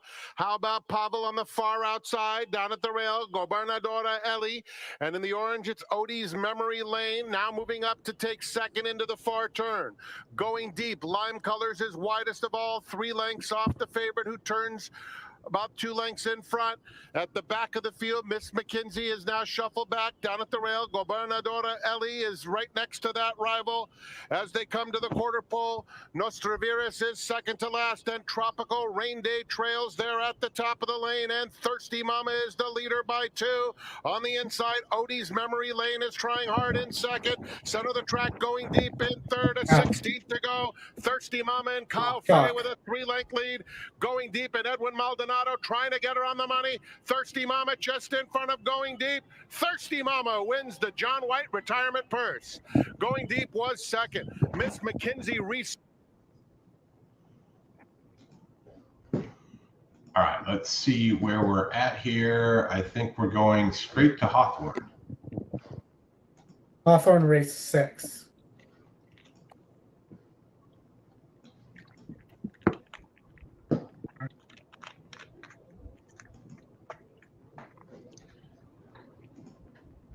Hawthorne Race 6. Let's see if we have anything good here. Let's see, anything that interests me. Thoughts here, Oldy? 47% on the 6. Course to watch. Seems like the Captain Obvious play. I'm not familiar with the trainer at all, or the jockey. Let's see what the race sim has to say.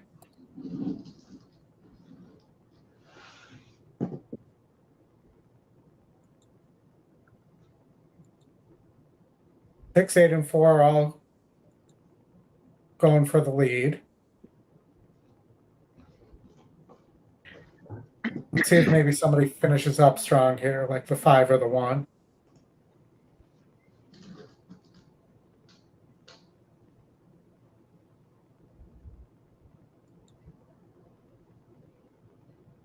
We hit the stretch. The 6 goes 6-1.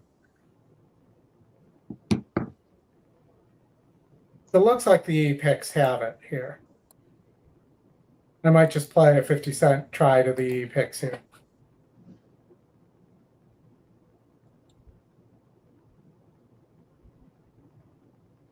Anybody else thoughts? I mean, I don't normally bet Hawthorne. The 6 looks like the obvious choice. I was, because I knew we were going to be talking about it. I did a pick 5. I have just the picks. I have 1, 6, 8. So no strong lean for me. Yeah, I don't have a particular opinion on this race. Just looking at it. And the other horse that's getting bet is the 5. But, it has been in against 44s. It is dropping in claiming price, though. And it didn't run poorly last year at Remington for Diodoro. So this might be one to add that the picks are missing. I think the 7's coming from too deep. And the 4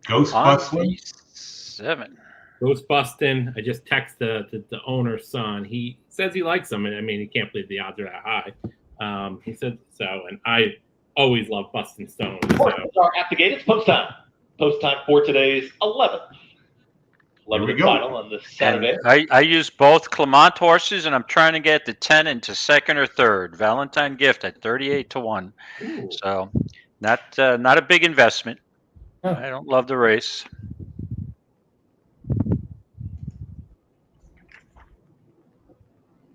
We got 2 left at Monmouth. Coming up in 8 minutes.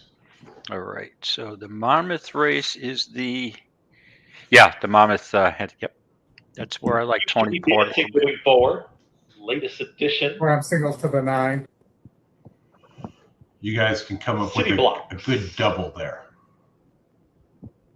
We could, yeah. Missed. I'm putting David's 10 in third. I've got 7 all 10. All right. Good luck. Valentine Gift is Maggie's Palace. Anything but the 3 is great for, and I walk away pretty easily for the contest. I'm up by $20 right now. This is the last Valentine race? Valentine Gift. Yes. And it's at Belmont? Yep. Okay. And the only thing that anybody has that would produce a price is the 3. Forward. Here's Maggie's Palace. And in. All set.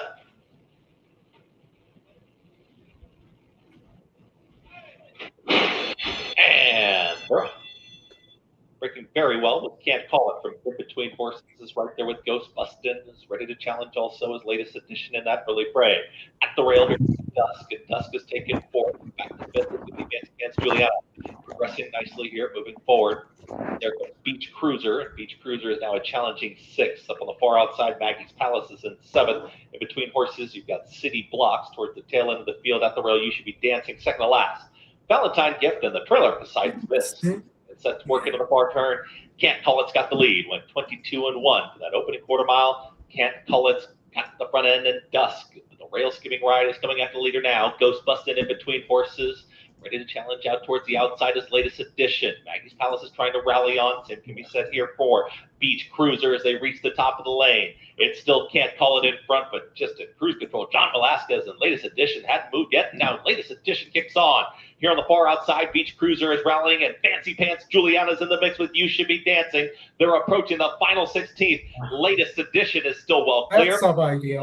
I did not have that. Stylish win in the finale. Latest edition. Oh, yeah, I did. Never mind. You're the 9, yeah. Yeah, you're the 9. Looking at the Monmouth card.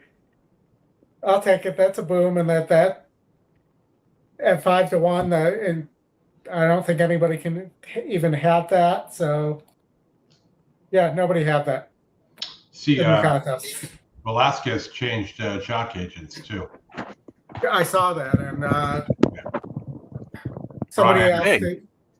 Ron Anderson picked up Frankie for Saratoga, and Velasquez went over to Kieran McLaughlin. All right, Oldy. We've got just a few minutes, 6 minutes, something like that, to 4 minutes to Monmouth. Turf. All right. So find a double. Find a good double here. I've got it queued up and ready to roll when we're ready to go live. All right, let's watch the race sim for a second here.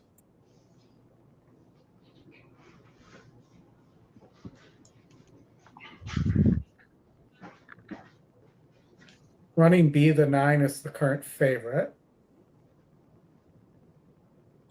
But I'm going to assume Siege of Boston and Grand Sonata run well in the race sim because they are the picks here. We got 3 minutes to post. Okay, let's take a look at the odds.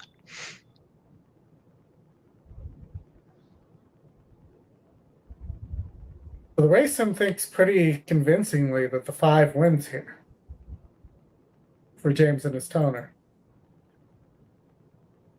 which is kind of like James and the Giant Peach.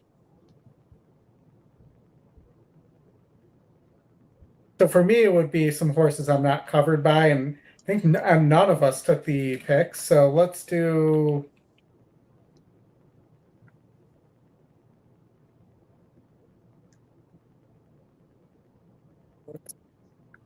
No, we got an objection at Aqueduct. Objection on. Looks like the 2. Oh, there's some bumping there. I can't really tell. Would have been anywhere near. Yeah. All right. It was a second place, and it's 5 against. Is it the 5 against the 2?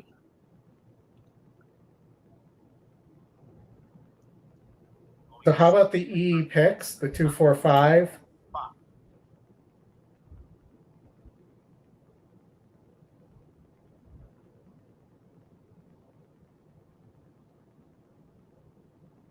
I'm coming up with one here. It's not going to be great. It's going to be messy. From your 9, Oldy? Well, no, I'm covered to the 9, so I want to cover something else here. Hedging. Landscaping.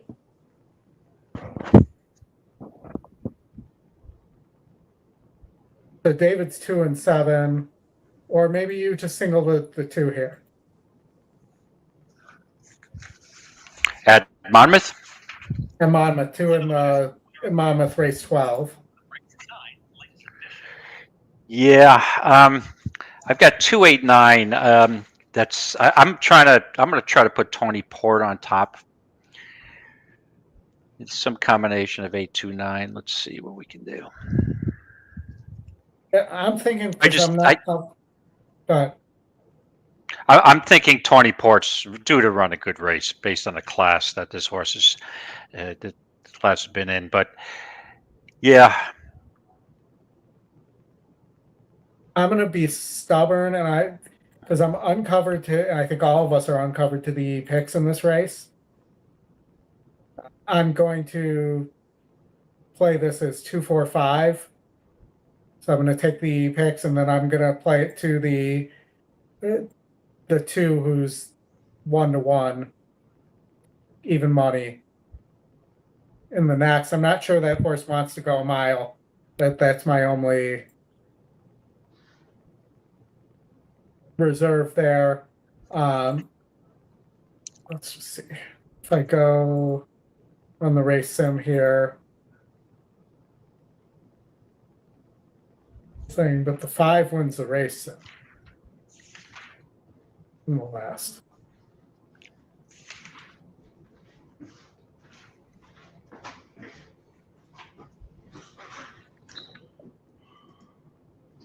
Getting over to the turf course here at Monmouth. I'm going to add the 5 to my double, and I'm going to play it for $5. There you go. The top win percentage over top Scotty pick.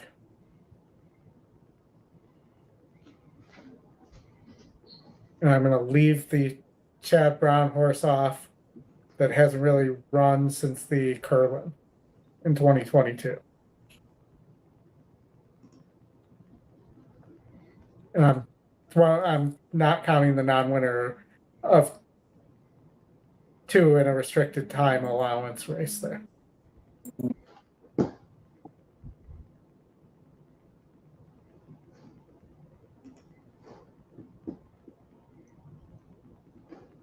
So I ended up here. Runners making their way to the gate.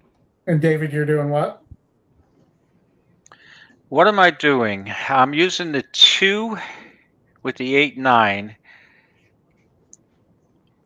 And I think we're looking at, let me see here, to throw a few quick triples in there. I'm going to put a nice win bet on the 8. I think I'm going to use key the 8 on top. So it's 8 over the 2, 9, 8, 9, 2. And do a little bit of a box. Yeah. So let me put that in. Interesting race. Hit the like button, folks. Like, subscribe, hit the bell. We would appreciate it. Thank you all for sticking with us here. We got one more Monmouth race here after this, and that will be a wrap for us. Coming up next, guys, we will have. Oh, we've got Churchill starting in 5 minutes, and Woodbine Race 10, which I believe is the last race of their card. No? Yes, it is. Yes, it is. Get that in 4 minutes. And then we have a stakes, guys, at Santa Anita in 8 minutes. The Possibly Perfect. That's where Linda's Gift, the envelope horse, is 3 to 5. Linda's Gift. The envelope, please. Uh-huh. Mm-hmm. Are you betting her, Chris, or what? It's not a Linda Rice horse. I But no, I'm not. I'm not betting that horse at 3 to 5. I think it's probably a pretty good high percentage win candidate there, but the Phil D'Amato horse may have something to say about that. Musical Rhapsody. Rip Van Winkle. And the runners have reached the starting gate for the Monmouth Stakes. The top 2 finishers in this race earn an all-expenses Let's see if we paid can get berth 20 Port into the home. United Nations on Haskell Day.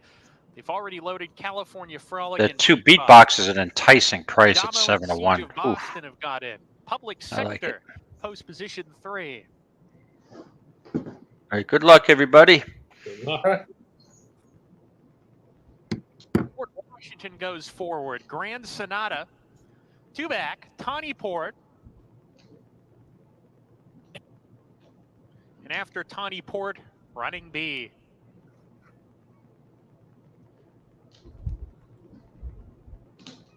Running B goes in. We're ready to go.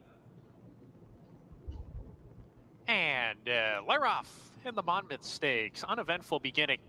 Grand Sonata put into play early. Public Sector off the layoff is fresh, and he's coming out of the chute with a narrow lead on Grand Sonata. Running B deep on the course, moving up 3 across the track, coming out of that chute. Public Sector with the lead. Grand Sonata second. Running B happy to track from third. Tawny Port to his inside. A gap of 2 to Siege of Boston. Fort Washington, they're side by side. They're 3 better than Beatbox. And Adamo to the outside. California Frolic, the early trailer. 9 lengths off the lead is the 9 entrants. Going to the clubhouse turn. Public Sector, the Ivorone family colors, leads by a length.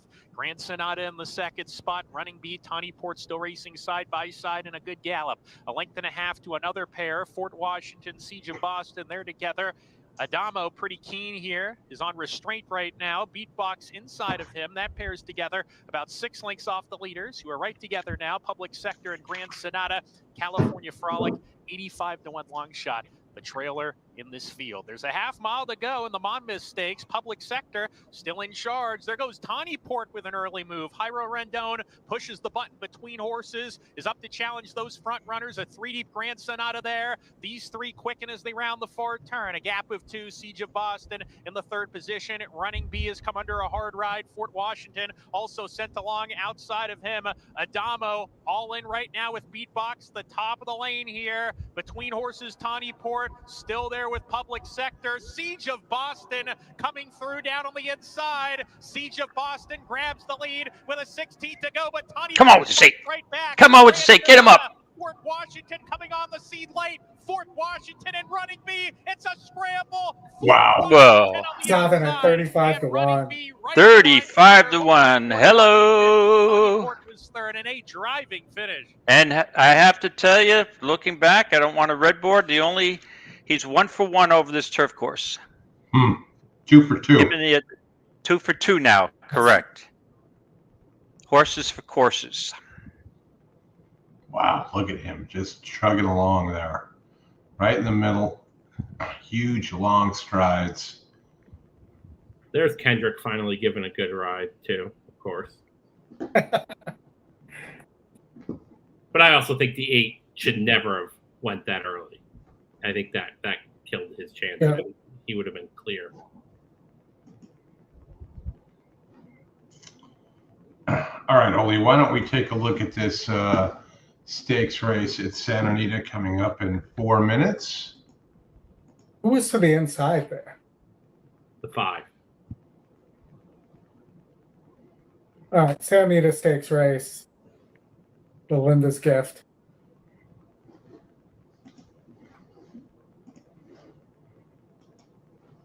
So let's watch the race sim first.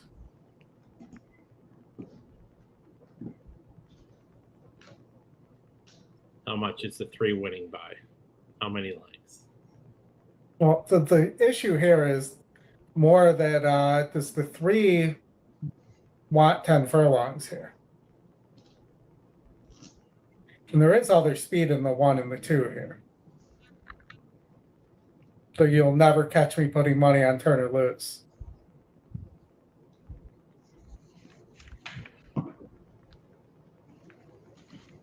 Okay, gentlemen, I have to bolt. 6 o'clock. So thank you so much for having me on. And good luck. Enjoy the rest of the weekend. And for those of you who this pertains to, happy Father's Day to everybody out there. Hopefully you'll have a good weather Father's Day.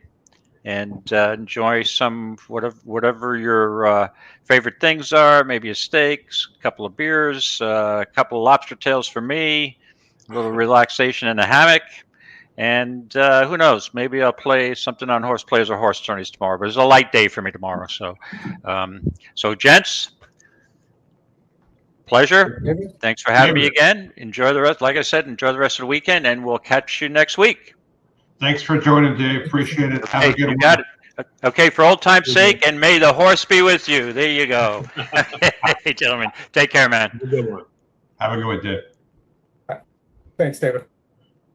David Harrison, the NHC 2022 champion.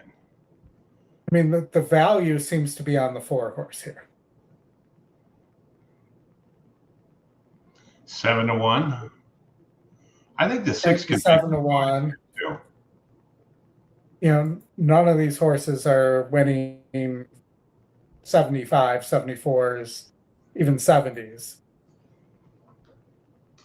The 4 doesn't win very often. The 6, beat 58s in a stakes race. The 2 Turner Loose hasn't won in a while. More than 2 years. Maybe he's due. At 10-1, going longer than so he's gone 10 furlongs once in the Rodeo Drive. That was a much harder. Maybe he will catch me putting some money on Turner Loose here. No, I don't think so. But all right, so but the 2 Turner Loose and the 1 Pleasant Wave might have enough speed to keep the 3 from getting away. Be interested to see. But the 3 won at this distance in a grade 3 by almost 4 lengths. Won 3 of the last 4. Just the grade 1 was probably too good for this horse. So at 2-5, you're not going to make any money there, but you could attempt to beat this horse, put the 4 or the 6 on top, or play Turner Loose, and hope that the class wins out. Yeah, I think I'm not betting this race because I think Linda's Gift is the horse. So I won't. I'll just pass on the race as a whole.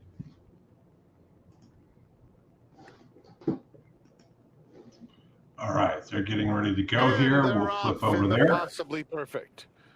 Duvet Day is very alert out of the gate, but it's Turner Loose who sprints up now, and Turner Loose takes command. Linda's Gift in the orange colors now moves Turner to take Loose got the lead, on though. the inside, it's but actually the 3 can race. As Turner Loose is a little bit rank and now in the middle of the race course. By the stands the first time, and Turner Loose sets the tempo, leads it by dead heated Monmouth, guys. 7-9. Just trotting along in second. Wave and Duvet Day right together. That was my single. Today is about 9 lengths off. That was the 9, yeah. Remember? Controlling yeah. speed. You dead heated. 3. over heavily I favored. mean, I couldn't see the 9. That was what I was asking the horse to the inside of the 7. Wave right together. Another 4 back to music. But I did not. I thought the 7 was ahead. That's 3 today. That's That was called wrong. Turner Luke with the lead here.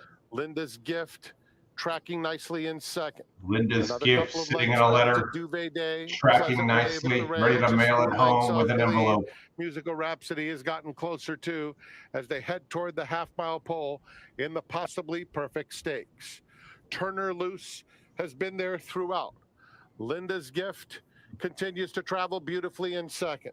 Then it's Pleasant Wave on the inside. I mean, there's not going to be a lot of tickets tied to the 7 and the pick 4 anyways. Not liking that rail. So I'm not that worried about the dead heat killing the prices. Up around the far turn. Linda's Gift cruising toward the quarter pole has built up a 3-length lead. Pleasant Wave now moves into second with Duvet Day. Musical Rhapsody trying to rally from behind. Top of the stretch and Linda's Gift maintains a comfortable margin. Musical Rhapsody splits rivals trying to get into second, and on the outside Duvet Day is trying honestly. 16th to go, and Linda's Gift was just too much for them. Linda's Gift. Yeah, that was just a long paid workout. The possibly perfect stakes. It's a tight photograph for second between Musical Rhapsody. Linda's Gift slides the envelope under the door. Yep. All right, we'll get out to Woodbine here. Tracked along by Prima on the inside, then a break to Master Aragon, moving through in the center, Crevel de Oro and Peggy, and racing wide at the back is 454 early on. About 4.5 covers them and showing the way. Bolt Enery into the turn from Golden Canary. Tucked away third is Prima on the inside of Miramichi. A couple away, Crevel de Oro. Up on the outside is Peggy, and together at the back, Master Aragon and 454. No change to the order. Bolt Enery by a length. Tracking in second is Golden Canary. They're 2 lengths to Prima on the inside. Had a good run. Miramichi the outer. 1.5 lengths. Crevel de Oro getting to work. And behind them, Peggy. Second last, Master Aragon. And last, 454 as they turn. And Golden Canary joining Bolt Enery. Coming to the outside is Prima. And up the rails, Crevel de Oro. And as they come for home, Golden Canary's gone to the front. Crevel de Oro's finishing on. Bolt Enery's not done with. And Prima the outside. Golden Canary taken on by Crevel de Oro coming fast. And Bolt Enery the rail. Attack left and right here. Here comes Crevel de Oro to take over from Golden Canary. And Crevel de Oro just too strong. Wins about a half. Golden Canary second. Bolt Enery third. Prima fourth. All right. The winner there. We have up next, Oldy. We've got Hawthorne in 4 minutes and Emerald Downs in 4 minutes. You pick. Let's go Emerald Downs because we haven't shown an Emerald. Well, actually, Derek, you're still alive in the pick 5 too at Hawthorne. Yes. Yeah, I have the 2 and the 7. In that. All right. Now let's take a quick look at Emerald Downs, and then we'll. Hopefully Hawthorne will post drag enough to allow us to show both. I'll get those queued up, Oldy. Wow, if you look at Emerald Downs, this is the top pick's 15-1. Second pick is 6-1 right now. Yeah, and the long shot E money line is 5-2. It's also 6-1. And also notice the track's on fire. So the top 2 picks have been hitting. So maybe we stumbled into a good one here at Emerald. This first-time starter for Justin Evans by City of Light. I mean, that's a big GSR for Emerald Downs, too. Who do you have at Hawthorne, Derek? 2 and 7, I think it is. The 2 has been scratched. Don't tell me that. Oh boy, is that the right? Maybe not. Maybe not the 2 and 7. Then I got race 7. Race 7. So that is. Yep, I had the 2 and the 7. So now I have the 7 twice. Yep. Right? Yep. Yep. Don't like that. Oh, you gotta love it. Love it. Remember, Oldy, when we were doing those Sam Houston shows, and you know, we would single like the favorite, and it wouldn't even show up to the paddock. Yes. Yeah, but or it wouldn't leave the paddock. So we don't know if it was actually there, but yeah, they gate stretched that one right at the end. It was perfect. I like the 2 and the 10 here at Emerald, and the 7's finishing up well too. Box those 2. I mean, the 7's going to be. It looks like the 7 could be on the lead heading into the stretch too. And then the horse that's finishing up strongly might be the 4. I don't understand the 1 at other than it likes. I mean, it doesn't pass anybody. It probably needs the lead. Does have a bull at work on May 26th, so maybe that's why. But it's going to dirt, and the GSR says turf. Tom Harris at Emerald Downs says 7-4-2. 7's at 5-1. The 10 is at 7-1. All right, so Emerald Downs. Looks like maybe they're saying post time right now. Yeah, I'm watching it. All right. I'm just going to play a 2-4-7. I'm sorry, 2-7-10 exacta box here. 2-7-10 for Oldy. I did a 2-10, and then I did a 2 on top of the 2. I did the 2 on top of the 1-2-4-7-10 for $2. Okay. 2 on top of the 1. 2 or the 1-4-7. Yeah, the 1-4-7-10. It was $2 was 24. Let's find a new second choice at Hawthorne for you. No, I can't do it. It looks like Hawthorne may actually go before first. Yeah. Emerald. Michael and his Stidham. Looks like he's going to get an easy lead here.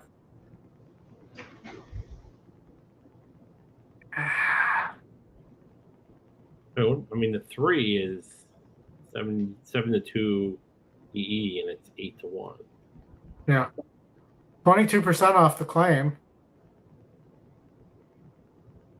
Former Saffy horse. First time $50. $50. Which race goes off first? I don't know either one of these. Around. I don't know what. That 5 horse looks like it's nowhere near the gate. So wait, Oldy, are you done? Did you win? Is it over with or no? Yeah. So I won by $20, and nice. I'll post it. Way to go, Oldy! Congrats. Very nice. Now you can the tournament tomorrow. You can play online, I assume. Right. Yeah. So this was the feeder to the tournament for tomorrow. Yeah. That if you win that gets you the $1,000 entry for both contests. The contest the week after, right? That Mike's in it. Yeah, that's in person. Yeah. That I'll be covering live anyways. Well, it'd be good to win it, and that's how I did it with the Monmouth one. I was gonna go down probably and play anyways, but I ended up winning at least to see in, so it was good. All right, they're getting behind the gate at Emerald, and they're getting ready to go in the gate at Hawthorne. Yep.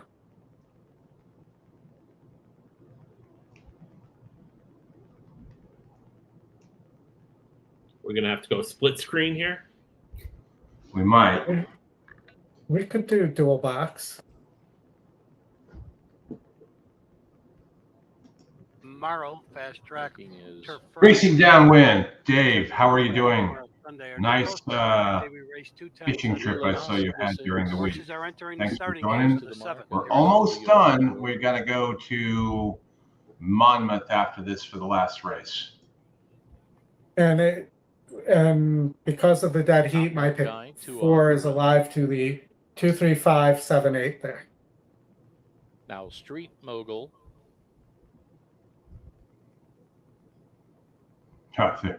This is going to be close. To go in, dessert first, and all about me. Our Barracuda. Barracuda heads to the line. I'll stop watching on my own screen and watch with everybody else here. Oldy, who do you have on the in the Monmouth one? 2, 3, 5, 7, 8. They're off. Hawthorne went off On the outside, first. All About Me going out for the 5 lead. and Top 7 Look are came paying away well. A lot of Roses moves up to be third. Dessert first towards the inside fourth. Nif came away fifth, and the early trailer is Shade Purse. And around the turn and on to the backstretch they go. Wow, the 7 got bent down to 1 or 2. Top Look Racing second. A lot of Roses. Expected. And on the inside, Dessert first, fourth. That one's about 5 or 6 from the leader. Alongside her is Nif, and trailing the field, Shade Purse. Less than 5 furlongs to go. All About Me a length. In between horses, Top Look second. 3 wide, lot of Roses gains ground third. Now moving up second. Top Look back to third. And then on the inside, Dessert first, fourth. Soon we'll need racing room. Alongside her, Nif trailing the field. Shade Purse. They move around the far turn. All About Me's had the best of it and still does. A little more than a length. Lot of Roses racing second. Top Look trying to rally on the rail third. Right behind her, Dessert first from far back. Shade Purse is on the Neither did the 2. They come off the turn and straighten away for the final 3/16. All About Me by 2. Here, Shade Purse out in the center of the course, closing ground. Less than a 16th to go. Shade Purse on the outside trying to catch All About Me, and she's going to do it. It's Shade Purse on the outside getting the lead in the shadow of the wire. Shade Purse won it. All About Me second. Never like to lose one of my 2 horses. It's one of the things I hate the most. Not sure I would have that one anyways. Yeah. 37-1. Wow. Yeah. All right, Oldie, we got 5 minutes left here. The Salvatore Mile at Monmouth Park will wrap up our day. Yeah, and I'm interested to see, honestly, what the betting looks like here, because I just don't know on this too whether 8 furlongs is too short. Here, that was one of my trepidations. Also, I've brought this up many times, but next out horses from the Breeders' Cup. In their next race, they only win 9% of the time. How about the top choice is 17-1 right now? Yeah, I'll take it. Winner of the Sir Shackleton, I think. Brian is Lynch. Yep, Brian is Lynch. If you run the race sim here, I think we ran it a little while ago, but we'll run it again. And I also think Stage Rider, I agree with David here that Stage Rider could be is really dangerous. The 7 for Cheryl and her devote. Like, subscribe, hit the bell. We would appreciate it, folks. Before everybody heads out for their Saturday evening, we thank you all for joining us. But like, subscribe, and hit the bell button. You'll know when we go live. Cheryl and her bell biv devote. Yeah, I mean, I went with the 8. I like the 10-1, and I'm putting the 8 on top of the 2, 3, 5, 7 in a triple. I mean, even the 8's not paying badly. No, I mean, you got to all the money's on the 2 and the am I looking at the right will pay now? All the money's on the 2 and the 3. Yep, the 2 favorites. And either way, I only spent $50 on this, so I make a profit no matter what. As long as it doesn't come 1 or 4 or 6. But the 7 Stage Rider is a true miler, and the ACK grade 3 effort might be good enough here. I just don't get 6-1 on Cheryl Spite on the dirt. Paco, Jersey.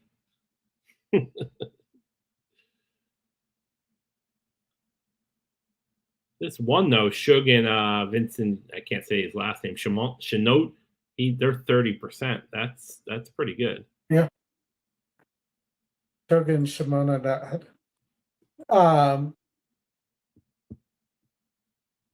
Yeah, 56 rides. This horse to me, running at Tampa against, restricted allowance company. It's a big step up. To me, that the one should be the biggest price on the board. Interesting. Like I said, I'm just trying to put in a superfecta. 8-2 with what did I do? 8-2 with 3-5-7 and then all. Yeah.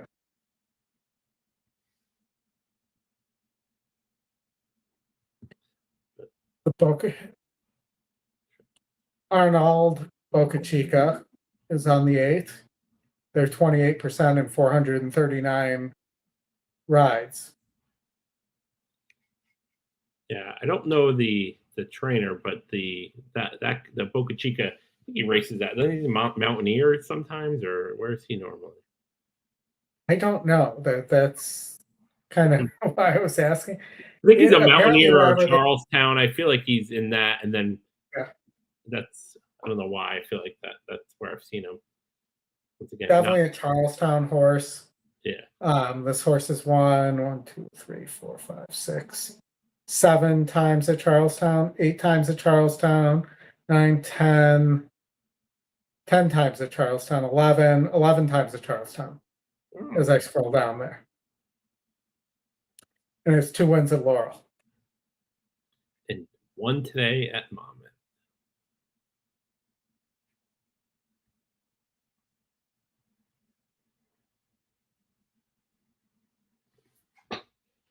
Let's see. Maybe, the 6 is going to go fast. So the 6 being there, 6 could sneak away with Carmouche aboard. Yeah. So I'm going to cover at least a little bit to that horse.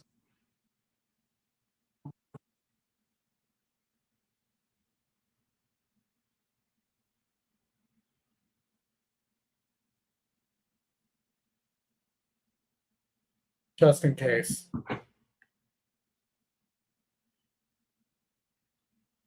We about ready here, Chris? I can't imagine Carmouche is going to have the late double after I bashed him.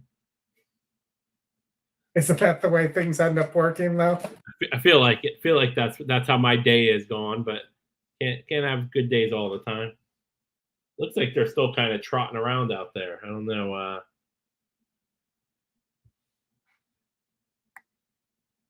Did you have anything for Churchill today, Oldy, or you didn't even look at it today? I haven't even looked. Yeah.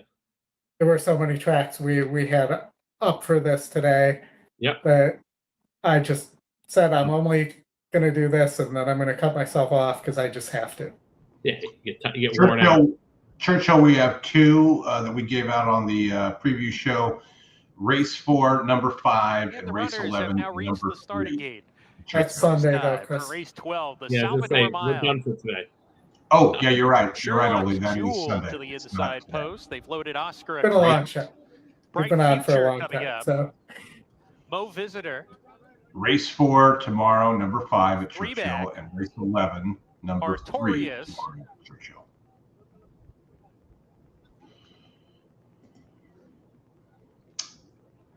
Cheryl Spite, one of 2 great good luck, George. 257 for George. Who won the Jockey Club Gold George Cup had the 7 last year. Stage Raider post 7. What do you have in there?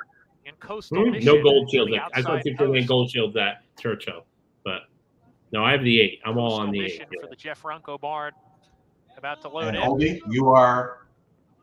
I am 2, 3, 5, 7, 8.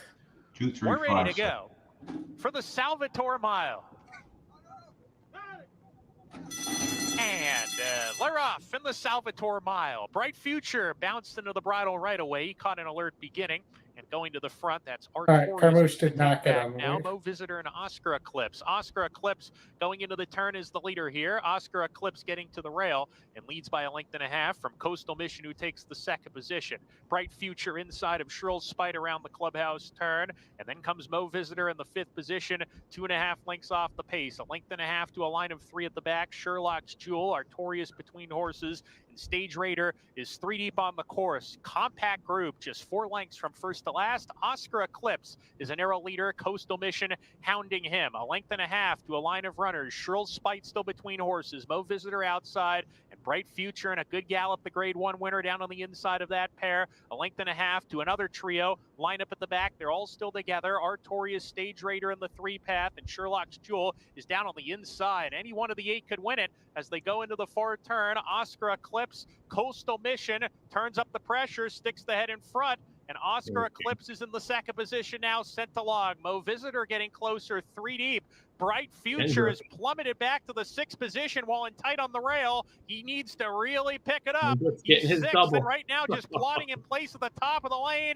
Mo Visitor looking for the upset, takes the lead. Coastal Mission fighting very, very tenaciously to the inside. Come on, Mo Visitor, Coastal Mission, and now Oh, Bright no, who's Future that? finds Oh, the there's the right two. running style to kick on, and Bright Future, look at that. Set up Bright perfectly Future, for the the 2. class prevails, wins.